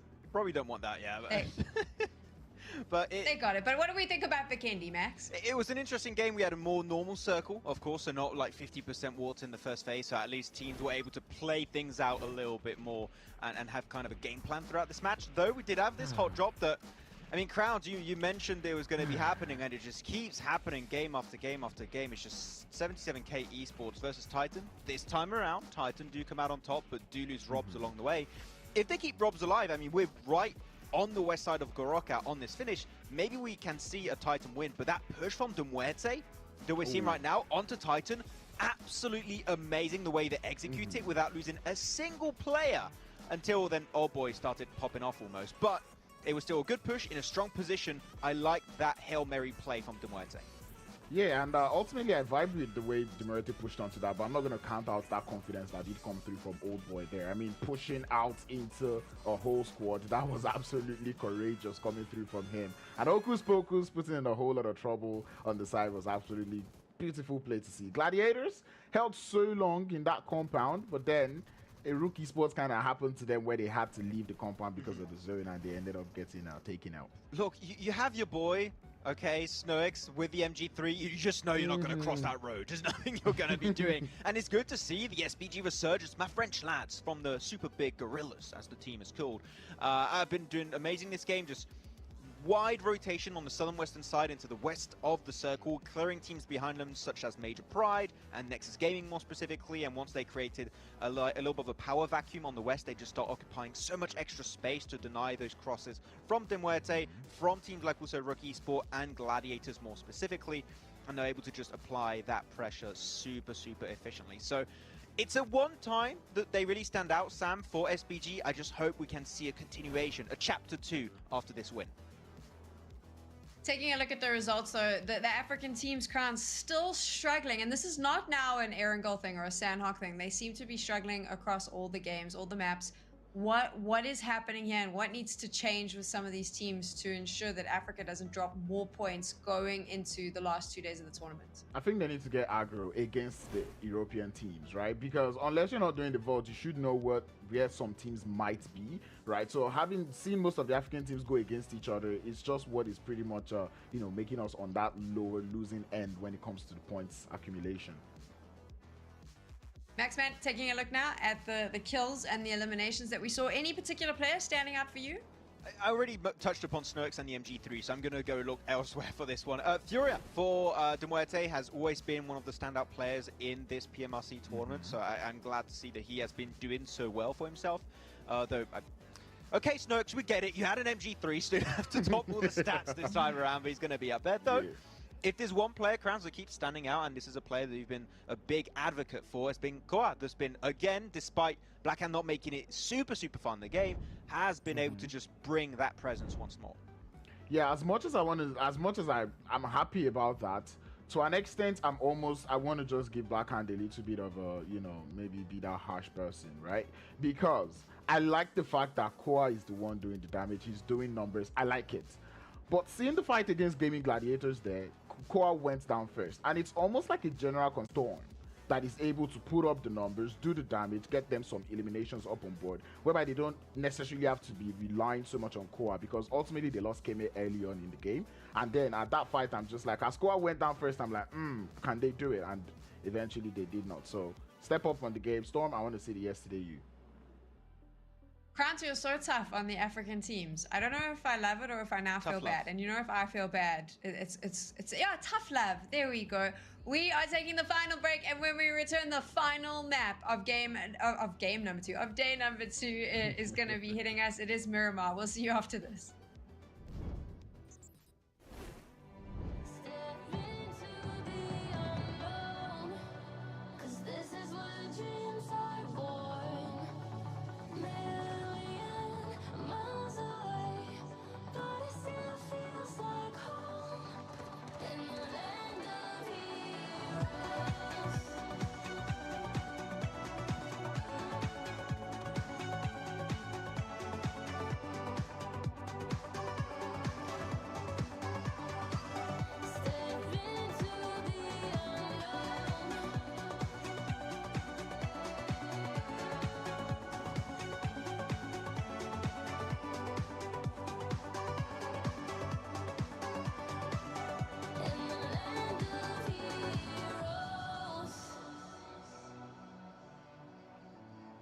Hello PUBG Mobile fans, this is Alan Walker. The airdrop carnival is now in full swing and I hope you're ready to dive into the most incredible event yet.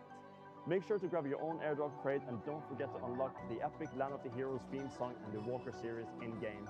I can't wait to see you all at the PUBG Mobile airdrop carnival.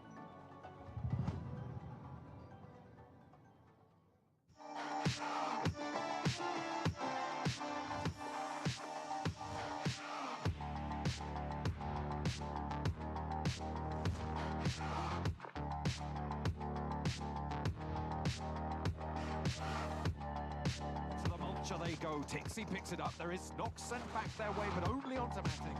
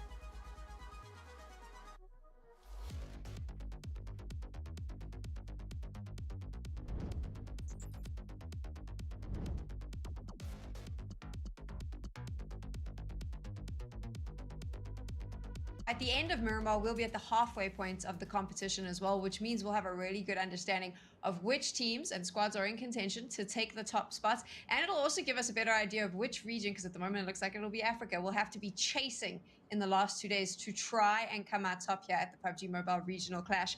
Europe's just so strong at the moment, Max, man. What is it about them that is allowing these squads to run away with this clash? I think it's fair to say, Sam, they found their groove. They just started fragging out. They're a lot more confident, and they're used to the lobby right now, because initially Africa versus Europe, that's really a clash, a regional clash, you could even say, that never happened in PUBG Mobile history.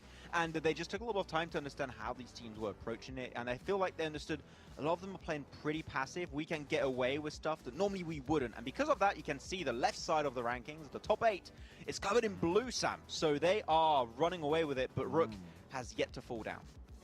Yeah, and I don't think they're going to fall down. I'm just going to say the only reason why Europe is doing better than Africa right now is because the African team keep taking out the African teams. I think that's the only reason. There's nothing else. There's nothing else. Copium. We have to talk about the dominance of Rook, though, because look at that. They are leading in placement points. They are leading in eliminations. And I do think that as much as we've given them a very hard time, the stats don't lie. They are making top 4, top 5 finishes every single game. Without a doubt, even if they've got one player standing. And that has to be commended. So, Crowns, while Africa might be losing the regional clash at the moment, they are proving that they can go head-to-head with the European teams, because Rook is not going head-to-head with the European teams. They have gone way ahead of them. Yeah, and I'm enjoying that coming through there from the side of Rook Esports, and I'm really looking forward to seeing their consistency. One thing I do know is I'm not going to be all jubilant yet, because we do know Gladiators are one of those teams that final days we tend to see them stand up and wake up. So I feel like this lead is not even enough against the side of Gladiators, so that is something that I'm also still putting in consideration. That's the thing, right? Against teams like Gladiators, Major Pride, MADBULLS, this lead could crumble in the matter of a game or two. That is how dangerous the teams below them are, because it suffices for them to get a chicken dinner with 15 eliminations or just double digits in general, and that gap is going to be closed pretty much instantly. But Rook, their strength, Sam, that we've been able to witness throughout now these almost 12 games, is that they just keep getting into that late game. And because you get to the late game, eliminations tend to just flow naturally. And I do feel a little bit bad, because I have been hypercritical of Rook Esport in many ways. Even Jackie and Blanca have been saying many good things about the team, and I truly believe they are a strong team. But I feel like if they can perfect just a small amount of aspects of their game, this is not only a team that could do well in these PMRCs or in their home region of Africa. I feel like this success could just bleed into international play. And this is it, Rook, the potential they have. I just want to see this potential come to fruition in a potential maybe PMGC if things work out. So Rook are creating to make a huge name for themselves in this event, and I just hope we can see a continuation and it's not just a flash in a pan on PMRC. That being said, I just want to throw this one in the side there, that Rook Esports have actually done, you know, we've seen them play on the edge, we've also seen them play through the center and stay in the center, and they played well. And what I really wanted to throw out to the chat here is, would you say that the addition of default has made Rook, you know, play relatively better? I'd like to see some of the answers there that we've got there. But looking further on that leaderboard, I see that decline coming through from the side of Titan. What do you think about that, Sam? What do I think about the decline of Titan? I think that they had a good run yesterday. I think that they were feeling super confident, but I do think that they just haven't found their footing today. Maybe it's got something to do with the circles. And also, I do need to apologize because I can hear my dog through my headset. And I think she might be barking. So if you hear some funny noises in the background, what she's trying to say is, I want to get into game, which we will in a little bit. But I'll throw this over to you, Maxman. What do you think about the Titan gaming decline from day one? We saw it in this last game too. Who was it? They lost Robs instantly to 77k, and this is, I feel like, something that a lot of these teams are doing, and we kind of touched upon it a bit yesterday, and I'm going to bring up the point once more, is that teams are testing things out and sticking to their drops and their rotations as to how they're going to be unfolding in PMPL full season, because you know that's going to be your ticket into PMGC. So teams are stubborn because PMPL is so important and they don't want to try a different strat. They need to stick to what they're going to do heading into PMPL 4. Let's pull up our predictions now for the final game of the day. I'd love to know, Crowns, who are you going with? I'm going with Greedy because I've seen them play so well on Miramar, and the only thing bopping in my head when I was putting down this prediction was they had a 28-point game in Miramar in the PMPL Africa split. So I'm looking forward to seeing them do that again. After 28, on another day they did 26. So I feel like they're able to do it again here. I look forward to that, Greedy. Maxman, I see you going with Falcons. I mean, they're 100 points off of that first place. So tell me, why are you picking them? Look, Falcons, they're known to be a good Miramar team. It might have not worked out yesterday, Sam, but they got one singular placement point this last Kenya game, and that point is so important. I'm calling it, they are the best team. They're going to initiate the best comeback in PUBG Mobile history. They're going to win it all. They're going to get, how many is that? 13 wins in a row. Okay, look out. And Jackie is going to look at that crystal ball and he's going to see what I'm saying is truth and only the truth. So it's coming up. I love the positivity exuding off of you. Tell me, Maxman, like, we're having fun and we're joking around here, but why is something like the regional clash so important for PUBG Mobile fans around the world? I feel like it's so important for teams to be able to play against different metas is so important, and to bring potentially their learnings from those metas and those other regions to their home region, and to prepare a little bit more for like international events like PMWI that we were able to witness just a month ago now, and events like PMGC. So if you can just learn from this and bring it back to your region and implement it to your own playstyle, you could be one of the best teams in the world if you do that process properly. Yeah, I mean, that is like breaking out of your comfort zone, right? You do not want to stay in that comfort zone and keep playing to your comfortability, which is what I need the light there of the world of battle to realize, right? That is the point of the regional class, so you can play against these other teams, try different things, and see how well you can better your gameplay as compared to just trying to play, you know, the same thing that you've been playing all year long in this position. I think that is not the way to go about it. you don't want to be narrow-minded going into events like PMGC because you got so many strong teams. I mean, look at Vampire, for example. This is a team that has evolved so much throughout the past now year and a half that this team has existed. And because they're just strong when it comes to the macro play side of things, when it comes to the micro also, they're just such a talented fragging team with the addition of Tony K in particular. They are so scary. And if your team is just stuck in your own ways and playing the way your region plays, it is not going to cut it the instant you head out of your region. And that might become an issue in PMRCs or even as soon as a potential PMPL championship. So the fact that you have these PMRCs is like, they're almost like scrims because teams can learn so much from these short 4-day events, and it just makes you so much stronger when you're approaching those big important events that help you qualify even further in PUBG Mobile esports ecosystem. So yeah, really important. I do like that question, Sam. It's really important to see these teams just try and adapt on the fly here. I think a lot of people watching, we enjoy the action, we enjoy the clash, but it is important to understand that there is a bigger meaning, because win or lose, all the regions actually win, because like you said, they get to learn from one another, they get to expand their gameplay as well. We are moving into Miramar very soon, so I am curious, how do you think this is going to go down? We've had a chance already in this competition, Maxman, to see what the Miramar playstyle is like. Are you expecting much of the same to what we saw yesterday? Yeah, I would say similar things. There might be some changes when it comes to maybe a few rotations. Drops, I think teams are going to be sticking to their old ways. I'm not really too surprised. Actually, one thing that was interesting yesterday, right, Crowns, is that we saw, who was it, Gladiators go for a Southern Los Leones drop, which I don't recall us ever really seeing from Gladiators. Normally, they're very stubborn. They like going for their northwestern drop, and they actually changed it up. And I would say, on Miramar, having 2 drops is so much more important than on an Erangel, than on a Sanhok or Vikendi, because the map is so massive. There's so much terrain. So 2 drops for Gladiators, knowing they're already a prevalent team on that map. They're really good at it. 2 drops for them, I feel like that could allow them to be consistent for all of their future Miramars they're going to be potentially playing. Yeah, but I would prefer if they're able to get that second drop to be a better one. We saw them land in the outskirts of Southern Los Leones yesterday, and that did not work out well for them. They had to deal with MADBULLS, I believe. They also had to deal with Falcon White, who were also on that southern side, and ultimately they went out in 16th position. So this is where, you know, we started to question what is going on with the mental of the team as per. Are they already getting tired, given that they've already played 5 games in the day? So we're looking forward to seeing them select a better spot. You know, there's probably places that they can look for that. I believe Puerto Paraíso was a little bit empty yesterday. These are places that they could potentially go to. I am curious because, Crowns, you brought up the mental game there, and I do think that this is something we haven't actually had a chance to speak about, and I know it's very important to you, but do you think that's going to play quite heavily, especially into the teams that maybe aren't doing as well as they would like, coming into Miramar, coming towards the end of the day, halfway through the competition? Do you start seeing those little arguments amongst the squad? Is everyone going to start feeling a little bit tired, a little bit irritated with one another?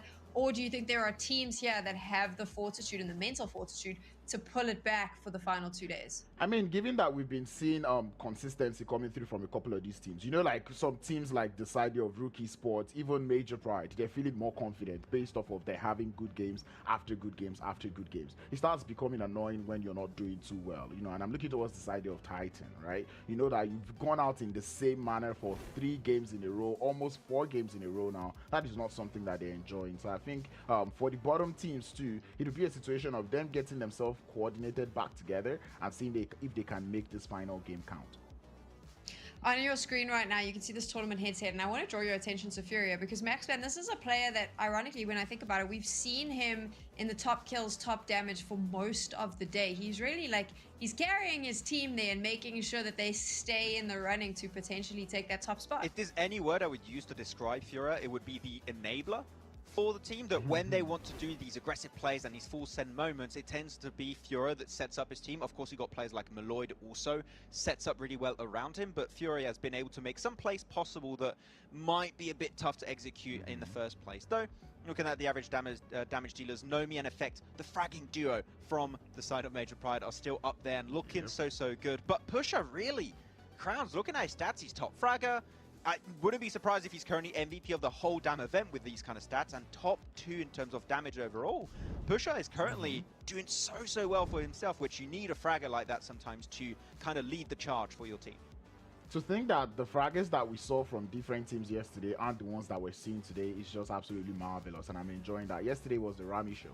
Today, right now, we're seeing Pusher onto something else. And I have to point this out. I was looking at those damage numbers, and I'm like, Redox has only played today, and he's able to get himself top 5 on the average damage leaderboards. That just goes to show how much work he's doing today. But on the other hand, it's almost like, okay, Redox is here doing this much damage, but we're not really seeing it in the Nexus gaming. I mean, after game 1, we've not really seen that much of Nexus. It's odd because we have seen how dominant the duo of Doran and Exo Machino were back in the fall championship for Europe, and it's so surprising that after such a dominant season, and the thing is, it's not just a dominant season in your home region, it's a dominant tournament with Turkish teams that are known, it is known to be one of the strongest regions in the world of PUBG Mobile esports as a whole in the past year and a half now. And the fact that they've not been able to translate this success in PMRC during the LAN in Saudi Arabia versus MEA, or here versus Africa, is very surprising to me. So there's a lot of question marks as to how are they going to perform in the full season when they go back to PMPL Europe? Are they going to be able to even make it in the championship? Because with how spring worked out, they were currently in a position where they could compete for a spot in PMGC. But with how they're playing right now, I have a lot of doubts. So we need to see them try and initiate a comeback. We still have yet to reach the halfway point. We're going to be there after this game, so there's still that room to fix things. But I am disappointed because I really was expecting so much more from this team. The hope they built up in spring was so big, but right now the disappointment is immeasurable. We're getting ready to go into game. Before we do that, though, there are certain teams that are coming out that we are seeing those names regularly in the top 4, in the top 5. There is definitely a consistent group of teams that are putting their mark on this tournament. Crowns, are you expecting them to do the same on this Miramar, or are one of the teams on the bottom end of the scoreboard going to finally rise up and find themselves in the Final 4? It doesn't look like any of these teams are going to stop. As of this time yesterday, we started to see Gladiators play a little bit bad. But this last game, they played better. And we see them calming down a little bit, but I feel like we're going to probably see the same thing again. The bottom teams are not having it right now. It is now time to get into game. I know that's what you want. You want to see what is going to happen on the final game of day 2 of the PUBG Mobile Regional Clash. So you know what? Blank, Jackie, they're going to have you covered. We've got ya like a blanket. We will have you covered. Do not worry. And coming into this one, before we get things kicking off, Blank, I've got something fun for you. A geometrical joke, if you will. Yeah, a bit of a riddle for you, mate. What did the triangle say to the circle? It said, "How are you doing?" He said, "You're pointless." All right, sick. Yeah. So he was a bit more negative. Yeah, well, that's the thing about Shapes. Quite aggressive. But it is another one for you, mate. What did the tree wear to the pool? They're Come on, Blank. You can do this. We've trained for this. They're barkini.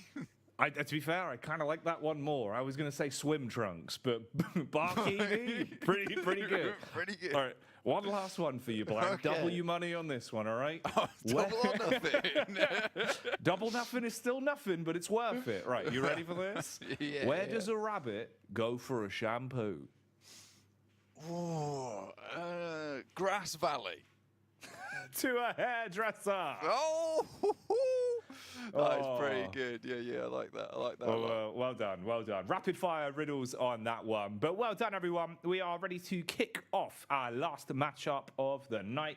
Thank you for sticking with us. And definitely get yourself locked in for one final outing. Blank, this has got to be an explosive finish. If yesterday's last game is a bit of a teaser of what we can expect, oh boy, we could be in for something spectacular. Mate, look, the way the devs handled that, they really had to get down to the nitty-gritty, right? And like Super Saiyans, they have been screaming, getting powered up for this game for quite some time, Jackie. So it has to be a big one. It just has to be. With a circle like that over towards Impala, you know what I'm feeling, you know what I see in the future, you know what I see in your ponderous orb? Go on, I see a city finish. I feel it coming. I know it's coming. In my bones. I'm channeling it. I'm building up my chi. I'm getting my focus ready. And right now, all I can think is about cities. Oh, it's all rhyming, Blank. I think you might be right. Budokai Taichi. That's what we like to see. Tenkaichi. Come on. Get the pronunciation right, Blank. I'm so sorry. But yeah, heading straight to the game here, let's have a quick look at the map for you where we got some of these players actually heading over towards. We've got the World of Battle TWOB currently in Picardo. Very central position here. They can move off towards that eastern side. But let's close in on the circle itself. La Bandita Fields. Very open area over on this side, up towards El Azahar and down towards that coastal edge. There is a lot lot of high ground to be taken control of. Nexus, MADBULLS, all looking to make an immediate escape towards that direction of the map. 77k might be able to take advantage of those hillsides too, Jackie. But in the meantime, so many teams have to move in from that western side. And round La Bandita, that's where a lot of these teams can get caught up in the action. In the meantime, though, the closest teams are Titan and Alpha.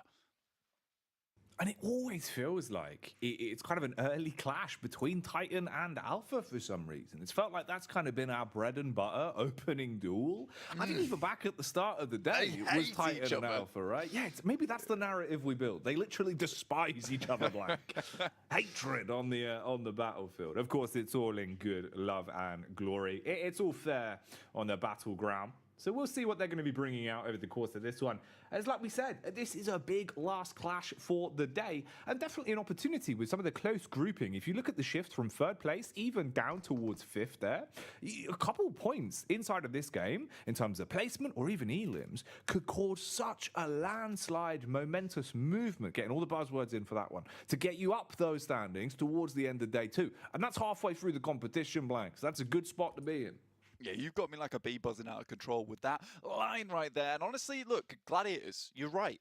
If we look at them, the close grouping down towards that bottom side, yes, that is naughty. But Gladiators not far behind Rook Esports at this point in time. I want to see Gladiators win or a high placing finish here on Miramar, because if they can take over, you know, Europe takes control of that #1 spot, that would be a cool way to end the day. Top 5 elims, goodness me, sorry. We're going to get back to the hatred. Old boy bouncing up and down. Man's got spring shoes on, but he eventually will switch out to the shotty and say goodbye to Kshipa as he finishes him off. Hello, look at the repeat on that. Ready to rumble from the top of the hill. Tenchik, he's running scared at this point in time. He stepped up for a bearish second, got about 18 bullets in his ribcage. Old boy, though, steps up to the plate on that top side. Will feel the brunt of some nades as they go far through. There's one nade on Mandarin. Tenchik moves up into position, but look at the health bars on the side of Titan. Extremely low. Old boy steps up, but a good spray comes through, but it's not enough to stop the old boy in his tracks. This old boy, wow, he is dealing a substantial deal of damage. He moves like a young man as well, dodging, diving, dipping. And right now it's Alpha that are slipping out of this one. Robs dives down to finish off as well, as he'll rob away the chance from Tenchik, furthering any sort of carnage in favor of Alpha. Mandarin won't be able to deal with much here as well, down on his last legs as he's gone. So Titan, smooth recovery to get themselves into a great spot off the back of the clash with Alpha. Meanwhile, Reflect, well, it's a damn good thing he's got his running shoes on, Blank, because he's got to get out of here. He absolutely has to. I mean, old boy, us, Alpha the club, and they just could not handle him right now. That was some insane repeat coming through from old boy Jackie. I just couldn't believe what I was quite seeing. You were right. Like, the way he was flipping backwards and forwards, like, they kept trying to peek him. They kept looking his way. He diverted the attention all the time. And yeah, Robs went a little bit unnoticed in that fight just because of the way old boy was playing that one out. But he really was the linchpin. If Robs wasn't there, taking those shots, hitting those really nasty peaks, you know, that fight would not have gone the way of Titan. They do lose one player, but from a very difficult position they were in and the amount of nades they took in the process, that was a really impressive team fight. It was a nice way to set the stage, really, for our last matchup of the night and give us a taste of the potential flavor we're going to get over the course of this one. Had the POV of SBG there as well, of course, and they really did command respect last time around on Vikendi. Here, will they follow on from their strong shoots, and so as that it wasn't a one-off and that it is something that can be repeated, a sustainable day for them, rather than just a flash in the pan, like cooking some bacon on too high of a heat? Does that happen often for you? Not as much these days, ever since I realised, you know, the first time it happens, you kind of never do it again. Yeah, maybe I just put it slightly lower down. Yeah, that's fair play. That's fair play. Sometimes that's what needs to happen. And for some of these teams, like you say, like, we want to see more consistency out of them. We want to see this happen more often. Titan, yeah, they can win these initial fights off the get-go very easily, but can they translate that into a good game? And right now at 3 players, it's not ideal. They slip slowly down towards 7th place. I'd like to see them end up in the top 5 by the end of the day, because we have been hyping up hyping them up big style, but it's been interesting because, you know, they've been getting that synergy on board from yesterday. We talked about the individualistic plays from today, but again, it feels like 6th game, that synergy comes back online. I don't want to see that go away for tomorrow. No, yeah, it's one of those where you're just hoping that really all of the benefits that we've seen from today will be continued rather than being one-offs. MADBULLS, though, one of the big things that has been super consistent is just how good they've been when it comes to eliminations, and continuing with that strong suit here, as they've already got one under the belt. Titan with 3 elims to their name as well. SBG pulling into a new compound as they start to make their rotation. And for the World of Battle, it's been another unlucky day in the office. They've got one player knocked, one of them fully eliminated, and it's not looking like it's really going the way they would have wanted it to on the last game of the night here to even give them some kind of way back in early. Yeah, mate, they've been twibbly and twobbly all day today. It's just not been going well for them. I do want to see them stand up a little bit straighter in these matches. Just not to be so far. They have a real vicious name, but not able to bring the vicious gameplay. Minas Generalis at the moment, where we're looking at with a bit of Impala still locked in down towards that southeast side. So if there's anything to go by our prediction, we're hoping this is a southeast shift and some of these teams will have to quickly go to the urban environment. MADBULLS though, they lose one player on a knock. Not quite down as of yet, but it's Titan to go up against. And these guys are a little bit warm from their initial engagement between them and Alpha. Now, this is a very explosive game of baseball that's going on in front of us. Tulika, he'll be the pitcher, and same could be said about Robs. They both exchange nades, going off like a very explosive secret Santa, but they've got the flank that actually could work quite nicely. Ooh. Look at the position though for Frozen. Oh, this is big. He knows to back nade off the arc of the window. The splash damage, lowering the HP for Robs. Tulika though burning and not ignited in the way that you would have wanted him to. Not burning brightly in the game. Instead, literally on fire. Frozen using the elements to his advantage. Molly down, jumps out the window, ignites the entire building. He's going to get peeked from the balcony though. Robs doesn't hard commit on the face. Oh boy, taking bullets to the lips. He's going to get shut down. Frozen's got time to pop a stim as well. Gets that energy drink in his system and his heart is pumping. Quick smoke goes down to prevent them from peeking off the side there. But yeah, he's done really well. Getting rid of Oh Boy is really important considering this is the guy that caused the majority of the problems. Now it's just Icy left remaining. The deadly duo down to just the single lad. And let's see if Frozen can silence the Titans on their spree at the start of this game. Frozen, bobbing, weaving, looking to strike from the back line. Icy though, he's proving that he's too hold to hold as he'll be able to battle back. Diving around the corner as well, up into the elevated position, but he eventually crashes back down to earth as we wave goodbye to Titan Gaming one final time tonight, going out as the first team in our last matchup. Man, the skill from both of those teams though, you could only imagine what would have happened if the Titans had their full 4-man squad there. I think maybe MADBULLS would have gone out, and if it wasn't for the fact that, you know, Frozen had been studying his trigonometry in math class and been able to bank those nades off the window, been able to get a really seriously good knock to start things off. That could have gone very, very differently for MADBULLS. And, you know, their spree today could have been stopped right there because their streak has been looking quite good. Currently on 93 points, up to 97 now. Just 1 point behind Major Pride. Have been very consistent today. You know, they could be ending in the top 3. At the end, if they continue performing the way they have. And currently this compound they hold is very strong when it comes to holding out teams coming in from that northwest side. We do get the southeast shift, so maybe the Impala City Dream finish is here for us. You know just how strong that compound is, Blank? No, tell me. It could lift a 50 kg dumbbell on one arm. Man, that is a unit. Just like the warehouse unit that is on the north side of this compound. Lovely stuff to see. And realistically, they will need some serious strength coming into this end game because they're holding out against a lot of teams coming in from the west. Major Pride, though, they slink their way down towards that south side to meet up with MUERTE, currently holding in Church and Impala, giving them a really strong high ground position to play around with a couple of players sat in the front. But it's not just about the strength, it's also the stamina. And we will hopefully have the stamina to get you back into the gameplay as soon as possible. Do not worry for right now, as you can still hear our lovely voices. There we go. Don't worry, just a little tease for you, keeping you on your toes, because that's what it's all about the movement, the sustainability of going from blow to blow and dealing with the unknown, Blank. That's what PUBG Mobile's all about. You never quite know what you're going to get. That nade is absolutely gone, but the follow-up actually going to do a little bit of damage. We've got Falcons roosting up towards the top. That's what Falcons do. They come home to roost, Blank, because they are animals that are of the avian variety, of course, also known as birds.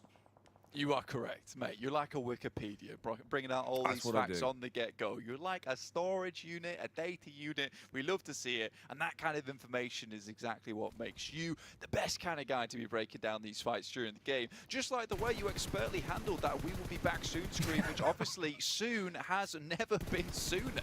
We got straight back into the action, and like you said, that's what we're all about here in PUBG Mobile. Blackhand, though, from a distance, takes down Reflect. What a shot with a Mini 14, using the DMR to full advantage on this large map that of the big ranges. Really, really well done. Now Fajita, as well as Co. I just love saying Fajita. I can't help myself for 77k Esports. But they will be looking down towards Falcons, who are attempting to reclaim this position down the hill. Oh, man. I do like the fact as well, we are starting to see little bit by little bit more and more DMR over the course of this tournament. I really hope it starts to ramp up even more as well. One of my favorite category of weapons, just by some of the sheer gun skill you can display with it, even up close if you're able to maintain composure. And the Mini 14, it's not done yet. Seems to be popping up a lot in the elim feed as Matic. He's not going to be able to handle what he's just been given. Bullets straight into him. 6 as well, replying on the hillside with the nades, but 4 hits heavy like a hero and shuts that man down. That might be a good grenade to finish it off, but doesn't quite find it actually. A lot of teams all pumping into a quite scary area of the map now as we head down towards Impala.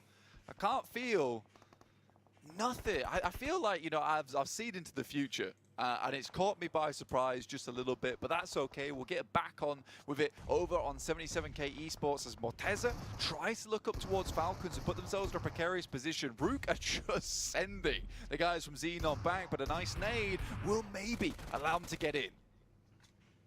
Rook, you've got Rami running rampant with the UMP. How sublime will this SMG be? Trying to peek, both of them playing a game of chicken here, baiting the other one to peek in. Utility in the backline as well. He fakes the audio cue, baits in the peek from Lazy Boy and absolutely annihilates him, showing up like the wicked Skeng man, as that was a hell of a rap maneuver as he's dropping bars with the SMG. Rami cleaning up on that one, switching over to the rest of the squad as well. This is Blackhand, and they can guard the edge of the blue. Rami on his rotate in, he's just going to be eating bullets from an advantageous position. As long as they can click onto him, they'll shut him down, and you can wave goodbye to Rook on that one as they've lost Rami and are out of things in 13th.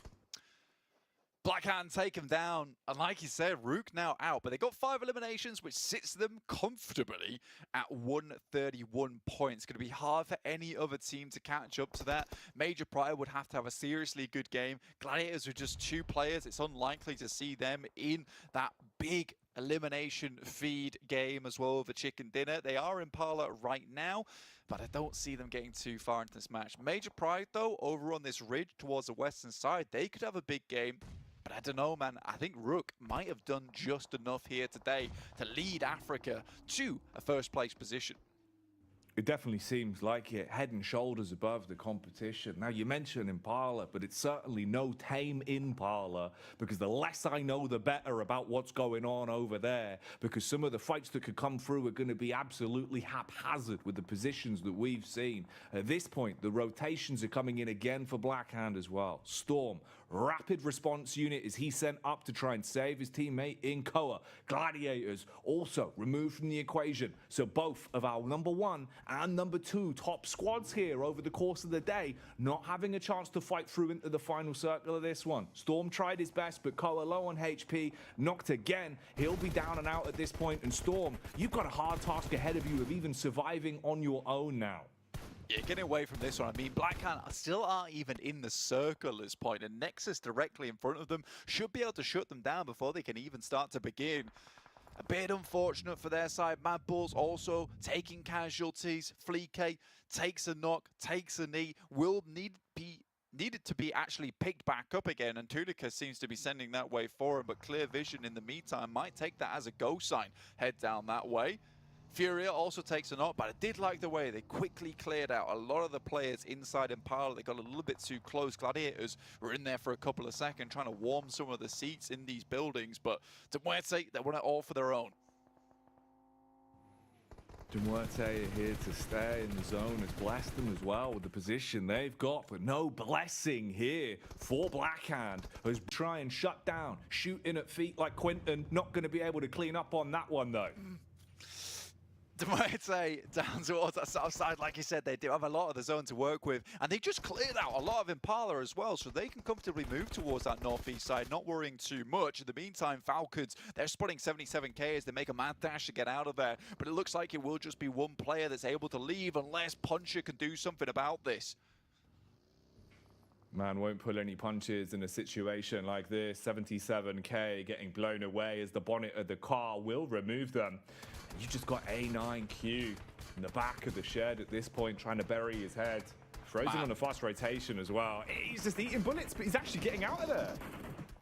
The fact that he got in, you know, he got out of the vehicle as well. He was about to make a decent play, tried to dive for cover, but like an action move, the explosion blew him away at the end of the day. And realistically, MADBULLS maybe could have gone further there, but they prioritized this position on the ridge a little bit too much. I think it's fair play, though. If the circle did shift west, they had a really, really good position to play with. And sometimes you've just got to gamble with a circle like this. And they tried to send it in, get frozen towards an endgame finish, but he's no Tulica, mate, so that won't be happening. Nexus, though, on this northwest side, they currently have 3 players still alive, and we mentioned it yesterday. Miramar's kind of their playground. That's where they like to do the damage, but with 3 players, it might not be enough, Jackie. Man, I want to hit quick home with one thing as well. You see the elimination feed constantly coming through. The mini 14 looking more like the major 14 with the amount of elims. That gun alone has been able to pick up here. Absolute dream to see it being utilized so much by a lot of the players. The range capability that it has really being hammered home on a map like this. Dino, though, oh God, got to bail out of the vehicle, looking like a stunt driver, quickly able to find himself back on his feet, as it will be a hell of a feat if he can find some damage on this one. Impact coming through from Falcons as they strike, spanning through the smoke as well, leaving Black-White broke as he's down, knocked at this point. Nomi, we know that he can go huge, but it's going to have to be a hell of a clutch. Complete swing on, couldn't flick towards the angle in a quick enough time as he goes down. That's an interesting play for Major Pride. You know, I feel sorry for them because that kind of rotation, he just did not expect Falcons to be there. So a decision is made and they are caught off guard by it. Now, for Falcons, I think they can start to move a little bit further into the circle with 2 players. It's not looking so good, but those 7 eliminations, they'll be certainly happy for them on the leaderboards. MUERTE staying out of the way down towards this southwest side in Impala, and I think that's fair enough. You're waiting for this next circle to come through, Jackie. You want to see which side of the map it favors. If it comes down towards Impala, maybe then MUERTE can start to push up, but it's away from them. It's up towards the silos, and now MUERTE do need to move out, but with 4 players and on a bit of a streak already, maybe this is their game. They've got to scuttle forward, sure, but you've hit the nail on the head, right? They're the only side that in the battle of attrition are above the rest. They should have higher trading capability just off the bat. They've got 4 players as presence alone. It just depends on how this rotate goes. You're looking at the spacing on it, more so focusing towards Falcons that are going to be able to cut that one off. And could try and nip it in early, see if they can get a bit of damage out to potentially thin out MUERTE. And it seems like that fight is kicking off. Furia, though, there's a reason why we highlighted him in terms of some of the ridiculous statistical work he's had over the course of the day, and he is still finding more opportunities to pad those stats. I mean, we've got to highlight him because he's constantly in the spotlight. This guy is so good. In terms of just being able to identify, this is probably one of the rotations that this team is going to make from that southeast side. They quickly move across to it. This is the same way they cooled off the members of Gladiators who got a little bit too close and towards their territory. And now they are completely freeing up all the space down towards the south side. It's so smart. Now, if MUERTE does get a shift down towards the south side, it will be simple business to start just taking shots at some of these teams that are moving out from that position towards the north. It's really good. Very smartly done from MUERTE. They've played their cards right here, waited for some of the more dangerous rotations to come through and dealt with them handily. Dealing with it fantastically. Got to keep that level of pace up. Greedy for kills, getting another opportunity to strike again as well. And they have had some big moves here. 3 eliminations to their name so far at this point. It's also crazy. Falcons have been able to pick up all their pieces with 7 elims in the back pocket at this point, but only 1 man remaining after being picked off by the rotate from MUERTE. MUERTE that are also taking a bit of damage here. You can see popping up on the right-hand side. Clear vision, trapped with just a bare fence to defend them as well. And Furia, he's reaggressing, realizing that Axe is here. He wants to try and ask him a question. More of giving him an answer, really. And that answer is, can you survive this? Seems like he can for now. Shotgun, bites back, strikes against Furia. Hard commits onto it as well. Wants to take him down for good, making it harder for MUERTE to actually get placement points out of this one. Man, if that nade had been placed just a tiny bit to the left, potentially it's an instant knock and an instant flush over towards Axe. You got to feel bad for Fury there because he really did line it up very nicely, Jackie, the way he was tracking the movement coming through. Now MUERTE just down to 2 players, and Axe keeps the dreams alive for Falcons with 8 eliminations so far, already set to get a past alpha in this game towards the end of the day. Now, NEXUS, though, we talked about them. We said that Miramar was their playing ground. They're getting seasonal depression over on our angle, and the vitamin D provided by Miramar, the sunny map indeed, is helping them out just a little bit at the end of the day to raise the spirits. It's got them back in the driving seat that we needed to see from them. We've been talking about the fact that NEXUS, they haven't looked like themselves, right? They've looked a little bit slow to the roll, like they haven't quite had the confidence. And I think you might have summed it up perfectly. Maybe that's all they needed. Just try and buff them back in. Toxin, no. Taking pot shots from a substantial distance as he's able to hit another one. And MUERTE, from the spot they were in, it just keeps getting worse and worse and worse. And Axe, he's finally got the confidence to go back with the smoke to shroud onto the body of Furia, quickly grab some extra bells and whistles to play with. Now going head-to-head versus Corker. He'll peek over the top of the wall there, firing some bullets downrange. Molotov to make it awkward for the repeat for Axe. HE thrown in himself. He's hard committing to this. He's got so much utility that he's just picked up from Furia that he's content to just lob these out again and again. A9Q though, rotating in from down the hill. It depends if Axe can spot this one out. He's got high ground and he's got a vehicle to get away as well. Yeah, he's going to push down the hill here, try and take the eastern side approach as he heads over towards where A9Q is currently playing. Maybe get sprayed out just a little bit, but he's able to get just on the top side of the road. Can he use this third-person advantage peek to actually find A9Q? Does just about peek him out here, but he's getting shot by a behind. Can he take out A9Q in the process? No, just a bit of chip damage, and underneath the vehicle, Malloy finally takes down the opposition that's been giving them so much trouble for so long, and out moves MUERTE down towards the south edge. They should have heard that grenade and assumed that Axe was actually taking a fight with a player down there, so they might be able to clear out one additional player, bringing their elimination count up to 5. 7 squads still standing on this one. And you look down at the bottom, TWAB, the World of Battle, they're still in it right now. Let's see how long they can survive as they've not had the best day of things. For 77k though, it's not really going the way they wanted it to. Finally finished off as the solo man is struck upon. Malloy building back up the confidence to try and keep DMR at least building a few more elimination points off the back of this one. They lost 2 squad members on a fight that probably shouldn't have gone the way it did. Heavy tag there though. Seems like Corker losing a lot of his life, so they're getting sniped upon. Greedy for kills, being able to get that chip damage out. Takes out the vehicle. One of the wheels gone now, makes it very difficult to move out from that position, but Greedy for kills, Dasher picks up the AUG, 400 bullets in the back pocket as well. This guy is decked out. He can spray for days during this match. Right now, the World of Battle, it's the first time in a long time we've seen them towards the end game. Like you say, Jackie, see what they can get done here, but currently on the outside. NEXUS, it's been a boom from them to be inside the Sunny Smile warehouse for themselves. And that's what they're feeling this game, getting back on the bike once again. And for NEXUS, I do feel like, no, it's not the vitamin D they need. It's not the sunny map itself. It's just a bit more confidence. When they feel like they can do it, when they really put themselves in these dangerous situations, a lot of the times they do succeed. And I think they're just a bit scared at the moment to put themselves in these central spots. But they are thriving in them right now. Absolutely. I mean, you got Kapahala, the warlord, so let's let him get stuck into the thick of it, right? Don't just skirt around like mice in the night. Instead, let him go off. Be the big blade of the team. See what he can get done. We know the firepower's there. We just haven't seen them in an opportunity to display it. This is one that's working well from them, though. They're being able to prioritize a lot of these fights nicely. This is interesting, though. Look at Pocus for clear vision, playing around the edge. Knows he's being swung on. Clean hit. Octavian being able to steal that one away. Pocus, he's going to be a bit frustrated with that. As Nexus, they not only clean up, but they also aid him in wiping SPG out of the equation.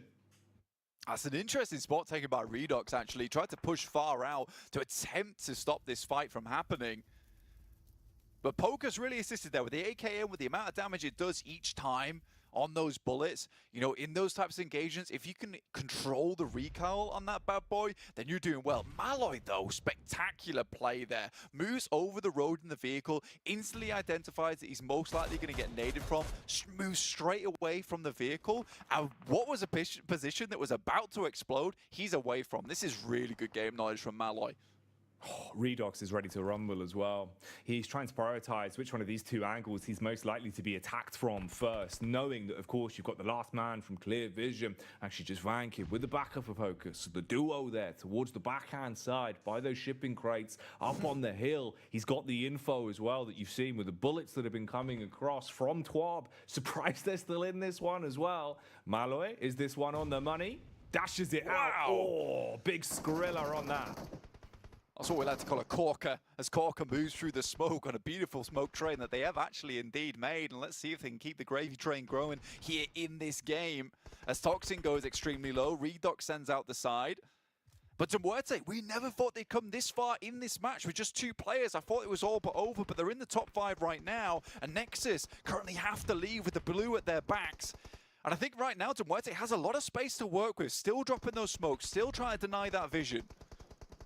They've got such a good read on the game. Just as a duo alone, they're playing this really nicely. Toxin, he was forced to flank around the right-hand side as well. So clear vision from Nexus. Kapahala takes that fight with open arms. Happy to deal damage as greedy for kills are out. Kapahala now focusing on medical duty. Get Redox back on his feet and back into the game. Meanwhile, well, the battle finally waving goodbye. Out in 4th place this time as MUERTE are the ones to shut them down, leaving us with our final triple threat of MUERTE, Clear Vision, and Nexus.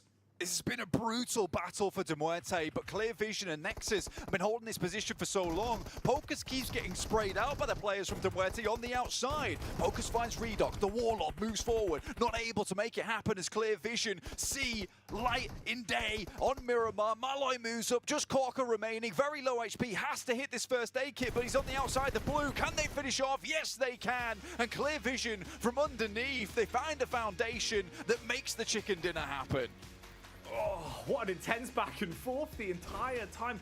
Nexus, they had complete grasp on the game. MUERTE trying their best to be the duo to save it, but in the end, it's Clear Vision, the team that were having to scrape by, basically skirt through with nothing for so long, to come in and clutch it out and dismantle the Warlord in incredible fashion. I mean, Pocus on that side with the AKM as well. Jackie, what a difficult position to play, and he clutches it out. If that doesn't happen, that chicken dinner doesn't come through. But again, big props to MUERTE. What a long way they had to journey through AXA, through everything, through that road with the smoke train. It's a surprise Corker even made it. Man, that whole game towards the end there, you know, you're thinking at a certain point, Clear Vision, they were kind of just nipping at heels, but it was going to end for them. I didn't expect them to actually be the ones to end the whole damn thing, but there you go. Clear Vision take it. Let's get back to the desk to break down the night. A big thanks to Jackie and Blank for all their hard work during those games to keep you entertained. And of course, a big shout out to Clear Vision for taking the chicken dinner. What a fun way to end. All of our top teams, the teams we've been talking about, the most consistent teams, the ones that we've seen in the final fights, every single game up until now, all out before they can get any placement points. Maxman, they opened it up for those teams that are sitting in the mid-pack to allow them to try and close the gap. Yeah, and Clear Vision just struck gold on this game. Clearly, it was the best opportunity for them to just come in, swing in, to not only secure themselves a win, but also to get a lot of eliminations. And I think we saw Crowns, they got like 10 or maybe 11 at the end there of that game. So really, really strong performance from Clear Vision in a position that they had to breach. And it was such a tough breach because so many teams were already installed in strong buildings, and they just came in swinging as a duo mainly. And I did not expect them to win it the way they did, but they just came out and just wrecked everyone north of Impala. Yeah, I think they capitalized on the passiveness that came from the side of SBG, because SBG was actually staying in those compounds for quite a while, and I've expected them to hold the defense against the side of Clear Vision. But Clear Vision, I just want to point out how much they play this game based off of momentum. This is not something we've seen from them based off of how early they go out in the games. Right, coming into today's game, they started off on that northern side, and they were able to get themselves quite the elimination count, I think about 3 to 4 before getting into those final zones, and they were able to work on that momentum. From here on out. From here on out, they were just able to work on that momentum that they had, and it worked out quite well for them. We saw Rami actually die in those clips, but despite the fact that they died pretty early, all the teams were like competing for first place. We're talking your MADBULLS, your Gladiators, your Major Pride. They got less elims than Rook Esports again, so despite the fact that that was their one opportunity, Rook still lengthened that lead between those top 5, top 6 teams. So it's pretty insane how they just remain at the top. Though MUERTE trying to send it over that field position. G4K were really a main issue for MUERTE this entire time, but the moment they make it over to that ridge and they cleared all the teams in these fields, man, they became such a threat that they were able to get into a second place, which I really didn't expect that.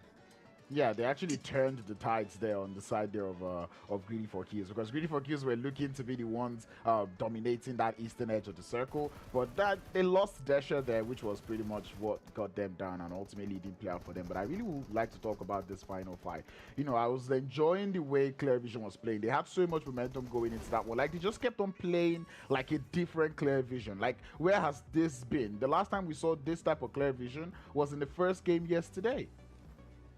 Look at those results from this game, Crowns. All that green. Finally, we've been calling for this. I tell you, it is so satisfying. And I really want to point this out. The world of battle. Able to make themselves get 4 placement points. It's not the most, but 4 placement points, I believe that's 5th position.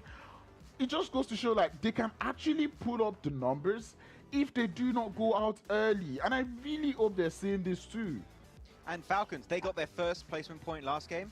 Now they got another one. They doubled their placement points. Congratulations, Falcons. They are the true winners of this final game of day 2. I know I'm messing around, but they still get 9 points on the board, so they're still getting involved. They're not falling too far behind, but we still need to see a little bit more presence. Though onto the second page, we said it, some big heavy hitters like Major Pride, Titan, Gladiators, not able to really translate their success of today into this final game of Miramar. And Blackhand, you know, a little bit more silent, but you know what? They had a good day, Crown, so we can give them a 1-break game.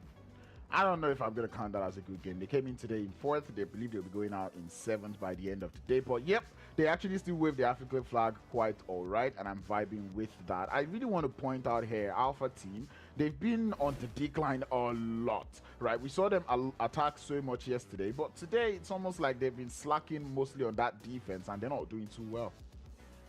We've got our kills up. I'm so surprised. I thought we would see Furia in the mix here. Obviously, I wasn't following the kill feed, but I did think that maybe he would have popped off because I just got so used to seeing his name. So thought he might be there, but for the most part, love the new faces and players coming in here. I don't say new, we all know who they are, but they're finally making sure, Maxman, that we know they exist and saying, hey, we know we're halfway through, but don't write us off just yet. Yeah, Vankid, I think this is one of the first few times we saw him I think we saw him once or twice already today, so Vankid has been able to have a little bit more presence in these games, which is always good to see for Clear Vision Esports. And Toxin has been, in my eyes, one of the standout players, one of the most predominant players for the entirety of Greedy for Kills, so good also to have some individual players. Of course, we know, Crowns, that solo players are not going to be everything you need to try and secure a championship in a PMRC. You need to have just some more team-wide presence behind those solo players. As we look here, still a lot of European chicken dinners, but man, we could see still Ruck remain on top because they not only get himself that chicken dinner, but were just so consistent once again. Yep, they're doing this every single time, and I want to ask the question: would they do it tomorrow? I kind of feel confident that they will be able to do it tomorrow. As I said, Rook Esports do know how to start a tournament, and right now 131 points up on board. I cannot complain.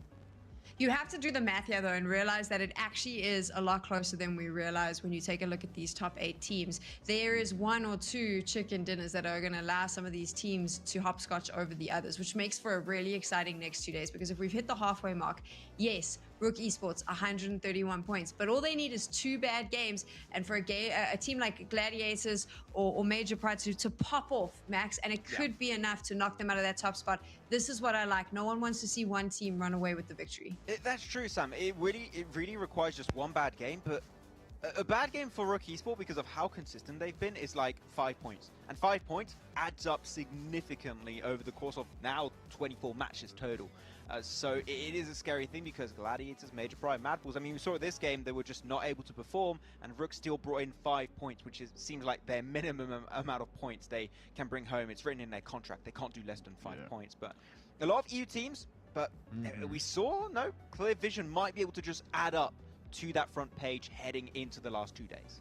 Yeah, and I'm enjoying what I'm seeing there from the side there of Clear Vision. At least to close out today, it gives me more confidence that tomorrow, at least they're one of those teams that are still willing to step up. I'm really looking at the bottom side of the leaderboard, and to be honest, the major reason why these guys are there is just because of the hot drops. But the MVP, we did not see this one coming. I knew it had to be someone from Major Pride, but I thought Effect, but no me. Yeah, he's the other fragger alongside the side of Effect, so I'm not too surprised to see. I thought actually I was going to see Furia.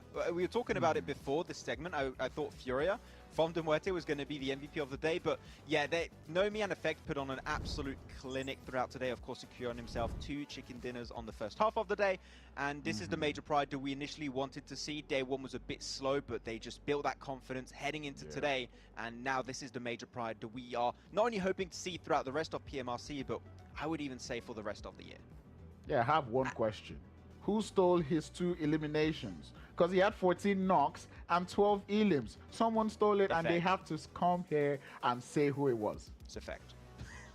Heather, I love the fact that I set it up for Furia, knowing full well that I was going to be like, I'll just mention his name so it's fresh in everyone's mind when he comes up as MVP. And then I got hard done by Major Pride. So now I know how lots of those teams in the lobby feels. Maxman, Crowns, it is time now for us to wrap up the day, the halfway mark. Are we expecting even more incredible games tomorrow, Crowns? I'm expecting so. To be honest, I'm expecting tomorrow to be better in terms of gameplay coming through from both regions, right? Europe, I'm pretty sure they've got this in the bag, but I need Africa to do what Europe did from yesterday coming into today. Adapt and learn based off of what has happened. I don't want to talk about drop spot. I feel like I've said that a little too much today. So by tomorrow, I don't even want to mention the word drop spot, right?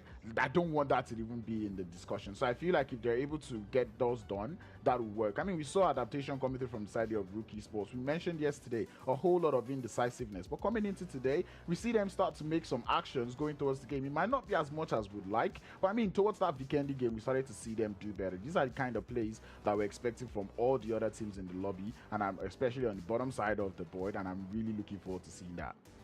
I definitely think that they're going to be using the momentum that they're probably feeling from these last 2 games. So it's going to be really interesting tomorrow. Halfway mark.